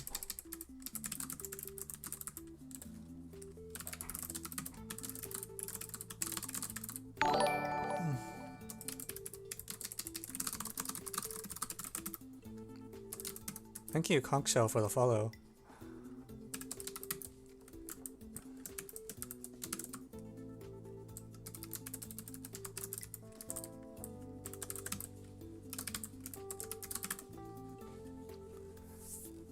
Okay.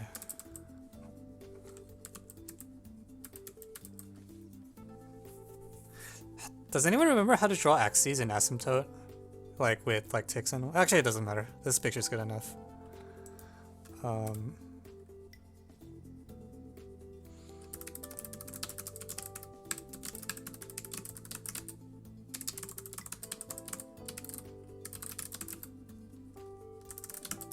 Import PGF and use that? Okay.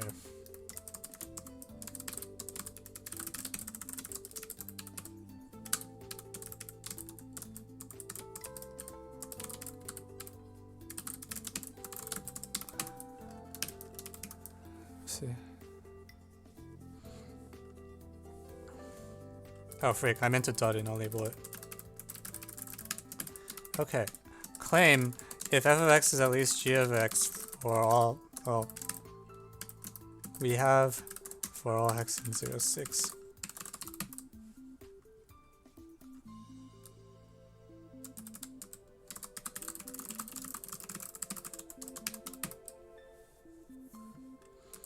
Proof. Direct calculation. It becomes direct calculation. It's fine. Hence, it suffices to show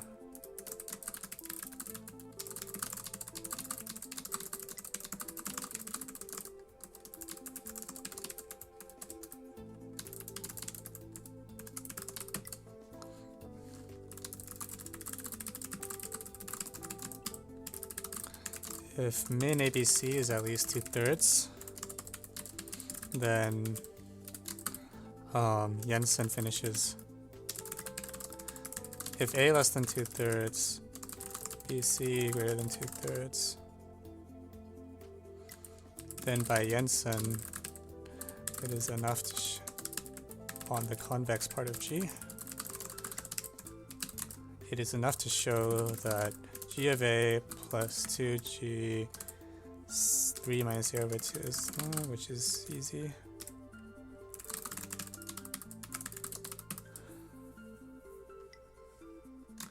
And if A, B less than 2/3, then C is greater than 3, so all terms are non-negative.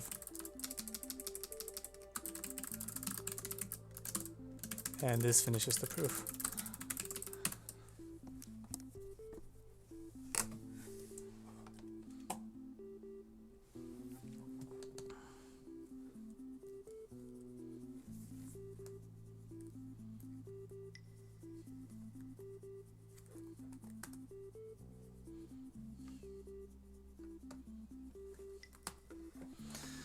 Okay, the end.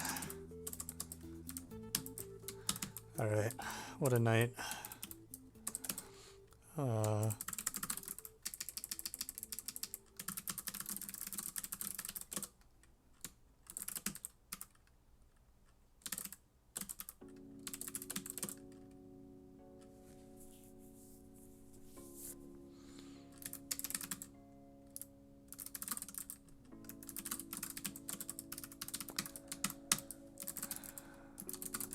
Okay, let's post.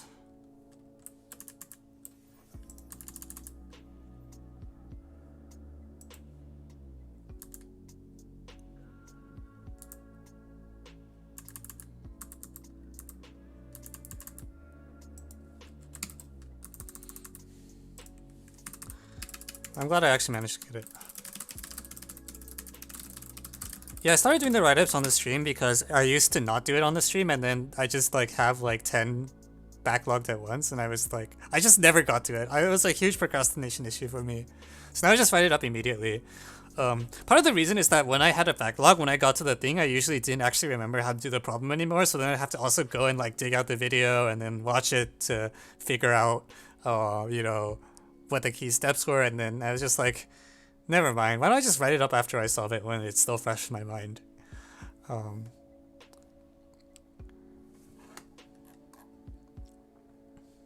So yeah, now the write-ups are done on stream, and I never have to have a backlog again. How do you write proofs so fast? I don't know. I type fast and I've done this many times. I have written up more problems than most people have solved. So, you know.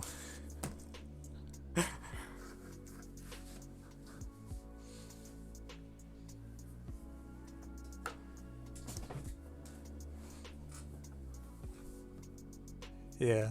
The Vim, yeah, the Vim, the typing speed helps a lot. The template helps a lot. Like I have like claim and stuff set up. The previewer helps a lot.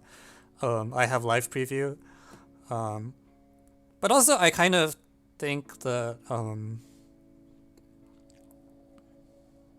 in some sense, like when I'm solving the problem is also a lot of the work. Like as I put the ideas together in my head, like that's sort of the style that I solve problems with. I'm considered like pretty.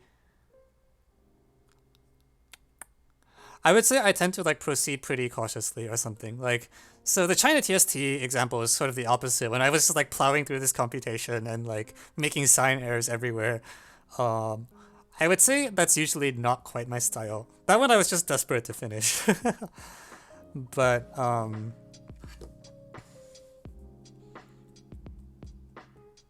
like I feel like the Twitch solves are.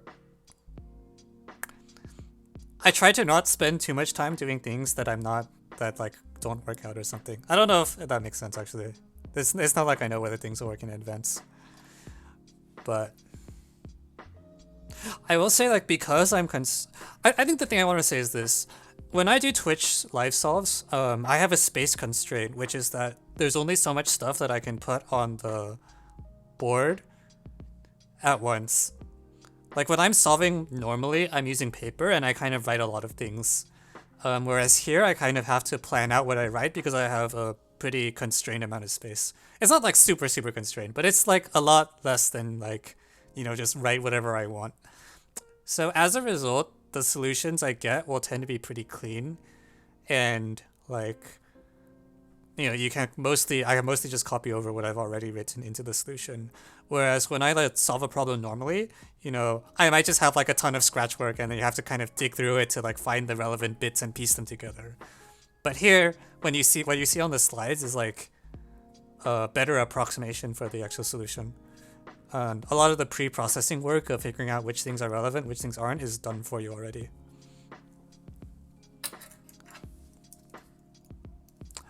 Yeah, as for the question, I definitely think it's the case that when I write up a problem, I understand it. Like, I feel like I understand it a lot better than before I wrote it up. That much I think is basically always true.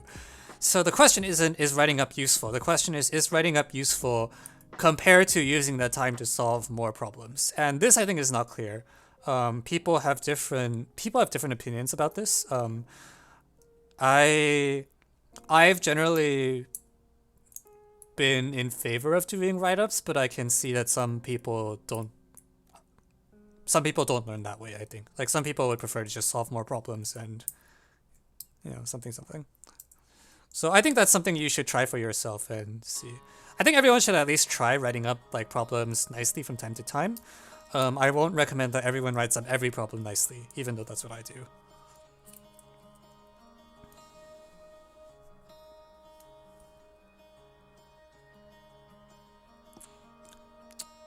Yeah, but that's one thing I've noticed is like once I write up a problem, I don't forget the solution. Or at least, okay, sometimes I like don't remember the details, but I won't forget the problem. Like if I see the problem again, I will recognize it if it's a problem I've written up.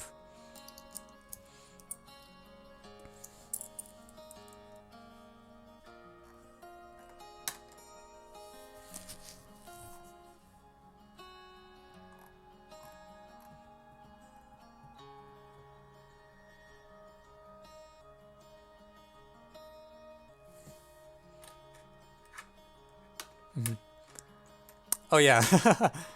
Yeah, HSO. I recommend if you want to grab problems, I recommend pulling them from the good contests. Like, anything from like a top country at the IMO is probably good, for example. Also, there's a lot of other. I don't know, because a lot of the problems, if you surf the forums, are just like I don't know where they're from. Like they're just these problems that I don't know, someone found somewhere. But all the strong countries and then some more, probably have some sort of review process on their Olympiad, and consequently, if a problem shows up on their contest, it's probably like been checked to make sure it's not like it has some minimum quality threshold.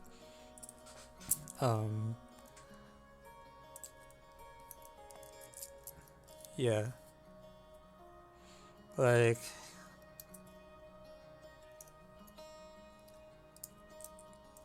To be fair, the converse is not true. Like, for example, if you want good difficult geometry problems, one thing you can do is just like find any post by Tev Cole,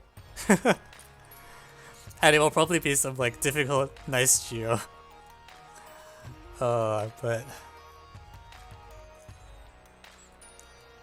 I think it's also the case that probably a lot of what Tev Cole posts is probably too hard to appear on in a contest. Not all of it, but a lot of it is probably too hard.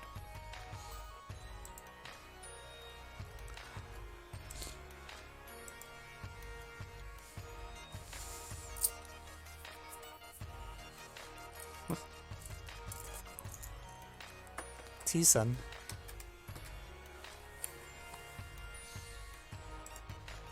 Okay, I think my brain is totally fried. So, yeah. I think that's all for today.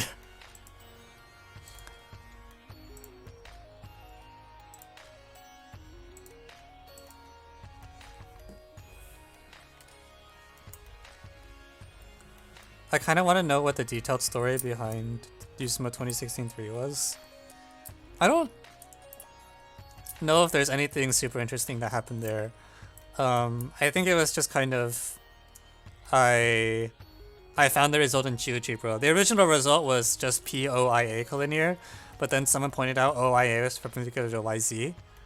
So that happened. Darbu.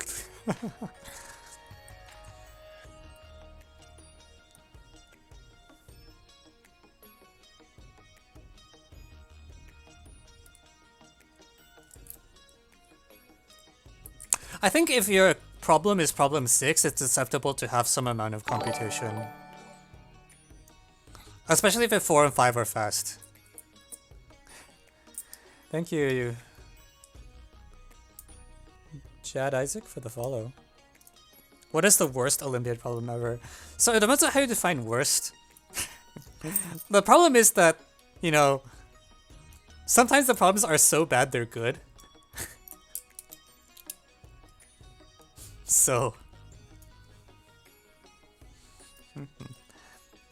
what university do you consider the best for teaching Euclidean plane geometry? I don't know, to be honest. I haven't been to a university that taught any serious Euclidean plane geometry. Yeah.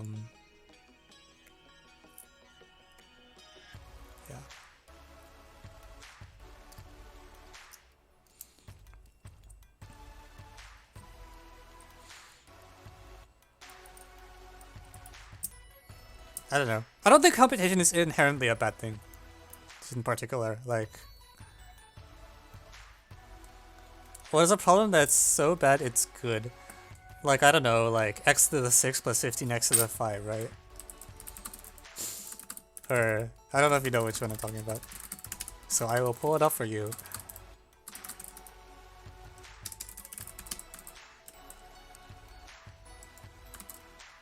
So this is a problem that actually appeared on a contest. I put it in chat. Thank you, Santa Fast Jack, for the follow. Yeah, I think that falls under the category so bad it's good.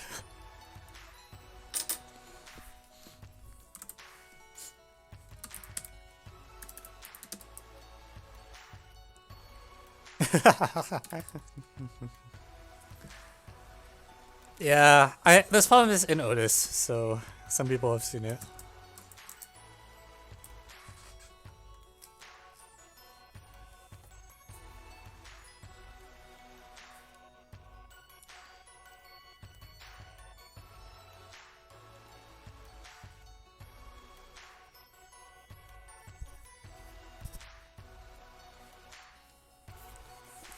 I think it's borderline, but I think it's okay. I think if your 4 and 5 are quick, or sorry, if your 4 and 5 are clean, it's fine. I don't know what 4 and 5 are because I haven't looked yet. But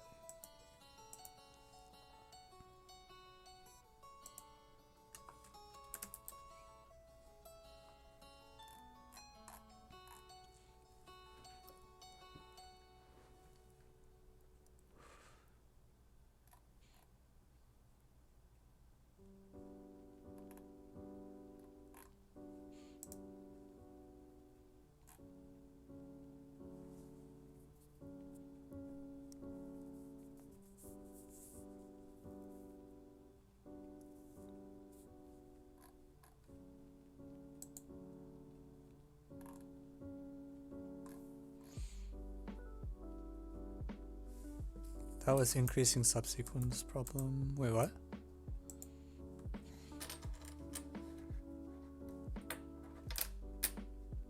I probably don't remember that problem. Yeah.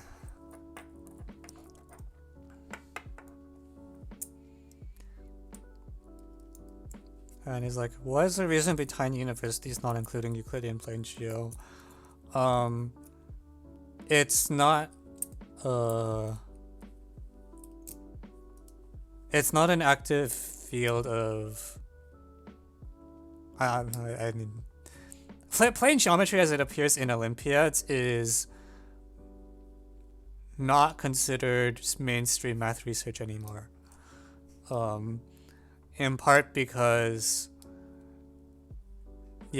like there are algorithms that will like output complete proofs of any true statement ish.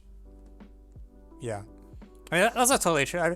It is still the case that there's some people that talk about either want synthetic proofs or like there's like combo geo results, but like Euclidean geo as it appears in Math Olympiads is not really considered mainstream math research anymore. So most of the top universities will not have a professor whose research interests Euclidean geometry.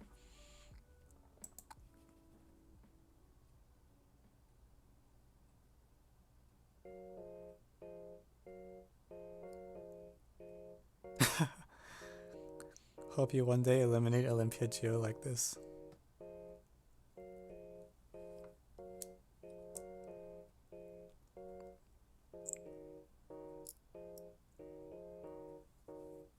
Yeah, Euclidean geometry is in a weird spot. Are we playing games now? I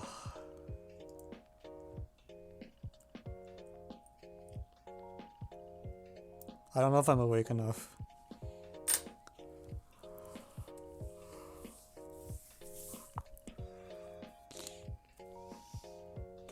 Why is differentiation not a standard topic? Historical reasons. So the answer, the answer to any question of the form, why is so and so not topic in Olympiads is like tradition.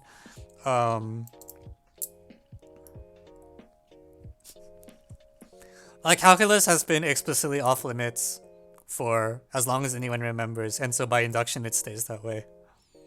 Sort of almost by strong induction it stays that way.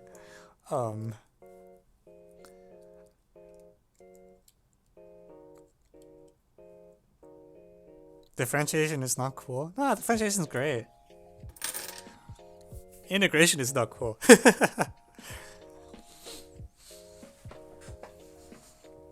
The set of things that is tested is like, I mean, the boundaries are man-made. Like there isn't any conceptual reason why, for example, like people can test like, I don't know, like primitive roots mod a prime, but then don't test differentiation.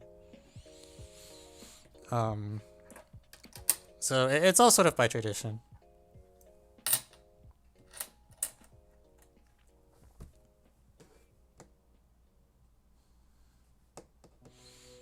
Yeah.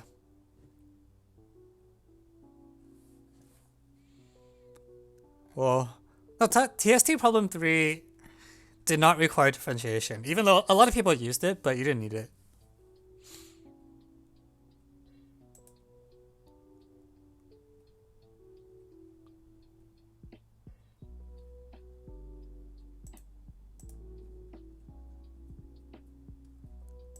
Hence a lemma.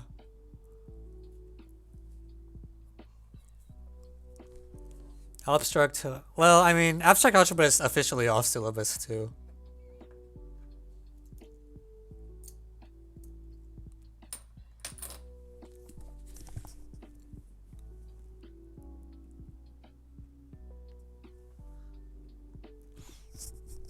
Well, for Olympiad context, p-adic is not like actually p-adic things. Like it's just there is a notation called VP for the prime, and it happens to be related to what's called evaluation, so we call it that. But you're not really doing anything. Like the only example I can think of is like there is a TST 2003 problem where it did actually help to work over the p-adic numbers, but most Olympiad problems like do not benefit from working over p-adic numbers.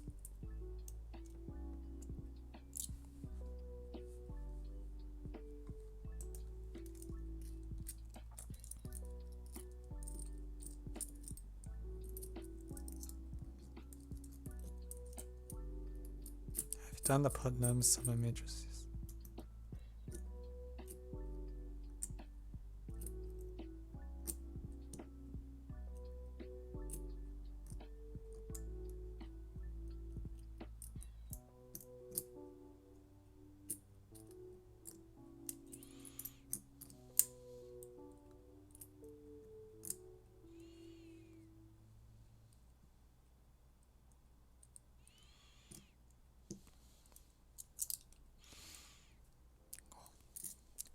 All right.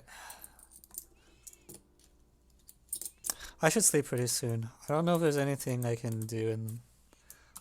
The good news is that I have 2 nice reviews scheduled, so I can play video games on Monday night for the next 2 weeks.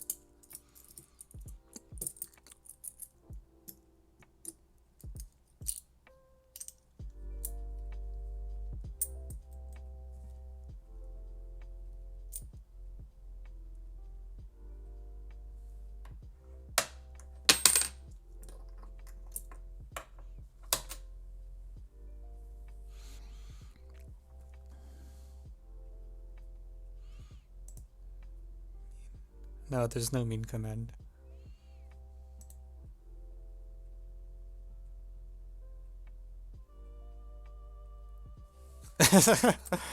You want to make a mean contest?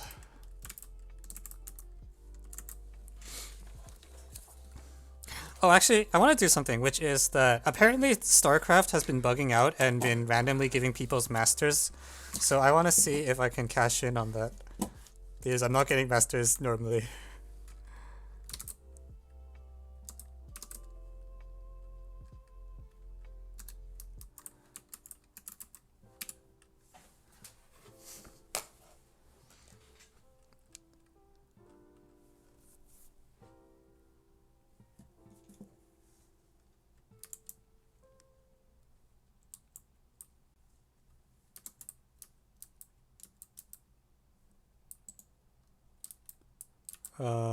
That is if Battle.net loads. I don't know if Battle.net will load.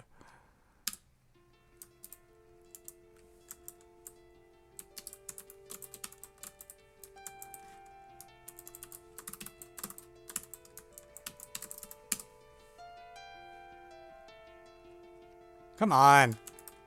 Give me my StarCraft. Ah, Jesus Christ.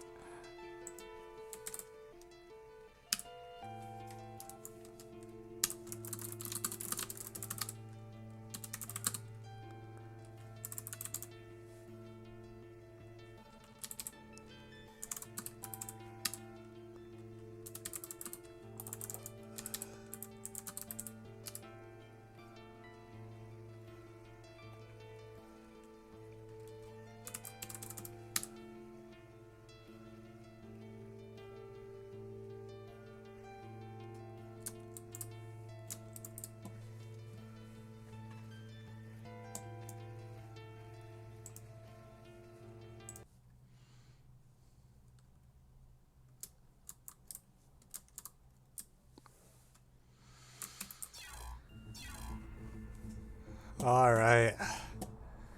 So let's see if I remember how to play Terran. I don't think I do. But it's worth a shot.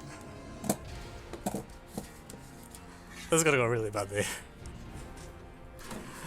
It's not even my— I haven't played it in a while and it's not even my rain race.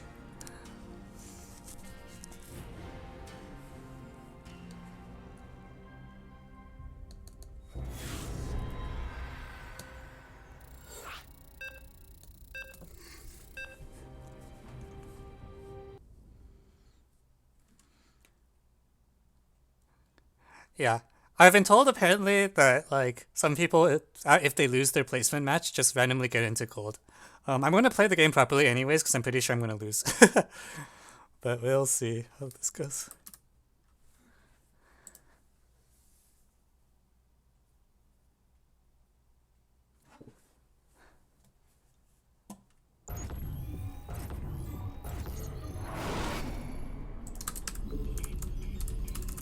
Clock high five. You're short on minerals. Are you saturated yet? Man, I miss this game. The problem with this game is like you just have to practice a lot to be good at it, or something. So I'm just like, man, you know, I like playing every so often, but I don't know if I want to commit to like actually learning a build order properly.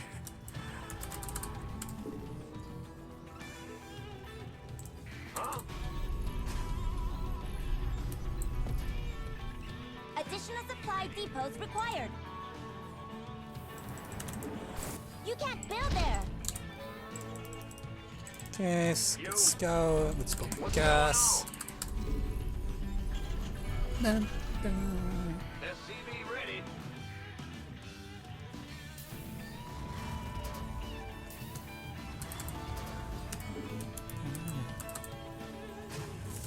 Ah. SCV ready.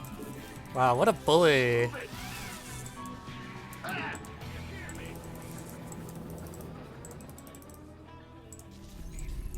Big jump. SCV ready.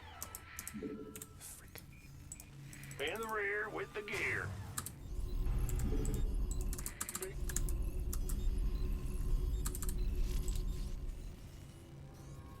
What's going? SCV ready. Okay, there's one gate, one gas, no core yet.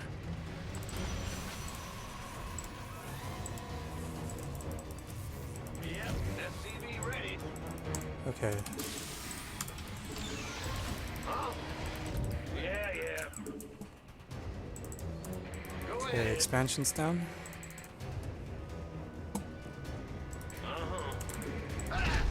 Okay, so everything's fine.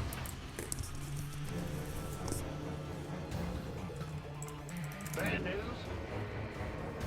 I'm going. Yeah, whatever. CC's upgraded. Mules! Rear with the gear. The Grim Reaper has arrived. Yes. SCV ready. You need more supply depots. Frick. What's going on? Okay, I don't know what I'm supposed to do next. SCV ready. This is the end of how much I remember. I probably already screwed up, honestly. Will I do. guess I get a factory. Sure thing. What? Got something for me. Go. SCV ready. That's not it.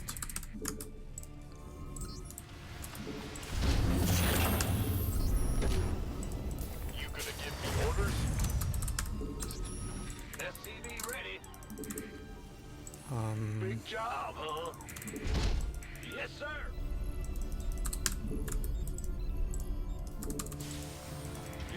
SCV ready. Go ahead. Bet. Ah! You scared me. SCV ready. Starport! No!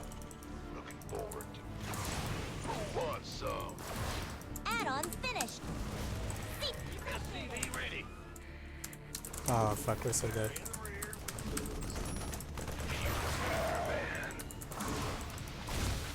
Your base is under attack. Stay cool. SCV ready. CAMO. Either way. SCV ready.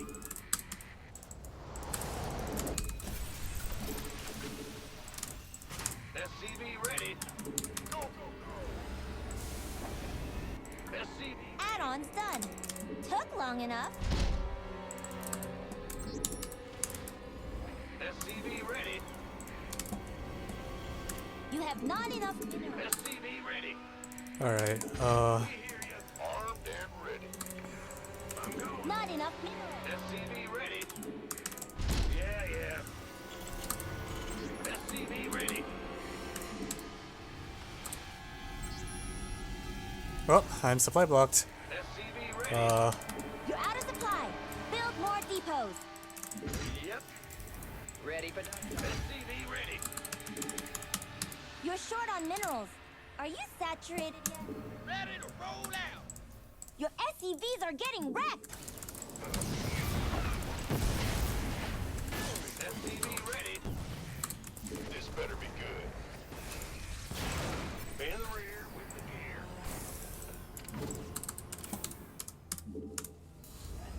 Huh? SCV ready. Build more Marines! Oh fuck, this should be a tech lab. Sure thing. Move it. SCV ready. You have not enough minerals. Okay. Need more minerals. But they're add-on. Fueled up, ready to go. Did you just forget the Oracle there?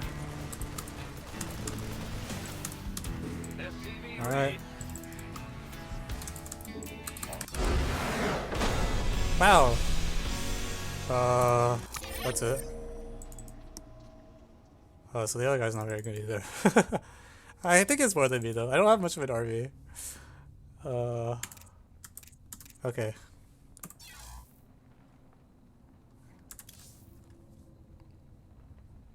It's floating 1,000. Jesus. Alright,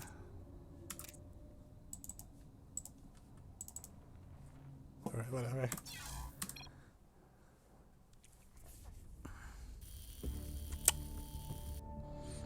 Man. Wait, seriously? I'm in platinum? Oh, I thought it'd be like gold or something, alright. I mean, apparently I need to lose a placement match. So... No, they played me in platinum, which is higher than I expected. I didn't think my Terran MMR was this high. I thought I was like in Gold League.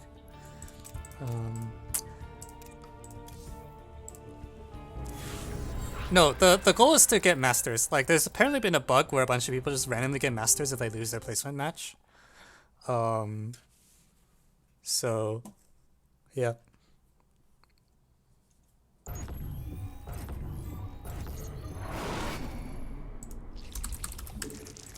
Oh. Sad. What race is the other guy? Hotel school.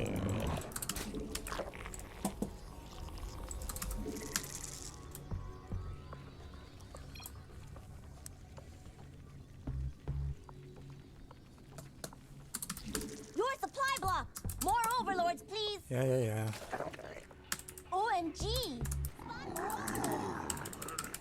I think ending time plus 1 hour. Yeah, you should have a buffer. You should not make the ending time. You should not make discussion time literally right away. Because otherwise, yeah, things might not end well. Whatever you do, you should actually announce it though. Like, not announcing this is how you get yourself in a lot of trouble. Oh, fake. I wasn't paying attention. Wait, now everything's there. We require more minerals. Not enough minerals. What is a spokesperson? You guys have spokespeople?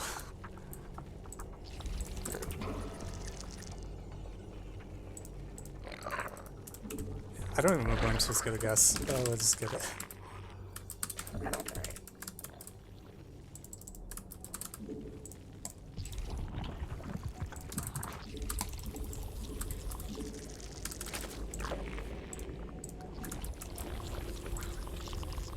Man, I haven't played this game in so long. It feels nice to be playing again.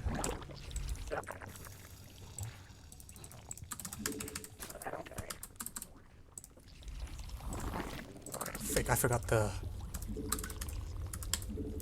Oh, I forgot the Overlord. Oh, that's gonna block the queen for a bit. See, this is why you run one-person operations. Then you don't have the spokesperson problem. Spawn more overlords.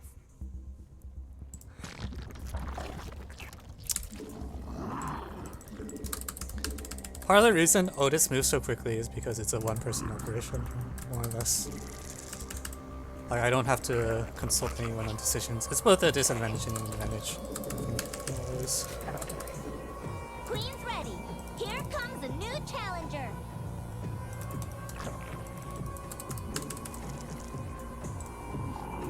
Is there a pillar on this map?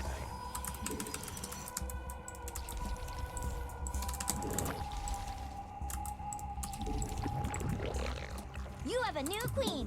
Show me those skills.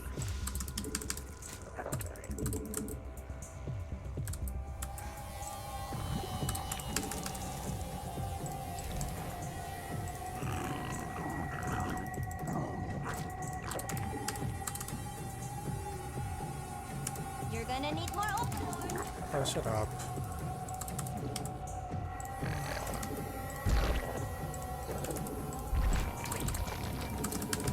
I have no idea what I'm doing. I am really bad. Da, da, da. Oh fuck, it's a stalker. No, run! My overlord. Okay, the overlord's dead. Not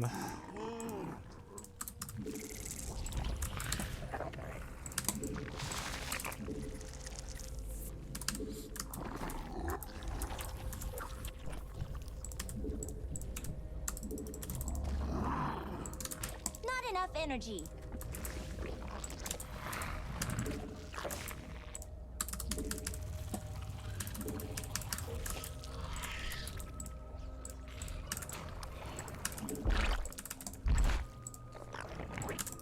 You have not enough minerals. Not enough minerals.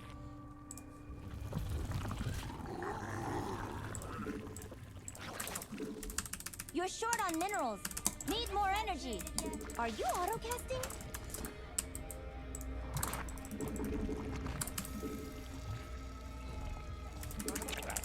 Require more minerals.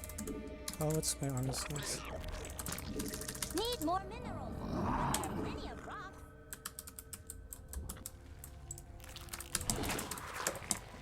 So my view on leadership has always been that it's the leader's job to do everything it makes sense for only one person to do. So this includes stuff like oversight, but I don't think it necessarily precludes doing like, I don't know. Yeah, decisions is like sort of an obvious one, but I feel like it's not like inherently the leader's job is to make decisions. I think the leader's job is to do things that it makes sense for one person to do.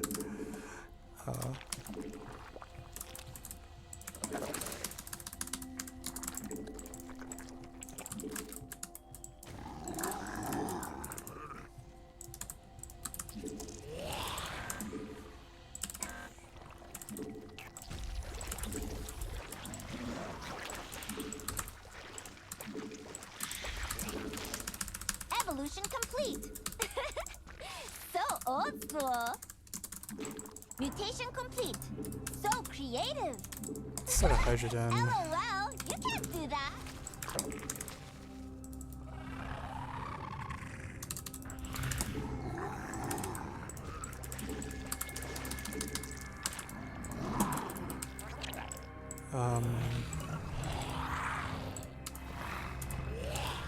No! Oh shit. Oh, I didn't mean to move my...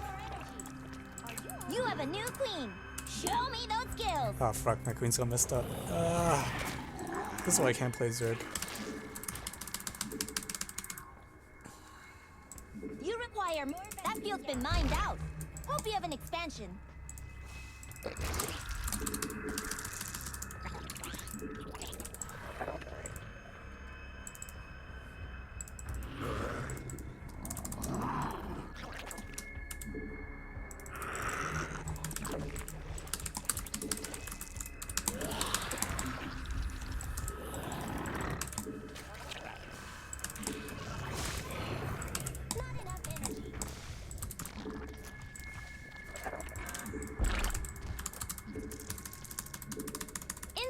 Vespine gas.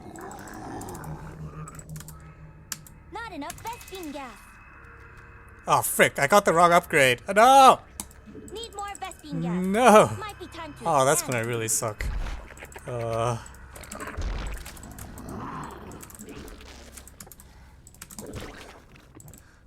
god, I got +1. Oh Jesus. You've evolved your Zerg. Asa! Was this one not hockey? Need more energy. Are you auto-testing? I give up on this queen thing.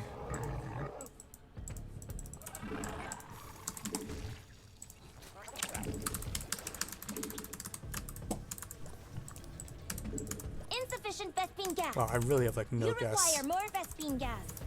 Need more Vespine gas. Might be time to expand.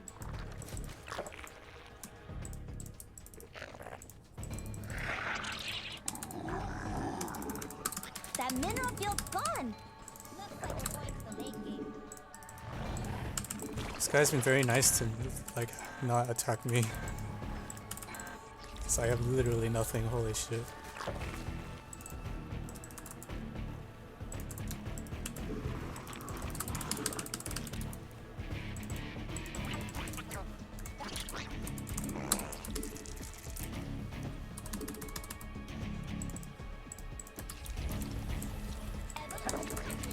I missed the gazillion jets. You've evolved your Zerg.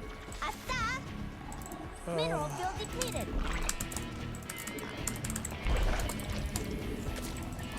That mineral field.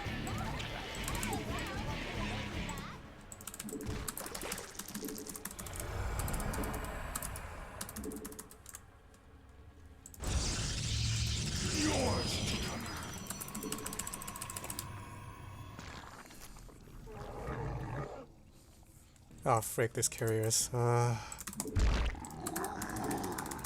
max supply. Attack move to win. I think I'm gonna lose. Alright, I better attack now, right? Before... Oh, holy shit, that's a big fleet. Oh, well, shit. Oh, frick. At least the army, that army is not especially fast, so I can try to attack the... Go to mutation.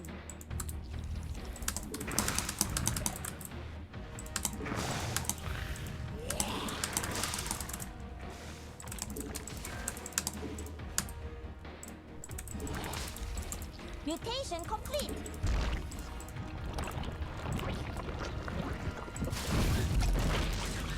Run! Yours to command.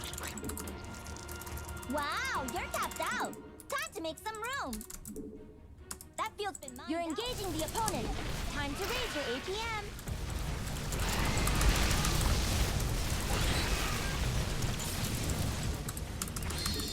Not enough Vespine gas. Mineral field depleted. Your forces are Vespine damage. Might be time to expand. Damage. Insufficient Vespine gas.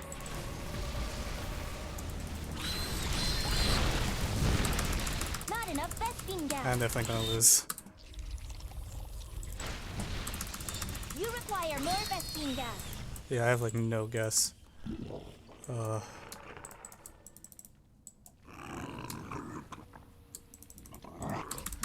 Insufficient Vespine gas. Need more Vespine gas. Might be What if time I to just make expand. these all into spores? Oh, I think this is GG. Mineral field depleted. Base is under attack. Your forces are under. Okay.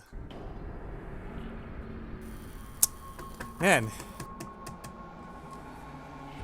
I don't know why I'm not getting the Master's bug. Oh well.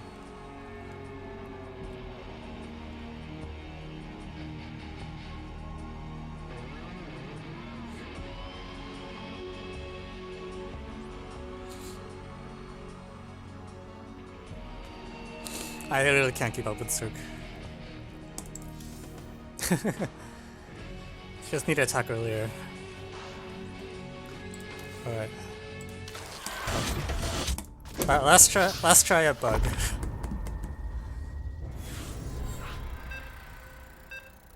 Apparently, like a bunch of the placement matches have been putting people in the Masters League, even though their MMR is like around like 2 or 3,000.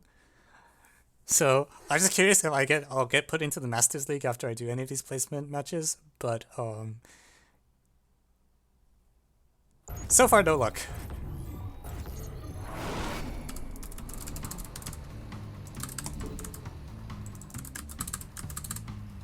What's going on?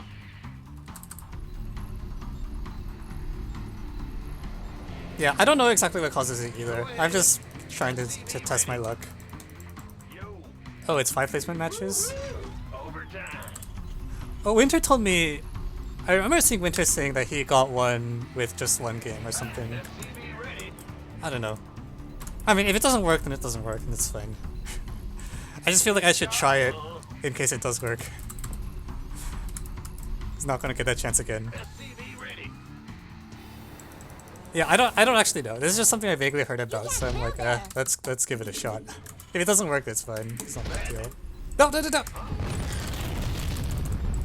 Oh wait, no, that is correct. Wait, what? God. Ah, you scared me. Hey. It's also turn.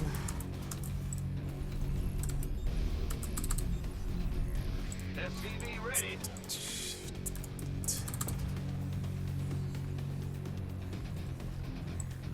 Huh?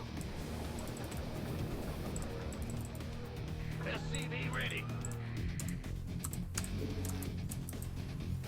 Oh, did I miss an SCV? Jesus Christ. Go ahead.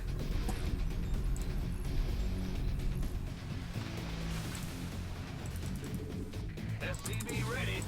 You require more Vespine gas. What's going on? Big job, huh? Sure thing. Move it. Okay. This reaction just went gas, so we'll just leave it.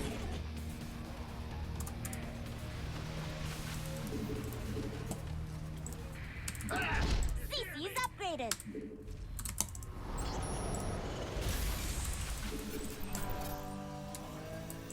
What's going on? The Grim locked in. Reaper has arrived. SCV ready. Bad news.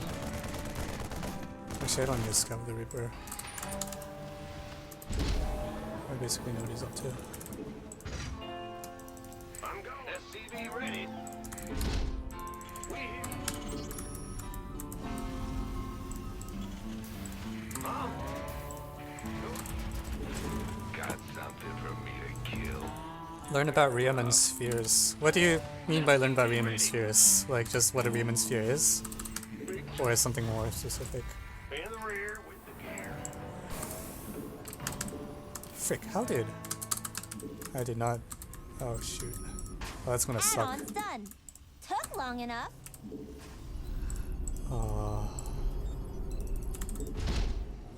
Yeah. SCV ready.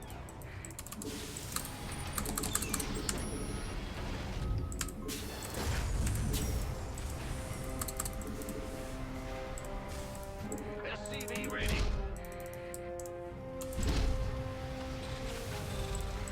Huh?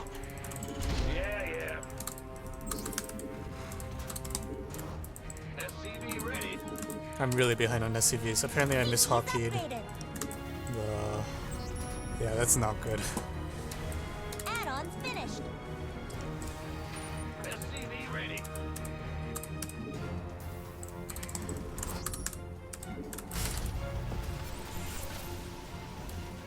Armed and ready. SCV ready. SCV ready. Let's put a tank. Let's put a medevac.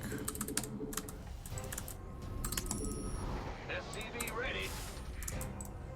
SCV ready. Yes, sir.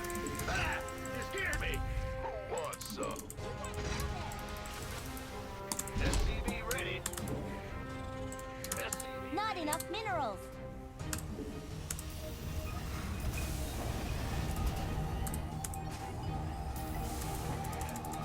Ready for dust-off. Add-on complete. Go. Well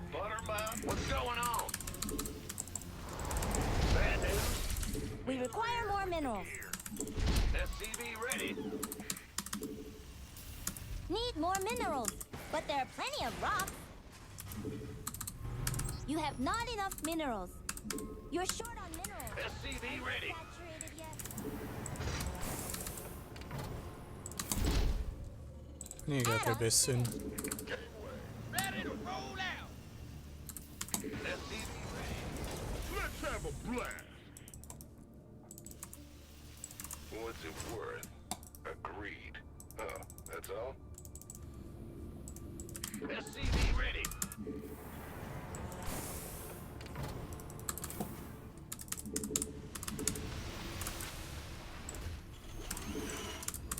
Not enough Vespine gas. You gonna get orders through? Add-on complete. This better be. You want a piece of me? Need more Vespine gas. Might be time to expand. It's on. In the end, Marines are just the strongest, right?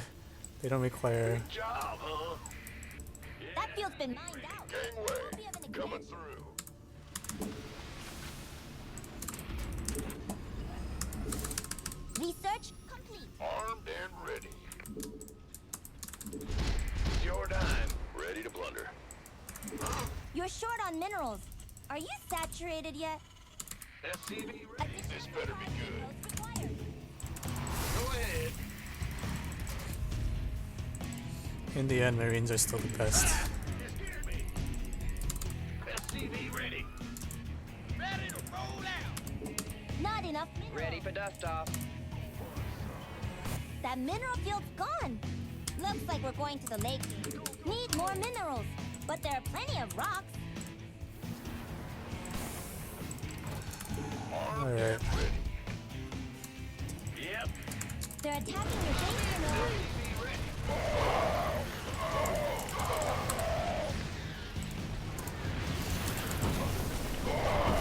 Wow, that went really bad. Alright. Wow, I kind of stumbled into the fight. Alright, I was gonna lose anyways though. Yeah, after that. Alright, cool. No Masters League. I tried. Alright.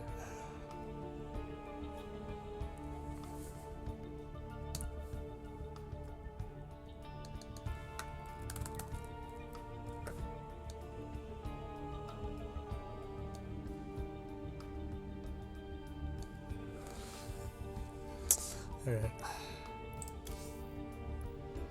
Who is that? Sure, why not?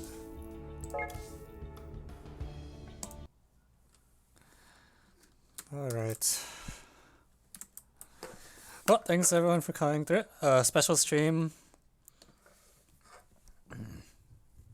Again, we have a special stream on Monday and next Monday for Nice.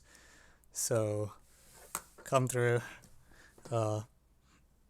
I scheduled it at 9 p.m., but I don't think the review will actually take that long, and so probably we'll end up playing Celeste. It's sort of that's currently the plan. Alright. Yeah, probably more Celeste. I'm hoping between the two Monday streams I can like finish another World of Celeste level.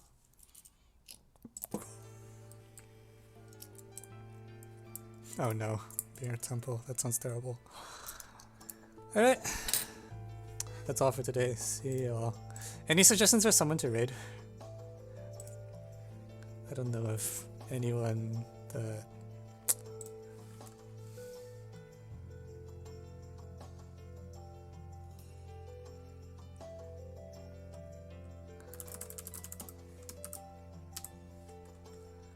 Heck no, well, not online though. I want to like return the favor at some point, but he's never online when my stream ends.